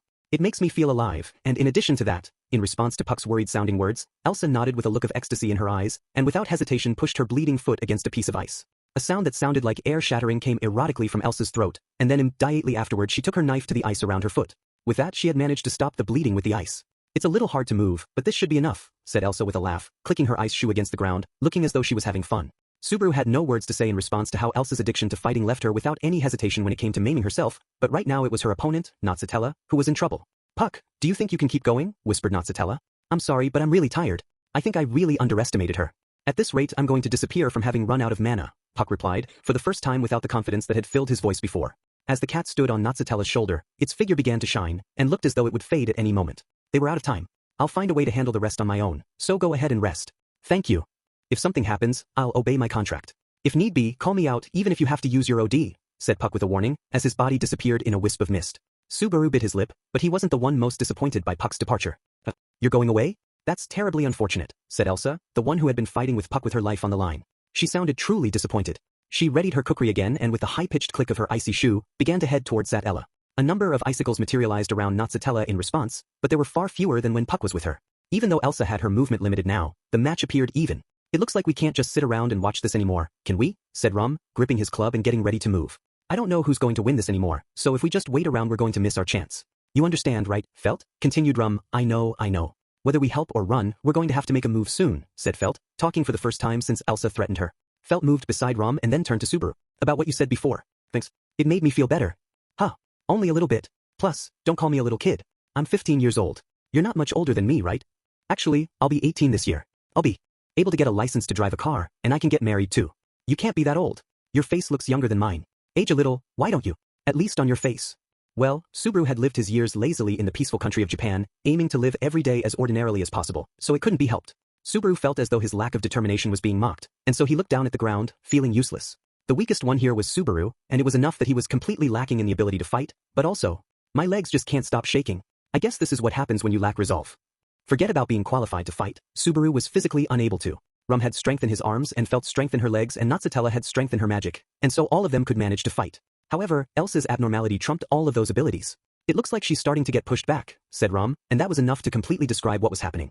Natsutella hadn't stopped shooting projectiles at Elsa, but Elsa just slapped them away with her blade, rendering them useless. In response to Elsa's dance of slicing attacks, Natsutella would block the attacks with her ice shield, and freeze the ground in front of her feet to slide away, barely dodging Elsa's continuing attacks. After Natsutella gained some distance, she would continue her barrage, but you could not deny that her position was inferior to Elsa's. To change the current situation, some kind of support was absolutely necessary. All right, I'm going. Apparently Rum had thought the same as Subaru, and after letting out a yell, Rum joined the fight. As Rum swung his club, it brought a gust of air along with it, and as Elsa ducked her hair was caught up a little in the blast. Oh, how rude of you to interrupt our dance, said Elsa. If you want to dance that much then I'll make you dance a fine dance, so give it your best shot. As Rum swung his thorny pointed club at Elsa, he changed his line of attack. He thrust the club toward Elsa's throat, but Rum froze at the result. What the hell is this? I'm only able to do this because you're so strong, said Elsa from above as she stood on the tip of Rum's club. That kind of technique could only be accomplished with a godlike sense of balance. Before that balance could be broken, Elsa swung her blade horizontally at Rum. The strike was level with Rum's forehead. If it landed, the top of his head would be sent flying. You think I'd let you? Shing! Went the sound of Elsa's sword as it collided with a knife thrown by Felt. The collision had altered the path of Elsa's sword, but the side of it still collided full force into the side of Rum's head. A dull sound rang out as Rum toppled over to the side. What a naughty little girl, said Elsa as she landed lightly back on the ground and turned just her eyes toward Felt. Felt's small knife had saved Rum's life. She probably had aimed for Elsa's arm, but in the rush of the moment her aim was a little off. However, without that slight miss, Rum might not have been saved. You don't have the determination or power to fight. You should have just cowered in the corner like a good little girl. The high-pitched click of Elsa's step rang out as she instantly closed the distance between herself and Felt. Rom was unconscious, and Natsutella, who had been trying to keep her distance, was now too far away. Felt herself had frozen like a frog being stared down by a snake, and, so the only one who was able to tackle her to safety was the coward who had been shivering beside her moments before. 3 Subaru dove into Felt at about hip level, and while hugging her light body tumbled across the ground. Just before he hit the ground, he felt something metal scrape across the back of his head, which made all his hair stand on end. But, feeling the weight of the person in his arms, he did his absolute best to ignore it and kept rolling to put as much distance as possible from where they were before. When at last Subaru looked back, standing on his knees, Elsa was staring back at him in surprise. Feeling as though he had pulled one over on Elsa, Subaru couldn't help but smile back, awkwardly but proudly. "Are you all right?" he said to Felt. "I was desperate there, so if I accidentally touched somewhere I shouldn't have, please forgive me, okay? If you hadn't said that I would have thanked you like normal, but why? I don't know. My body moved on its own. If I had to give a reason, well, you don't know about this, but with this now we're totally even, okay? Remember that. We're even now," said Subaru, clenching his fist after he let Felt go. The second time around, Felt had saved Subaru from Elsa's blade.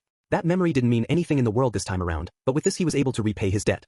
Subaru thought that even so, his debts should be returned, so nothing about what he needed to do before had changed. "Listen here, Felt. Right now I'm going to do the same sort of thing as Rom did before he was knocked out to help stall for time. When that happens I'll be sure to open up a window for you, so I want you to use that opportunity to run out of here as fast as you can. You got it?" "What? Are you telling me to just turn tail and flee?" said Felt, glaring up at Subaru with her red eyes. But Subaru just got closer and stared right back at her. As he did so, he was sure not to miss the moment when Felt looked as though she was scared at what Subaru was trying to say. "Yes, that's what I'm telling you to do. Turn tail and flee. To be honest, that's exactly what I want to do right now. I don't want to stay another second in this violent space," Subaru said, patting Felt roughly on her head. As Felt started to say, "But," Subaru interrupted her and continued. "You're 15 and I'm 17. Out of all of us, you're probably the youngest one here. So it's the right thing to do to give you the highest possibility of getting out of here alive. It's what's only natural. You don't give me that? You were just shaking yourself a minute ago. That was then, this is now. I'm not shaking now, so it's okay. Really, before I remember and start shaking I've got to do this now. Okay? So get ready to run." Subaru put his hand on Felt's forehead as she looked as though she was going to object again, and then pulled himself to his feet. Not far away on the ground was Rom's club. It looked really heavy, but Subaru thought he would still be able to swing it. As Natsutella continued to shoot barrages of ice at Elsa, there was not a sign of dullness in her movements as she danced to avoid the shots. In the first place, Subaru wasn't really sure if he, faced with a superhuman like Elsa with absolutely no real fighting experience himself, could open up a window for Felt to run. All that he could do was wordlessly spring a surprise attack on her when she wasn't paying attention to him. So right after Elsa had swung her knife and shattered a large icicle, and Subaru was completely in one of her blind spots, Subaru sprang forward at her, forgetting even to breathe, and swung the club down on her. Perhaps Subaru's adrenaline had finally kicked in, because the speed of his swing was far faster than he had imagined it would be. It sliced through the air toward the back of her head, and, "You picked the right moment and angle to target me, but unfortunately I could have sensed your intent to kill a mile away." "Intent to kill? I have no idea how I'm supposed to hide that." In order to block the swing that came directly behind her, Elsa struck the club with the blunt edge of her blade, changing the course of the swing enough for it to miss its mark. However, at that very instant Subaru opened his mouth wide, with his teeth bared, and yelled. Now Felt, "Run!" Like a spring, Felt launched her small body onto the wind and raced forward. She was going so fast that Subaru couldn't keep track of her with his eyes, and the girl, now turned to wind, rushed to the exit. "Do you really think I'd let you go?" To stop Felt, Elsa took another knife out of her breast pocket and threw it toward Felt. As if it were a symbol of payback from what Felt did before, the simple, undecorated knife flew straight at her back. "Hover. Too bad, but I want to let her go." Subaru kicked the round table that was beside him upward, which collided with the knife and sent it off course. "Man, I'm awesome. That was awesome. Wow, my toe hurts more than I thought it was going to." Maybe it was Subaru's adrenaline again, or some power that had awakened in him that failed to activate the last 3 times, but as Elsa's long leg came up and kicked him in the side of the head and sent him flying, his self-congratulations were cut short. He was hit so hard the world seemed to spin around, and together with the onset of pain and taste of blood in his mouth, Subaru threw up. "That's the first time in a long time someone's made me actually a little bit angry." "Well, that's something I'm happy to hear." "Serves you right. I let one of us get away." Subaru stood back up and pretended to be in better shape than he was, doing his best to continue drawing Elsa's attention. As if Elsa had read Subaru's mind, she smiled at him, and forgot about Felt for the time being. "Fine, if that's what you want, I'll pay attention to you. Your dancing had better not bore me. I'm going to go ahead and warn you, but if you're going to dance with me, you'd better be careful. I haven't learned a thing about dancing so I'll be sure to step all over your feet," said Subaru, spitting out the blood that had risen in his mouth. He readjusted his grip on the club that was still in his hands. It wasn't as though Subaru was going to have very many chances to land a hit, so he used everything he had to focus on striking Elsa as she rushed toward him. "You'd better not forget about me," said Natsutella, along with a chunk of ice lobbed from behind. But without even looking back, Elsa swung her blade and broke the ice to pieces. With Elsa's superhuman senses on full display, even Subaru wasn't able to keep taunting her. "I've started to get tired of this little game. Are you sure you'll be able to keep me entertained?" asked Elsa in a low voice, with her smile the color of blood. As Subaru gazed at her smile, he felt a shiver run down his spine, and looked over at Natsutella to make eye contact. "If you've got some kind of hidden true power available, I think that now would be a great time to use it. I do have another trick up my sleeve, but if I use it, I'll be the only one left alive. I would like it if you held back on that, then. No self-destructs, please. Okay fine, I get it. Damn. Use it if you have to, but don't be too hasty, alright? Subaru intended that to be a joke, in order to help shake off some of his cowardice, but Natsutella took Subaru's statement seriously. After seeing him take a deep breath and solidify his determination, Natsutella's lips relaxed into an almost smile. I won't use it. I can't while you're still trying your best. You can do this, so keep on struggling. Relying on the power of one's parents is my absolute final option, replied Natsutella. As she said that she really did look as though she was running out of options, and that lit a fire inside Subaru.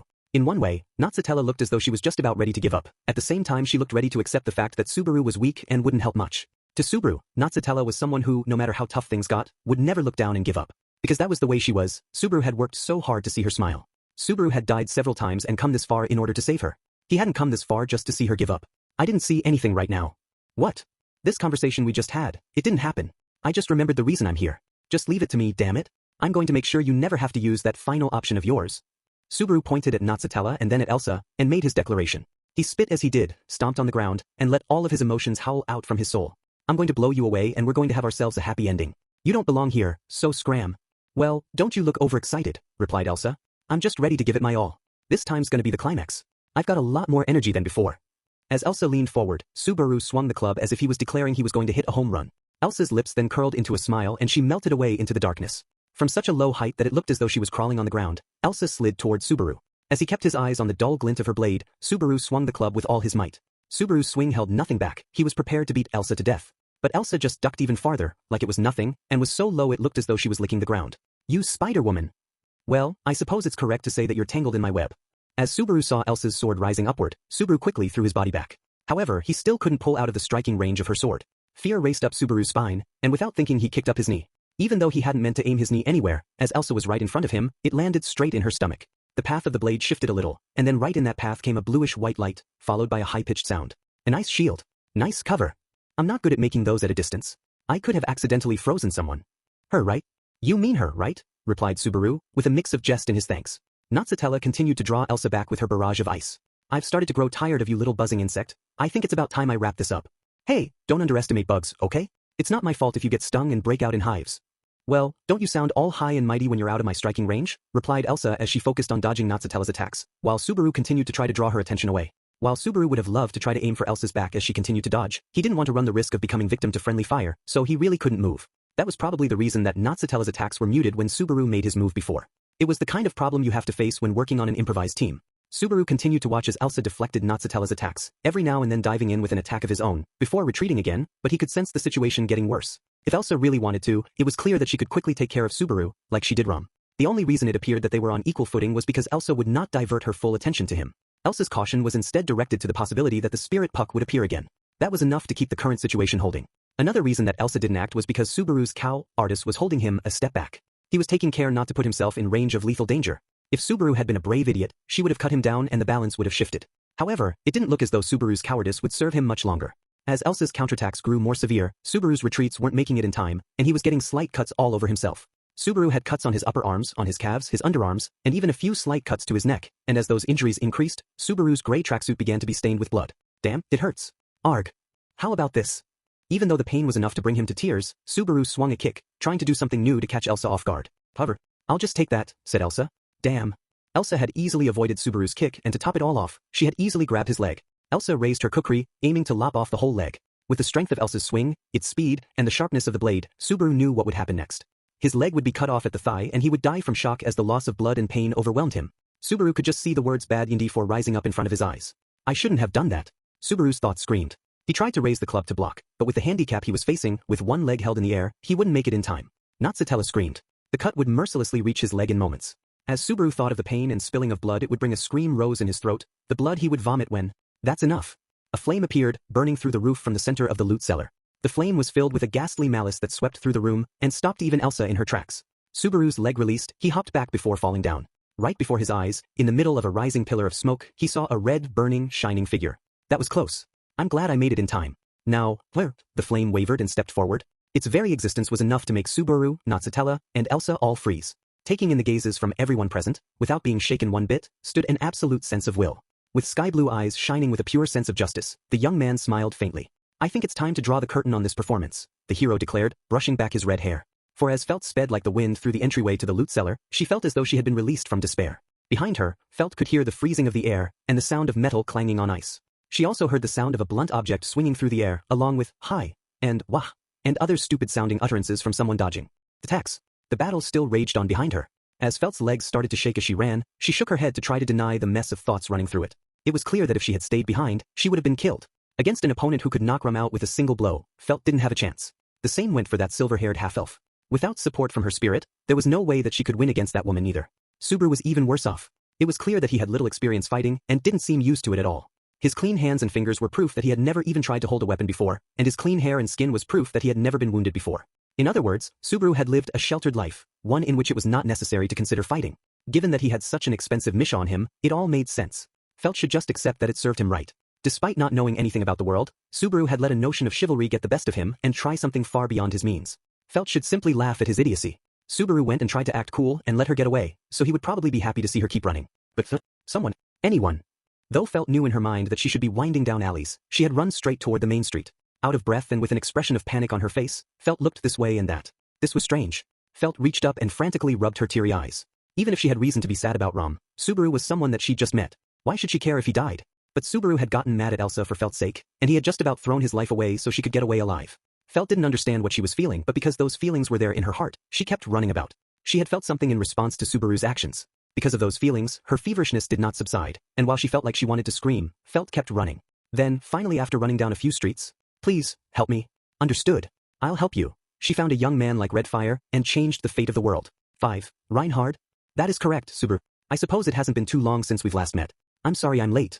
The red-haired young man Reinhard turned to face Subaru, who was still toppled over on the ground, with a slight apologetic smile. Even as Reinhard wiped the dust from his sleeve, every motion seemed trained and deliberate. The way Reinhard carried himself was different from when Subaru first encountered him in the alley with Dumb, Dumber, and Dumbest, and as Subaru watched him, he thought he was now seeing a glimpse of Reinhard's true self. Without letting his guard down for a moment, Reinhard looked ahead, and turned his eyes toward the black-clothed beauty who was now focusing her animosity toward him. Reinhard's blue eyes narrowed, as if he were remembering something. Black hair and black clothes, and your weapon is the bent blade particular to the northern countries. With all of those characteristics aligned, there's no mistaking it. You are the Bowel Hunter, aren't you? What's with that super violent-sounding alias? Muttered Subaru. It's an alias given to her based on the way she kills. She's well known in the capital to be a dangerous individual. However, from what I hear she appears to be more of a mercenary, replied Reinhard faithfully in response to Subaru's rhetorical question as he trained his clear eyes on Elsa. Reinhard? Yes. The knight among knights, and of the master swordsman lineage. Well, that's amazing. I never thought I'd meet such an enjoyable opponent.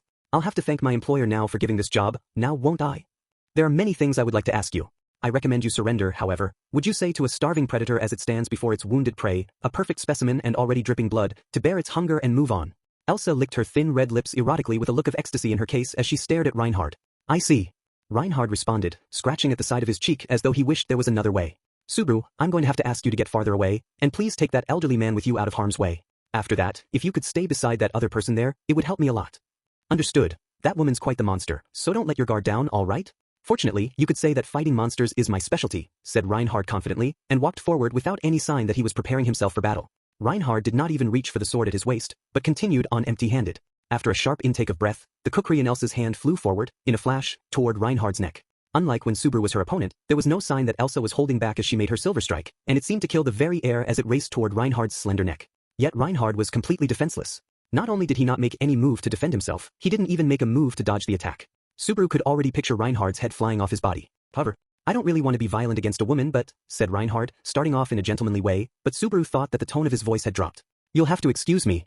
Reinhard planted one foot down, the pressure behind it fracturing the ground beneath him, and with the other leg launched a kick so strong it created a shockwave as it collided with Elsa and sent her body flying. The back blast was strong enough for Subaru to feel it where he stood. He was speechless. All it was an ordinary forward kick, but the air pressure it caused was enough to create a wind that shook the entire building. Elsa, who took the hit head-on, was blown away like a leaf. However, she was able to reduce the damage taken by springing off the walls to kill the force of impact with her legs. Still, when she looked up, you could see the look of shock on her face. No. There's no way. You're kidding me, right? Just what the hell was that? Subaru had described certain things as being on a totally different scale several times before in his life, and it was at this very moment that he realized he had been mistaken. That phrase, on a totally different scale, existed solely for the purpose to describe this hero who stood in front of him. Before Reinhard's existence, all of the extraordinary phenomena of this new world dulled in comparison. It's just as they say, or rather, you're more than what everyone says you are, said Elsa. Well, I can only hope I'll live up to your expectations. Will you not use that sword of yours? I would like to have a taste of its legendary sharpness. Elsa pointed at Reinhard's sword. She wanted to face Reinhard at full force, without him holding back. However, Reinhard shook his head. This sword is made so that it can only be drawn when it should be drawn. The fact that the blade has not removed itself from its sheath means that now is not the proper time. I suppose I've been underestimated. Personally, I would have preferred to take you up on your offer. So, Reinhard suddenly turned his eyes away from Elsa and looked about the inside of the loot cellar. Eyes eventually settled on an old-looking two-handed sword propped up against the wall. Reinhard used his foot to kick up on the hilt, sending the unsheathed sword spinning through the air. He easily grabbed it in his hand and swung it once lightly as if testing it out. I'll use this one to face you. Any complaints? No. This is wonderful, wonderful. You had better show me a good time. As Reinhard gripped his blade, Elsa made the first move, darting to the side. As she made her slicing attack, she leapt to increase its speed. In response, Reinhard readied a stance to swing his sword from below, straight upward. In that moment of attack and defense, Subaru was able to get a clear view of what was happening. Reinhard's strike was sublime, it was magical, it was perfectly trained. In his hands, even a throwaway sword at its end of life, sleeping away in a cellar, shone like some treasured sword passed on by legend across generations. Reinhard's sword technique captured every ounce of performance that could be extracted by the sword, and he used it at will. Reinhard's blade hit its mark, just where the blade of Elsa's kukri met its handle. Despite the fact that it was two pieces of steel striking together, Reinhard's sword showed an unbelievable amount of cutting power and sliced the blade of Elsa's blade right off its base. Elsa had no words for the fate of the kukri she held in her hand. The blade had become just a handle, and as for the remainder, now that you have lost your weapon, I recommend you surrender. As Reinhard turned around, he held the blade of Elsa's kukri in his free hand. With a flick of his wrist he threw it, and with a sharp sound it stuck, lodged in the wall. Even Subaru could hear Elsa gasp. He really is not normal. I can't even find the energy to joke about it. Subaru just barely squeezed out what he thought, and hurried to put distance between himself and the battle taking place. Along the way, Subaru went over to Ram, and somehow was able to drag his giant body to a spot along the wall. Ram, old man Ram, hey. Baldy. You alive? Callan Baldy, who else? My only goals in life are to never go bald or get fat. You are, like, the best example for me of who I don't want to end up like. Even though Ram's response was weak, after giving him a few more slaps on the cheek, Subaru let out a sigh of relief. Other than the fact that Ram had hit his head pretty hard, everything else looked all right. There was a chance that Ram's memory might take a hit, but considering he was alive, it didn't seem like much of a problem. Does it look like that person's going to be all right? Asked Natsutella as she came running up beside Subaru, her long silver hair trailing behind her. Checking the state of Ram's injuries, she muttered, he needs treatment, and her hands began to glow with a faint blue light. Hey now, I'm just saying, but this old man's in league with the one who stole your badge. You know that? That's precisely why I'm doing it. Once I heal him, I can use his gratitude to get information out of him. People don't tend to lie to people who've saved their life. I'm only doing this for my own sake. It was like she could not justify any of her actions unless she made a case for them being for her own sake. Subaru gave the ever-roundabout Natsutella a weak smile, and looked back toward the battlefield. Elsa was on her knees, but Subaru couldn't see her face. All Subaru could think was that Reinhard had taken away her will to fight. With his old sword down by his side, Reinhard approached Elsa with his defenses down. Surely Reinhard had confidence in the difference in ability between himself and Elsa, but pride always leads to the worst possible outcome. An alarm rang inside Subaru's head. Reinhard, she's got another blade. As Elsa's second kukri was drawn from her waist, it took a bit of Reinhard's bangs as he leaned back. With her surprise attack evaded, she turned her eyes towards Subaru. I'm surprised you knew. Well, I've already experienced it once before, said Subaru, giving her the middle finger in a bragging tone, although it really couldn't be called bragging. Elsa apparently decided that what Subaru was saying was nonsense and ignored him. However, you'd be wrong to think I have only 2 of these fangs. Shall we start over? She said to Reinhard. Will you be satisfied if I destroy all of your weapons? If I lose my fangs, I'll fight with my nails. If I lose my nails, I'll fight with my bones. If I lose my bones, I'll fight with my life. That is how I, the Bowel Hunter, do things. In that case, I'll just have to have you forsake your ideals. Elsa drew a third knife from her waist and held both at the ready. Worthy of the Spider-Woman insult that Subaru had lobbed at her before, Elsa seemed to fly about the room as though she were ignoring gravity, using all space on the ground and in the air available to her. As blade met blade and steel met steel, each violent collision sent sparks flying. Kicking off from the walls and from the ceiling, Elsa continued her fighting style of attack and retreat. Reinhard met her attacks as they came. As the battle seemed to go back and forth, Subaru gulped as he watched on. It can't be possible that even Reinhard lacks the ability to settle this, can it? Elsa's abilities had stepped out of the realm of human possibility, and it was hard for Subaru to even track her movements. However, Reinhard's ability was, at its very core, legendary. Their battle was like 2 gods colliding with each other in the heavens, but Subaru could see that, in terms of pure ability, Reinhard was far ahead of Elsa. But then why was the battle still raging? We're holding him back, muttered Natsutella in response to Subaru's doubts as she continued to heal Ram. Huh, replied Subaru, and Natsutella bit her lip, frustrated. Because I'm using spirit magic, he can't fight full force. At least not until I finish my healing. I have no idea what you're trying to say. If Reinhard decides to fight full force, all of the mana in the atmosphere around us will turn away from me. I'm almost done. When I give the signal, call out to him. Okay. Subaru still didn't understand her explanation, but while still a little unsure, he agreed. The blue light continued to heal the bump protruding from Ram's head, and another wound that had been bleeding a little. Subaru looked on amazed as the traces of blood and the opening of the wound gradually disappeared, when Natsutella took a deep breath and let it out. I'm done. Leave it to me. Hey, Reinhard. I don't really understand, but get her. Subaru delivered the message to Reinhard, who had continually been on the defensive, that Ram's treatment was complete. Reinhard glanced back. When his and Subaru's eyes met, he gave a slight nod. What is it you're going to show me? The House of Astria's sword, Reinhard replied in short and with dignity as Elsa leaped at him. Immediately afterward, Subaru felt all of the space in the cellar warp. 6 What? Subaru saw the air in his line of sight twist, and he couldn't be sure, but he thought that the room had lost some of its light. Apart from that, the room's temperature, which had already been falling because of all of the ice magic, dropped even further. Subaru found himself shivering and hugging his shoulders. Wait, why are you? I'm sorry, it's just. Could you lend me your shoulder? As Natsutella started to lean on him, Subaru, while flustering about, rushed to support her. Her slender body was incredibly hot and Subaru could feel his heart racing from a completely different reason from before. But one look at Natsutella's face and any ideas Subaru may have gotten were blown away. Natsutella was short of breath and looked as though she were in pain. It was as though she was running a high fever. What happened? Did you suddenly start to feel? Asked Subaru. No, it's the mana. You know, right? Replied Natsutella. Subaru didn't have a clue. He would have liked to fold his arms and declare so, in his usual humorous way, but now didn't seem to be the time for that. It was not the weight on Subaru's shoulders that made him decide to stay silent. It was how the entire room had changed its atmosphere and what was happening at the source of that change. In the center of the room, Reinhard held his sword ready with both hands in a low stance. But that wasn't it. That stance itself had been something that Reinhard had been holding since the battle had begun. However, as Subaru looked on, it felt to him that only now, for the very first time, Reinhard was holding his sword at the ready. The Bowel Hunter, Gramhild, said Elsa, licking her lips. Reinhard van Astria from the line of master swordsmen, Reinhard replied majestically with a nod. The presence of Reinhard's sword overwhelmed the room, and the animosity between Reinhard and Elsa shook the air. In this place, turned mostly to ruins, a black-clothed murderer and a lightly armored hero faced each other, and what would clash would be the blood-soaked blade of a knife against a rusted old two-handed sword. But despite the faults of one side's weapon, Subaru held his breath. After declaring their names, both were going to try to end the battle at once. Subaru felt that he was witness to a verse from an epic tale of heroism. Someone screamed out. Subaru couldn't tell if it was Elsa or Reinhard or even himself, but a brilliant light blew off the roof of the loot cellar and ripped right through it, cutting the entire space into two halves. Subaru couldn't help but feel that the entire world had shifted as an immense light filled the room and whited everything out in an instant. As the light cleared, the world was subjected to another sudden shift, as the displaced space tried to return to where it had been before. Air was distorted as residual waves from the attack swept over the room and caused strong gusts to rush, spiraling back into the center of the room. Along with those gusts, stolen items, furniture, and even materials from the building's structure itself were pulled in. Subaru desperately tried to protect both Natsutella and Rom from this storm of collateral damage. Just what is? Hey. Subaru couldn't really explain how all of this was happening, but he knew who caused it. The master swordsman had, at full power, swung his sword. Only once, and this was the result. Subaru kept yelling, trying to get through the pain and the wind, as finally, the storm lost its strength and the various items tumbling to the ground signaled its end, along with the chorus of dull creaking sounds from the building. Subaru tossed away the remains of a scroll-like object that had landed on his head and checked that both Rom and Natsutella were still okay. It looked as though Subaru's cover wasn't completely enough, as Rom looked as though he was covered in milk and other things, but Subaru thought he deserved to be cut a little slack. What do you mean, fighting monsters is my specialty?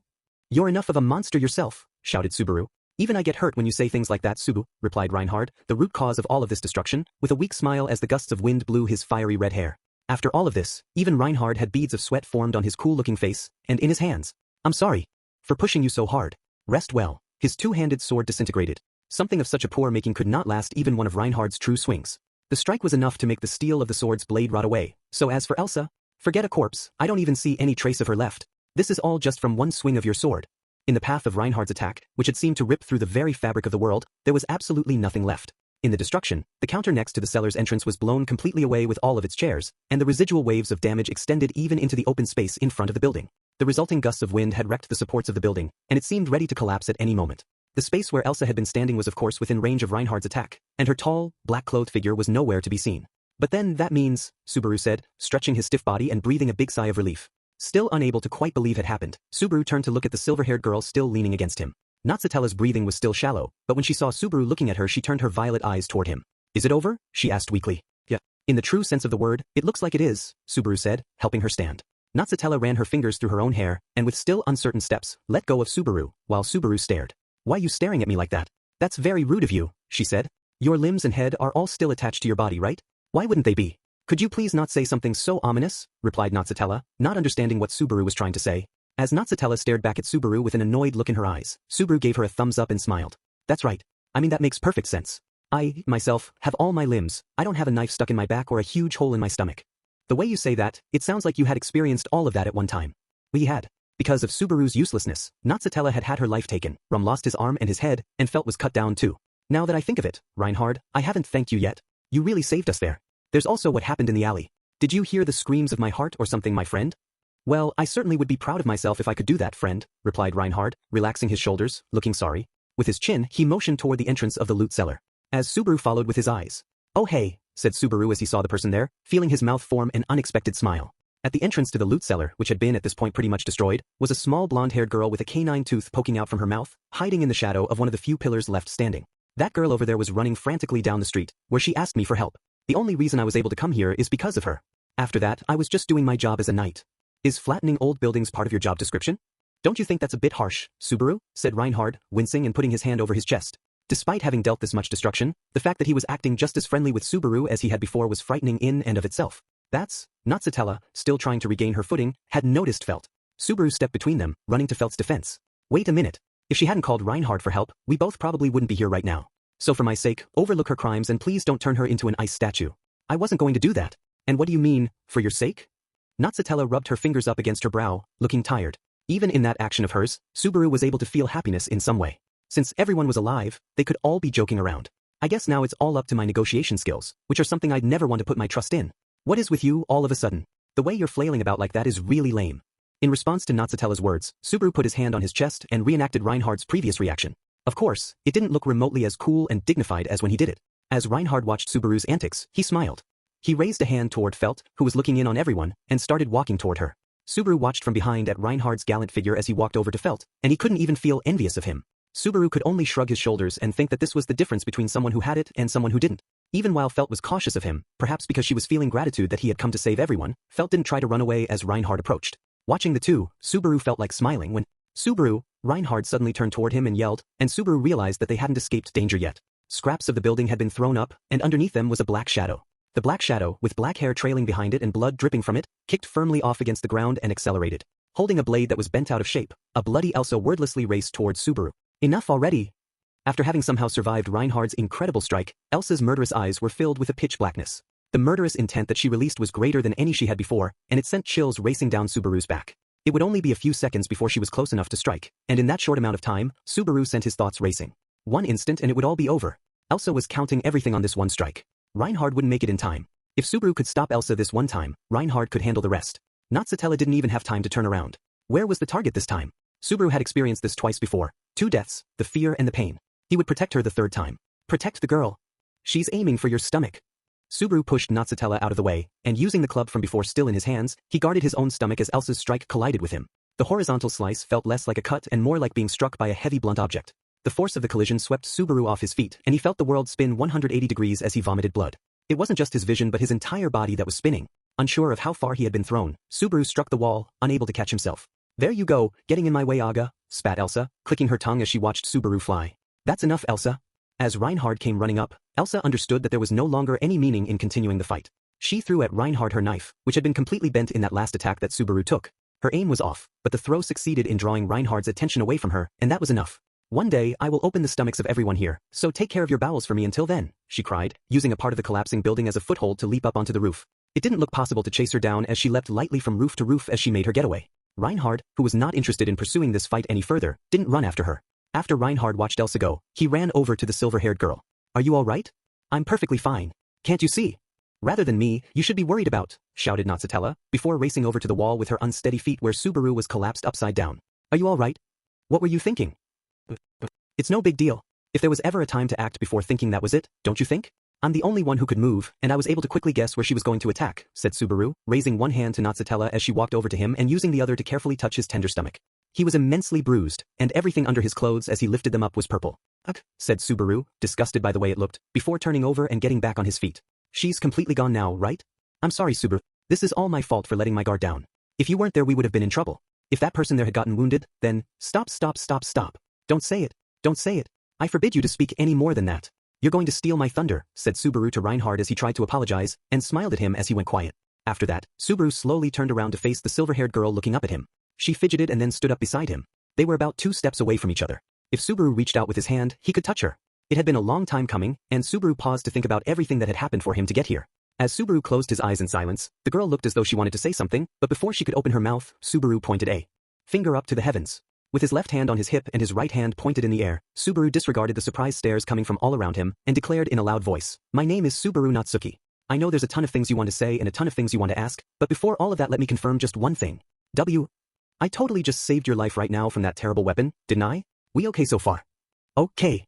It means everything's fine." So, are we okay? Subaru used his upper body to form an O and a K, and while the silver-haired girl in front of him seemed to twitch a little, she replied. Okay, I'm the person who saved your life. Your rescuer. Now you are the heroine I rescued. Don't you think that I should get some kind of reward? Don't you think so? I understand. Only if it's something I'm able to do though. As long as you understand. Now I only have just one request of you. Subaru put his finger out in front of him to emphasize this point. While the girl looked a bit worried in response, she seemed to find her determination and nodded firmly. So my wish is, go on. Subaru smiled, showing his teeth, then snapped his fingers and then gave a thumbs up, striking a pose. I want you to tell me your name. The girl's eyes opened wide in shock, and a moment of silence fell upon the two. Subaru's gaze would not waver, and he looked the silver-haired girl in front of him straight in the eye. The girl then put her hand to her mouth and started to giggle, her white cheeks blushing, and her silver hair swaying behind her as she smiled. That smile of hers was not one of resignation, or a faint fleeting smile. It was not a tragic smile either. She was simply smiling because she was happy. That was all there was to it. Emilia, she said, laughing. Hearing that single response, Subaru took in a short breath, and then breathed out. In response, the girl straightened herself, put a finger to her lips, and smiled in a teasing sort of way. My name is Emilia. Just Emilia. Thank you, Subaru. Thank you for saving me, Emilia said, holding out her hand. Looking down at that hand, Subaru hesitantly took it in his. Her fingers and wrist were slender and her palm was small, and her hand was very warm. It was a living hand with blood running through it. Thank you for saving me. Subaru wanted to say the same to her. She was the one who had saved him first. With this, he had finally repaid her, after dying 3 times from blade wounds to get here. After all of that pain and suffering, after all that fighting with everything he had, his reward was her name and a smile. Man, that wasn't worth it at all, said Subaru, smiling as he gripped Emilia's hand. 7 That would have been a good place to end the story. However, though really, I have to say I'm surprised to see you're all right, said Reinhard, as though he had been waiting for the right moment to jump in after Subaru and Emilia had finished, breaking the silence he had been forced into before. Even from the perspective of a man with Reinhard's skill, Elsa's final attack must have seemed overwhelming. Subaru gently put pressure on his hurt abdomen and pointed to the club lying on the ground. The spiked club was thick and sturdy and had worked well as a shield, even though that was not its true purpose. I quickly guarded myself with that thing. If it weren't for that, right now I'd be cut in two, said Subaru. You're right. If it weren't for this, Reinhard started to say, reaching for the fallen club to pick it up. I wouldn't have been able to avoid bad for, Subaru laughed, finishing his sentence. Huh. As Reinhard picked up the club, part of it slid across a smooth cut going through it, and fell to the ground with a thud. Cut completely in two, its service was done. Reinhard slowly looked up at Subaru with an uncomfortable look on his face. Subaru followed Reinhard's gaze nervously and pulled up his tracksuit. Just as before, everything was purple and bruised, but there was a slight change. A red line suddenly ran straight across his abdomen. This doesn't look good. Even I can see what's coming next. Just as Subaru finished his statement, a searing pain shot through him, and then his stomach opened along the cut, spilling bright red blood everywhere. Subaru. Right beside him, Subaru could hear Emilia's panicked voice. Subaru had finally been able to hear her name, and now it looked as though this was going to be the end, again. But even if that was the case, Subaru was sure he would return to this place again. Subaru's vision shifted sideways, and he thought that he must have fallen over. He could see that Reinhard was panicked as well, and as Emilia looked straight at him, close to his face, he could see that she was very distressed. She looks cute even when she's panicking? What a place this fantasy world is, Subaru thought, feeling he had thought something similar before the pain and shock swept his consciousness away like a storm at sea. Epilogue: The moon is watching. Reinhard looked on from a distance at the faint blue light, its wavelengths those of water, the element of healing, and let out a soft sigh that no one around him could hear. Signs of grief showed on his handsome profile as well as traces of tension left over from the battle. If you were to take the image of his figure as he stood in front of the ruins behind him, it would surely be a masterpiece of art. Such was the way he stood. However, Reinhard had a deep sense of regret in him, the weight of which could not be lessened by words. All right, that should do it, came a voice like silver bells to Reinhard's ears, as he had continued to blame himself, his eyes closed. Emilia brushed her hand across Subaru's forehead, as if wiping it, and brushed away his hair as he lay propped up against the wall. She made sure that there was still a look of redness, of life in his face. Emilia then stood up and nodded. I'm done treating him. He's probably made it past the worst of it. That's good to hear. Now that that's taken care of, Lady Emilia, Reinhard said as he walked swiftly over to Emilia, knelt down on one knee, and bowed his head. Reinhard's every motion was executed without any fault, and perfectly adhered to proper etiquette. Due to my shortcomings, I have caused you a great deal of stress. I am prepared to take whatever punishment you deem necessary in response to my failure. Reinhard placed his sword in front of him as he knelt and apologized for his failings. As a knight, this was the most sincere way he could apologize. No matter what might befall him, Reinhard was prepared to take any punishment without complaint. Emilia, however, stuck out her finger and waved it back and forth, looking annoyed. I never understand why you all are like that. Meaning? You saved us all from grave danger, and everyone made it out alive. Yet here you are, trying to take responsibility for our pain and all of the trouble we went through. Emilia pointed her finger towards Subaru, who was now sleeping soundly. That one over there is a lot more honest. He saved me and then demanded a reward, even if he didn't really ask for much. Reinhard saw Subaru strike his pose and ask for Emilia's name. As Emilia smiled, remembering that moment, Reinhard couldn't help but smile as well. So, thank you for saving us. That is all I have to say to you. I don't see any fault of yours to punish you for. If that's not enough for you, then work harder next time you save someone. Understood. Thank you for your kind words, said Reinhard, bowing further to show his respect before standing up again. When the two stood facing together, it was clear that Reinhard was much taller than Emilia, and so when he looked at her, he had to look down at her. Where was that grandness that he sensed from her just moments before? It must be a difference in the capacity of our characters, mused Reinhard, taking heed of his own narrow-mindedness. Surely Emilia was simply one of those chosen ones, he reaffirmed within himself. I just remembered talking about how you saved us, but how and why did you come here? Emilia asked suddenly. Today is my day off, and I was wandering aimlessly about the capital. If I had been patrolling off duty, my squadron leader would have gotten upset at me, so I really was just walking around, but then, I met him, said Reinhard, pointing to Subaru as he answered her question. It all began after Reinhard had met Subaru in that alley. As they talked, Subaru had given a description that matched Emilia's and had mentioned some place called the Loot Cellar. With a mixture of this prior and newfound knowledge, Reinhard had also made his way to the slums to investigate. As he was looking around, then I ran into that girl over there, and the rest you know. Yes, that girl. Now that Felt had come up in conversation once more, Emilia turned her eyes to a corner of the open area in front of the loot cellar, where Felt was taking care of Rom, who had yet to wake up. The blonde-haired girl turned around as she felt Emilia's stare and looked down awkwardly. Lady Emilia, who is that girl? Reinhard, I appreciate all of your help, and thank you for saving us. However, please, I must ask you to refrain from interfering from here on out, said Emilia in a strong tone, and that was enough to keep Reinhard from pressing any further. Emilia closed her eyes, trying to figure out how she would approach Felt. As Reinhard looked at Emilia's beautiful face, he sighed. I won't ask what's going on, but your safety is very important. I would ask that you take care of yourself. I will send knights to take you home, so please go along with them. Normally I would have to refuse, but after all of this I suppose there's no helping it. All right, I'll take you up on your offer, Emilia replied. Understood, replied Reinhard. Emilia giggled, and when he followed her stare, it landed on Subaru's peacefully resting face. What relation do you have to him, to Subaru? I just met him, Emilia replied immediately, and Reinhard paused, giving her a doubtful and confused look. Perhaps because she found Reinhard's reaction amusing, Emilia smiled. It's the truth. There's no other way to put it. I don't have any memory of meeting Subaru before. The first time I had ever seen him was when I walked into this place not long ago, but earlier, he said that he was looking for you. He said he had something he wanted to give you. Then there is the fact that he was present here for all of this, and the fact that he put his life on the line to protect you, Reinhard was about to say, but stopped. He thought that if he said it, he would be belittling the brave act that Subaru had performed. That's why it's so strange, said Emilia. I'm beginning to think that Weirdo is somehow involved in all of this. Please refrain from speaking that way about Provincial Lord Roswell. He is a very upstanding citizen. I will admit that he does have some peculiarities, but the fact that you link the word weirdo to him makes it clear what you really think. My apologies. Please keep this a secret from Lord Roswell, said Reinhard with a wink. Of course, Emilia replied. Reinhard then turned the subject back toward Subaru. What shall we do with him? If you would like, I could have someone from my family take him in as a guest. No, I'll take him with me. I'll be able to find out more about him that way, and even if he isn't connected to that weirdo, it does not change the fact that he saved my life, said Emilia. But thank you for offering, she added, to which Reinhard replied with a slight nod. With that, Reinhard and Emilia had just about finished all they had to talk about. Afterward, Reinhard would go and send a few knights to escort Emilia back to her residence, and then he would have to start working on cleaning up the aftermath of the battle. As Reinhard looked at the loot cellar that he had destroyed, he closed his eyes before the extent of the damage. As always, he was frustrated that he could not properly control himself. All of this damage was the result of a slight miscalculation of power on his part. If he had been even more careless, he could have leveled an entire block. He needed to be more careful. What is it that you plan on doing next to deal with the area? Asked Emilia. We'll have to declare the area off limits for a while, and pass out wanted posters for the Bowel Hunter. She is already a person who has a lot of rumors floating around about her, so I'm not sure it will help, but what about the girl and the old man? It's hard for me to grasp all that has happened, but given my occupation, I do not think that what they were doing is something that I can just ignore. However, Reinhard paused and then shrugged his shoulders. Today happens to be my day off. If I might add another thing, if there's no victim filing a complaint, then the lack of evidence makes it hard to convict. But above all else, it's really hard for me to grasp what happened. Ha, you really are a terrible knight. Well, that is the truth, despite everyone calling me the knight among knights, said Reinhard jokingly, and Emilia put her hand to her mouth and giggled. Finally, after all the laughing had subsided, Emilia's thoughts were in order. She walked toward the blonde-haired girl who was still hugging the old man beside her. When she noticed Emilia coming, she looked up, prepared to face her. Is this old man your family? Asked Emilia, squatting down so that she was on the same level as Felt. Felt looked shocked. Of all the things she had expected to hear, that was not one of them. Even Reinhard, who didn't know what had happened between the two, could tell that they were not on particularly good terms. Felt scratched her cheek and tried to regain her composure, and then, as if trying to hide her embarrassment, she slapped Rum a few times. It's kinda like that. To me, old man Rum is like my only, grandfather figure sort of thing. I see. I only have one family member as well. He's always sleeping when it counts, and when he's awake I don't think I could ever say that to him. Well, I can't say these sort of things when Rum's awake either. Reinhard couldn't be sure, but it looked as though the intensity of Felt's slaps was increasing. She probably wasn't paying attention.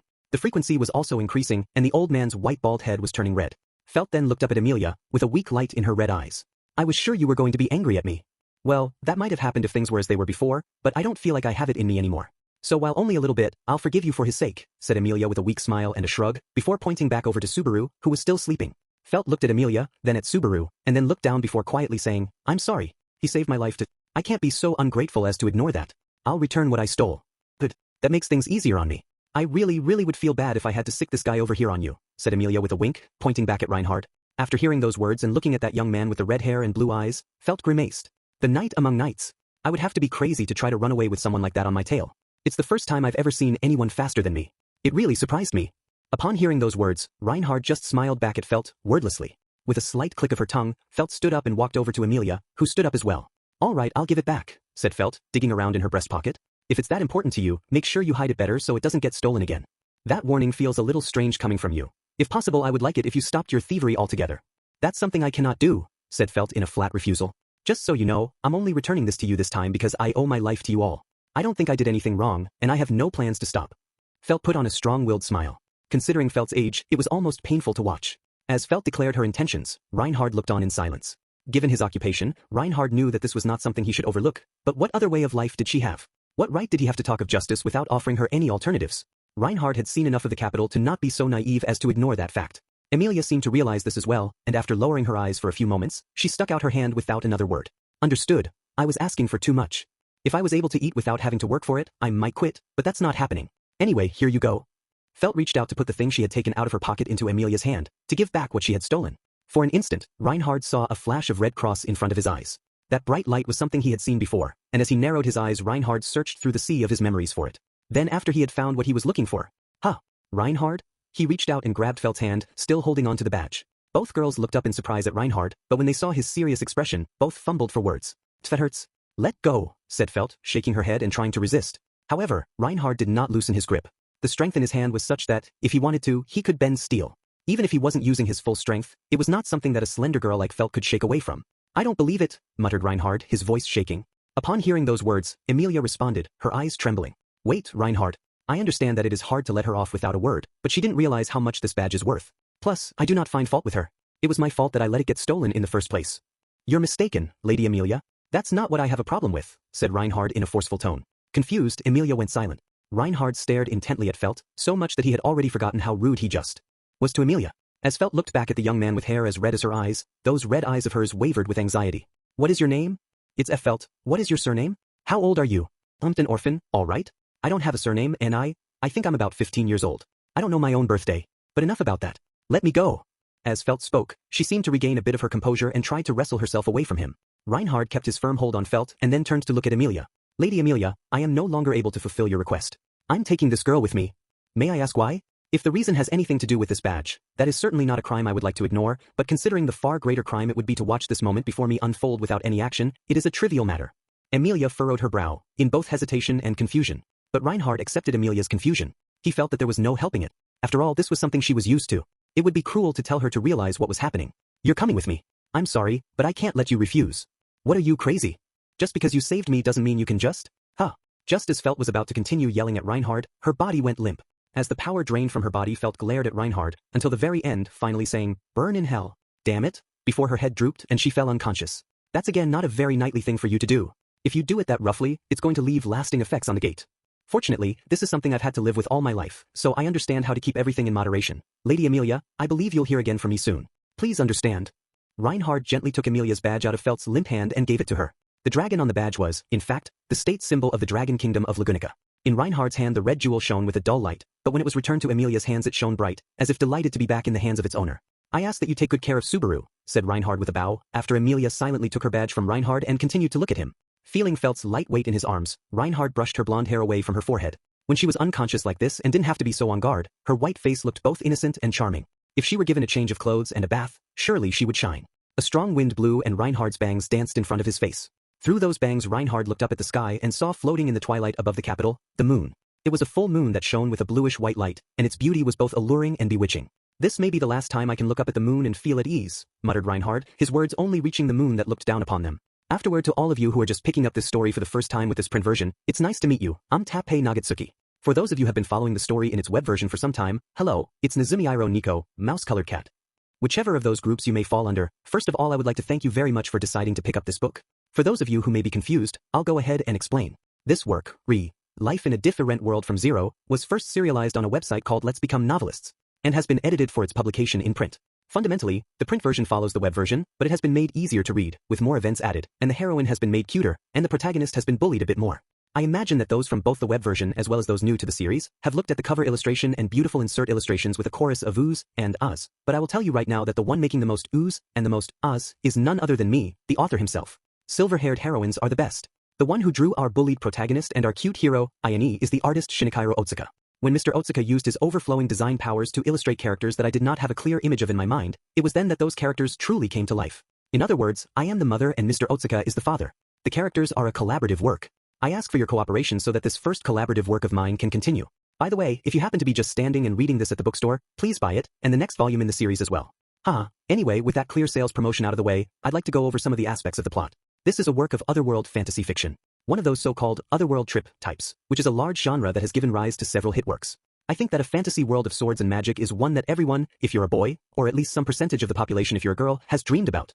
This work's protagonist is an ordinary Japanese boy who too has shared that dream. He can't use a sword. He can't use magic. He does not have the wit or the physical strength to win in a fight. So this is a story about someone who, when pressed on all sides, uses only his inability to give up as a weapon. So it is a story about not giving up. If he were going to use his inability to give up as a weapon, then how would you depict that? Here is one answer. You have that protagonist struggle and not give up. Now by doing all of that, what does he gain in the end? For that answer I invite everyone to follow along and see for yourselves. I would also invite everyone to yell, "Silver-haired heroines are awesome," at the top of your lungs as well. As it looks like I'm starting to let my personal preferences slip out all over this afterward, I'll go ahead and get to the part where I thank everyone. First of all, I would like to thank my supervisor, Mr. Ikemoto, for inviting me to bring this story from the World Wide Web to print, with a, "Why don't we give this a shot and show everyone what you're made of?" Really, I can't thank Mr. Ikemoto enough. Despite us both being adults, we would go into a fried pork joint and while pouring each other's sauce over our cabbage argue over points such as whether to add tan to the heroine's name and other, at the time, meaningless seeming talk, but it was because all of that my story became a book, and in the joy of that result I can now look back on those times as good memories. Thank you very much. I also need to thank Mr. Otsuka who, despite having such a busy schedule, was able to complete illustrations for the book at an incredibly fast pace. After each and every illustration was completed I would squirm with such excitement that I would give myself Charlie horses as my legs cramped up. As the number of characters will be increasing from here on out, I absolutely cannot wait to see more. Thank you very much. I would also like to thank everyone in the editing department, my proofreaders, people in the industry, and everyone who contributed to this work. This work appearing in print form was the result of the efforts of very many people. I couldn't have done it without you. I intend to work hard so that we may continue working together for a long time. Now, finally, I would like to thank everyone that picked up this book, and everyone who continued to support this work on Let's Become Novelists. May we meet again in the next volume Life in a Different World from 02. February 2013 Tappei Nagatsuki.